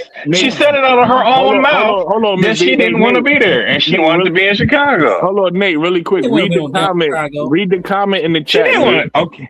You gonna pull up the interview. Pull it up. No. Nate, she literally said that's what she wanted to be in Chicago. Read the comment. Read the comment in the chat. Bull crap. You might make me cuss. Read ADP comment, Nate. I'm breathing, ADP. I'm breathing. No, I'm breathing. I'm breathing. I'm breathing. No, at the end. I'm breathing. Chicago. The other team, She got the money Nate, too. you Dominican? Stop it. Or you American black? You just know Spanish? Yeah. Yeah, my people, I got some Puerto Rican people. They said, when I started speaking, it's like, wait, hold on, bro. You sound like you old, bro. It's like, what you mean? I sound like I'm old. What that mean? So they said my Spanish sounds very old school. I guess very old school Latin from the ones I learned it from. Okay. But the Rakia wanted to be in Chicago. I can send you the link. She got traded. He said, that's why I requested to be here. She said in an interview. She said, that's why I requested to be here. She has people in Detroit, and she got people in Chicago. She said, hey, can I you can give me a trade to Chicago? If what you're reading is true, and I believe it is true, Nate, that means that Jeff is even worse than we thought. Because if you had the ability to pair Angel with the Rakia, with the Camilla, because she wanted to go home. That's just like Jeff is stupid. Exactly. I think it was MCL. Your feelings. I think she was already. I think it was MCL that said she was basically already done. I think she had already kind of communicated. No, I understand that, but you got to regardless of any of that true, you have the power to say, I don't care. You're gonna play here, right? True. Because she's under. But you don't want an unhappy player, though. You don't want an unhappy squad. You know what I'm saying? Like, Nate, you a Chicago fan, right? Yeah. And you trying to tell me that if you just after. You ain't seen this year's roster yet, right? Or you know it's last year's roster, right? And you trying to tell me that you got Skylar Diggins, right? Mm-hmm. You got Dejanay Carrington, you got Rakia Jackson, you got Angel and Camilla. How you gonna feel as a fan? We're pretty good.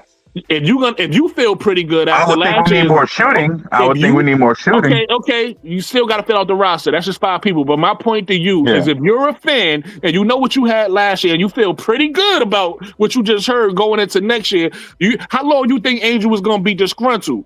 Exactly. That's true. That's my point. You're not wrong. I see your point. You ain't get it. If Rakia wanted to go there. That means Jeff was a bad general manager, because you could have got her and still had Angel and Camilla there, and they. But that's not. But what if that you probably already heard that didn't come until after Angel was traded. So what if Rakia was like, all right, now I will go there since she's not there? They probably still got back. Yeah, but they probably do, but it's not that serious. Rakia, I guarantee you that Rakia.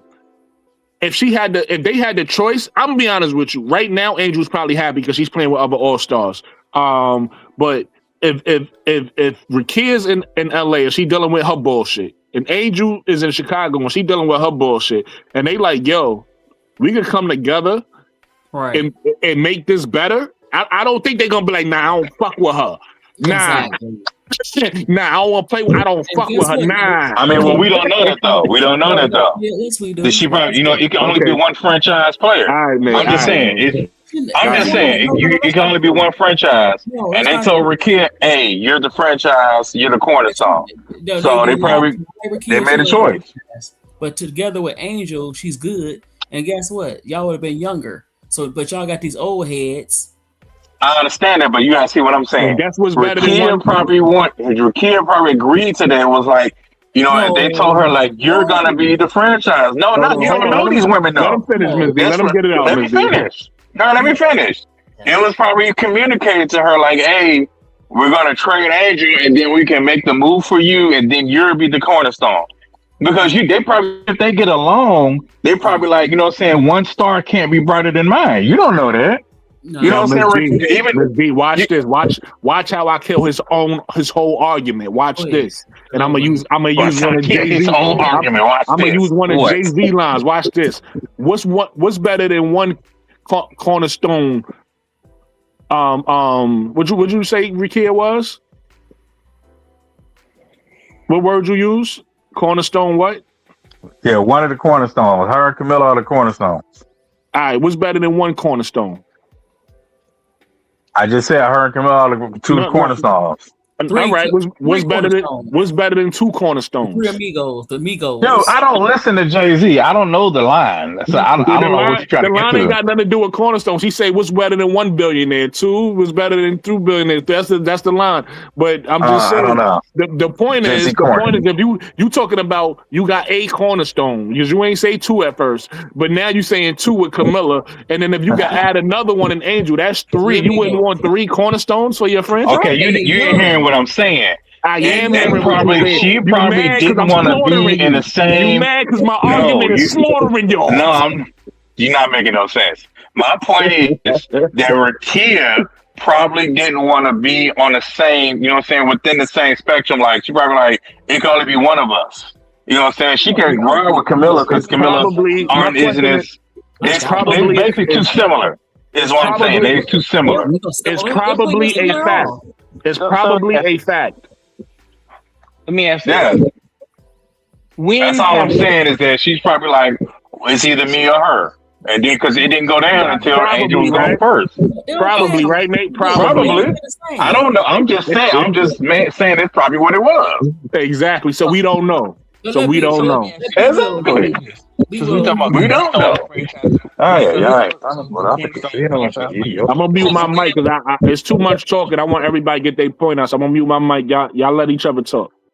So let me ask this: since when have we seen Angel Reese behave as if she expected to be the quote unquote franchise player? Since when have we seen Angel Reese behave as if she wants to do anything other than help her team win?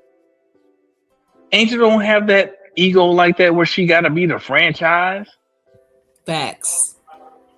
We ain't never seen that. They don't play the same. They play the same. And you wouldn't see it. You wouldn't see it. What you mean?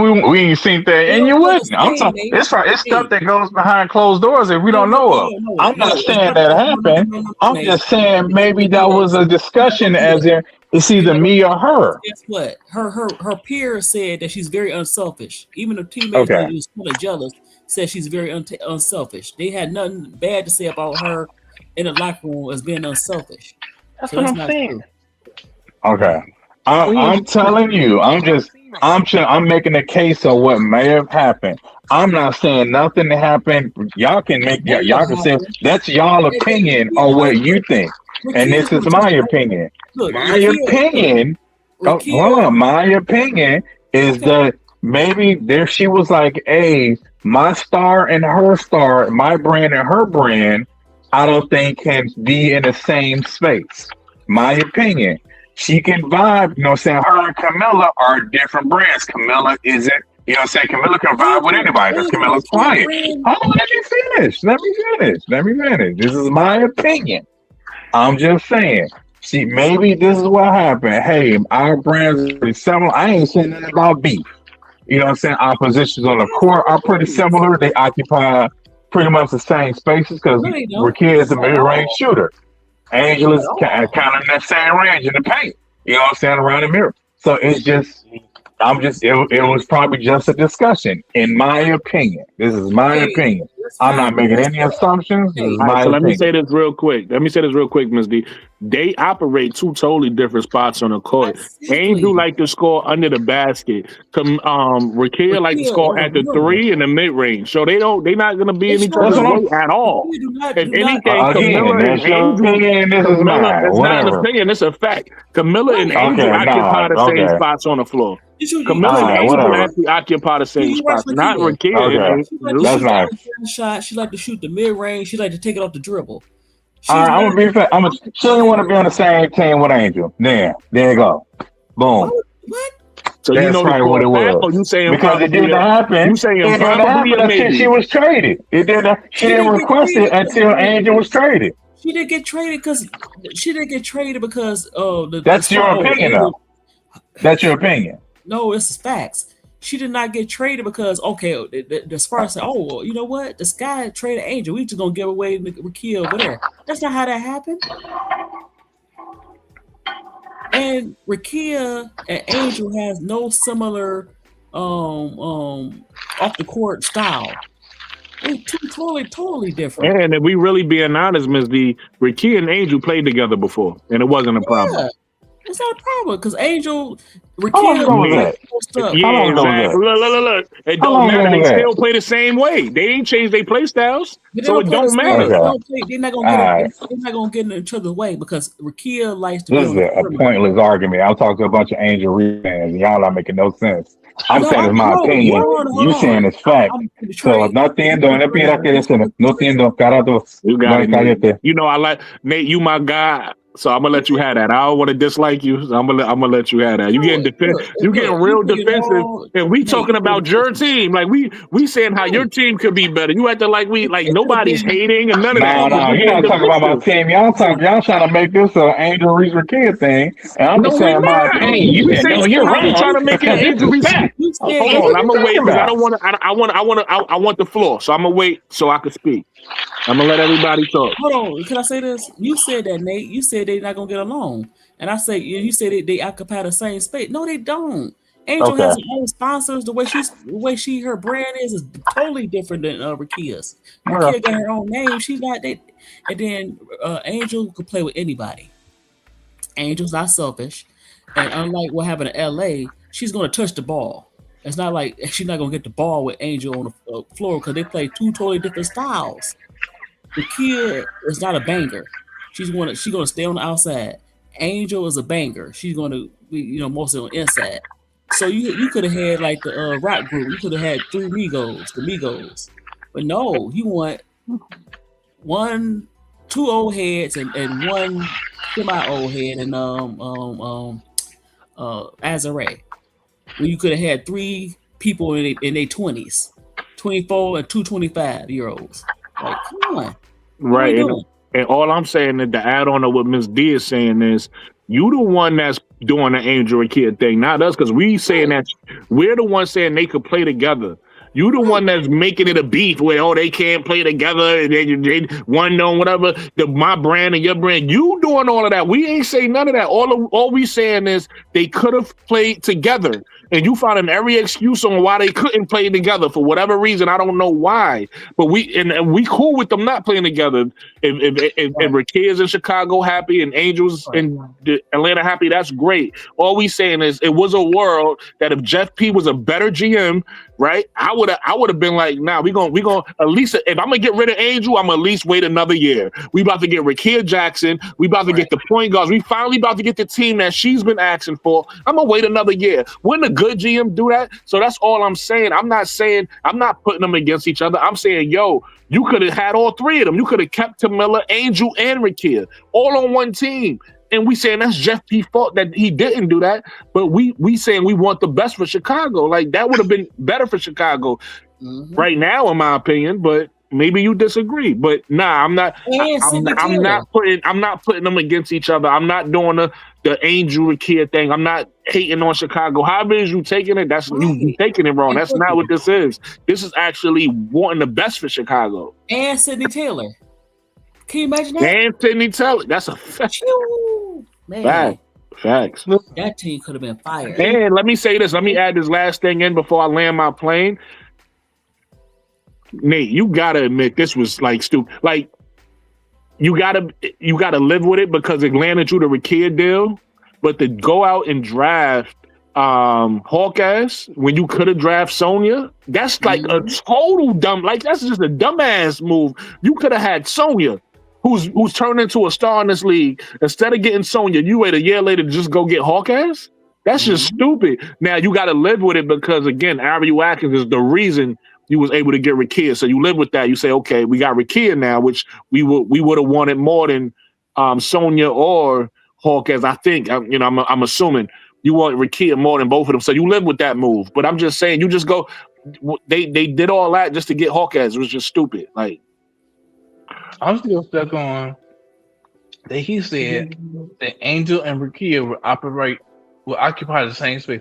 That's literally like saying that Angel Reese and Ryan Howard occupy the same space. It's the same thing, man. Come on. Right. Come on.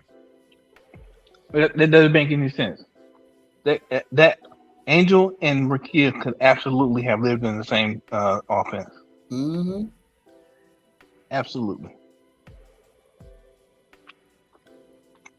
Yeah, that would have been nice. Not only if they could have, like I said, they did before. So a lot of people don't remember this, and that's why I was excited about Camilla, because a lot of people just remember Camilla from the championship year with Dawn. But in that America year where USA played Brazil, Camilla beat USA, and that was a team with Angel and Rakia, and who else was on that team? I think Raven might have been on that team. It was Deja Kelly, I believe, was on that team. There was a few people on that team, and that team ended up losing to Camila Cardoso in Brazil. So that's how I knew how good Camilla was, because if you able to beat a team with Angel and Rakia on it, you pretty tough. And Camilla did that. So that's why when she was in Chicago, I'm like, oh yeah, okay, Camilla's gonna get better. She's gonna get better. She's gonna beat us. And I was like waiting for it. It still hasn't happened. It's slow. Maybe it happened this year. Who knows? But I like Camilla's potential. Now, will she ever reach it? I don't know. We already know what Angel could do, because Angel's gonna be great wherever she goes. She's shown that. She's shown that at Maryland. She's shown that at LSU. She's shown that at USA. She's shown that on Rival. She showed that in the league. Angel is great wherever she goes. Rakia is the best offensively polished one out of the three. So she in college and in the USA, she was like the leading scorers on her team. Obviously in LA, it ain't really translate, but how she came to Chicago, we seen a sample size of it this year, right, Nate? We seen a sample size of her before she got hurt. She was getting busy. So now imagine that on a team with Angel and Camilla. Like, I don't know, that would make me excited. Now I get why Nate don't want to think about it, because you can't go back and, you know what I mean? So it's more annoying to think about that. So I get where Nate coming from, but I'm just saying, like, that's a possibility. That could have happened. And it would have worked. We know it would have worked, because 2 out of the 3 played together before. Angel played with Camilla and Angel played with Rakia.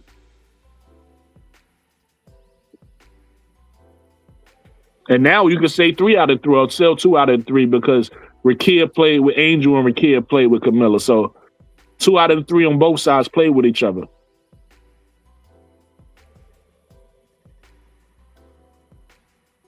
They said Nate went to sleep. Oh, Nate probably a little angry. That's all right.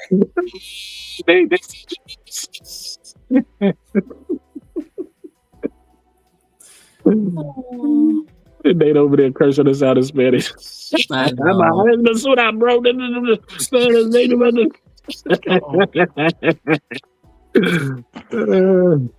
Don't be like that, Nate.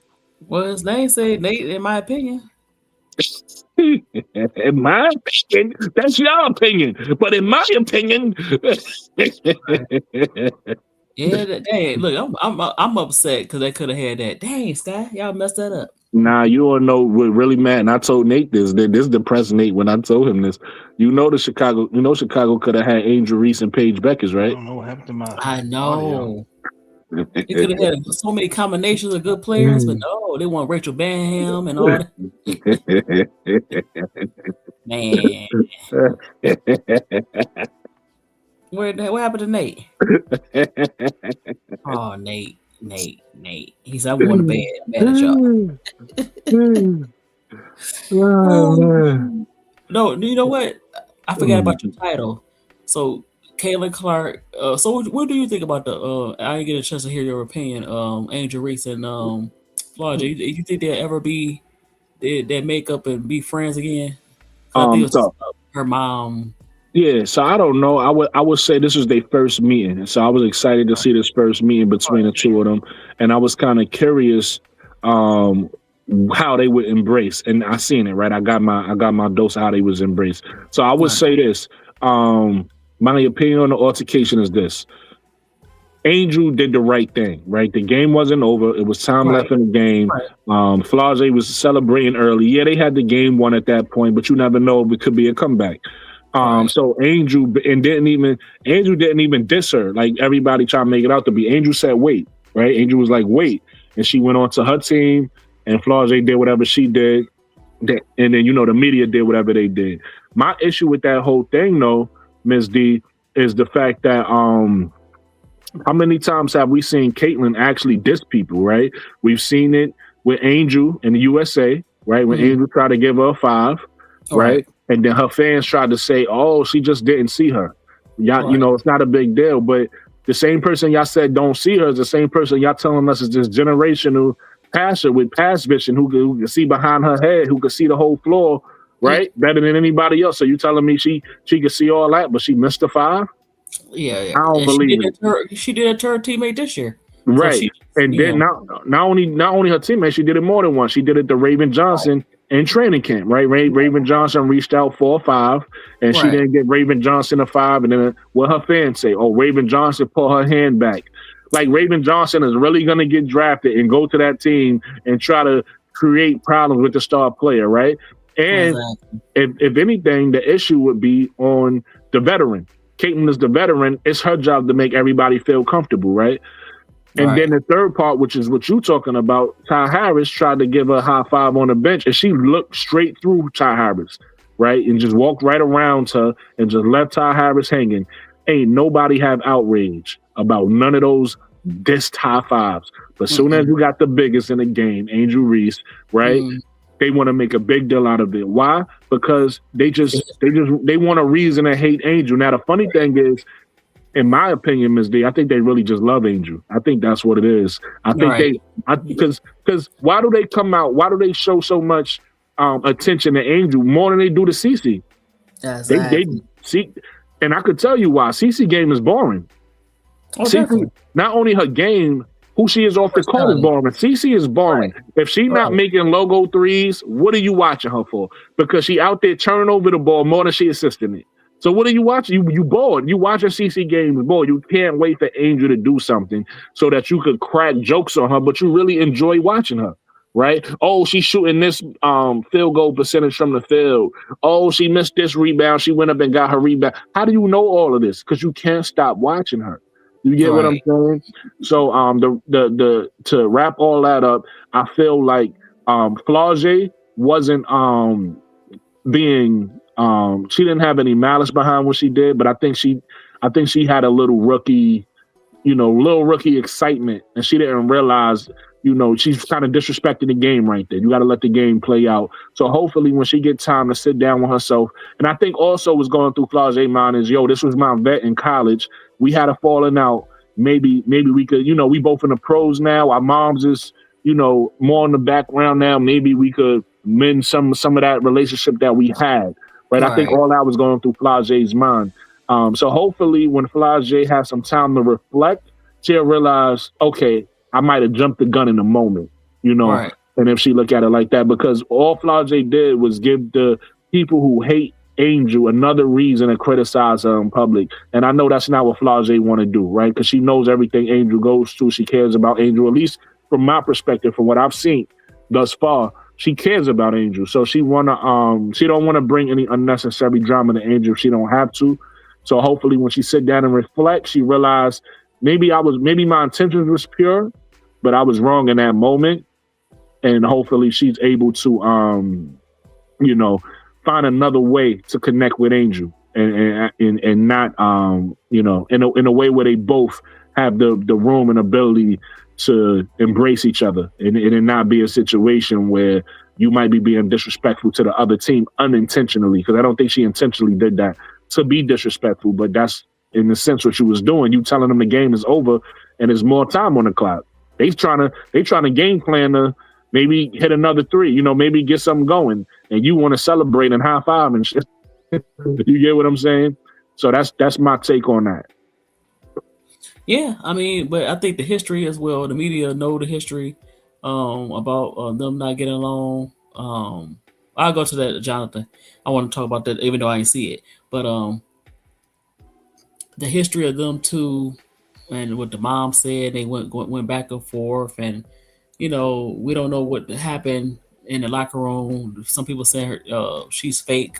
She's not a real friend. Angel, that's real. I don't know. So.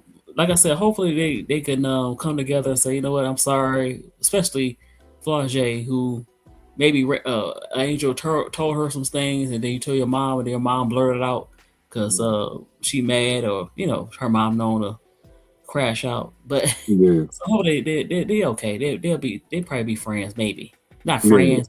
understanding. But rekindle their relationship. Yeah.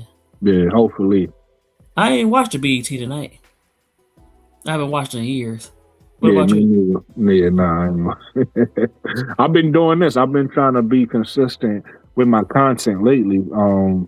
So that's why I be trying to find pockets, windows to go live because I haven't in so long. So I'm just trying to get back consistent, working, putting out good content for the people. So I think I've been doing a pretty good job of that. Oh yeah, your panel's pretty good. Thank you. But yeah, they'll come back and they'll come back. Yeah. The Angels. But we gonna finish your statement. Wait, no, that's all I want to say. But yeah, I want to see it, Jonathan. I want to see that skit. If he's still here. I'm gonna definitely check that out. But we're gonna wrap it up. Today was another good show. I want to thank everybody that was on my panel, Miss B, B Will, Jonathan Gonzalez, Nate, and everybody who came through the chat to rock with us. I think we had a good discussion today. I think we touched on a lot of topics, right? Very entertaining live. The people who watch us on the playback should be entertained. Make sure you holler at me in the comments. Tell me what you think about the live. And make sure you guys type, subscribe, all of the things. Holler at me in the comments. You already know I'm going to holler back. And we're going to end it like that. Everybody have a blessed night. Miss D, you have a good night. You too. Good night. All right.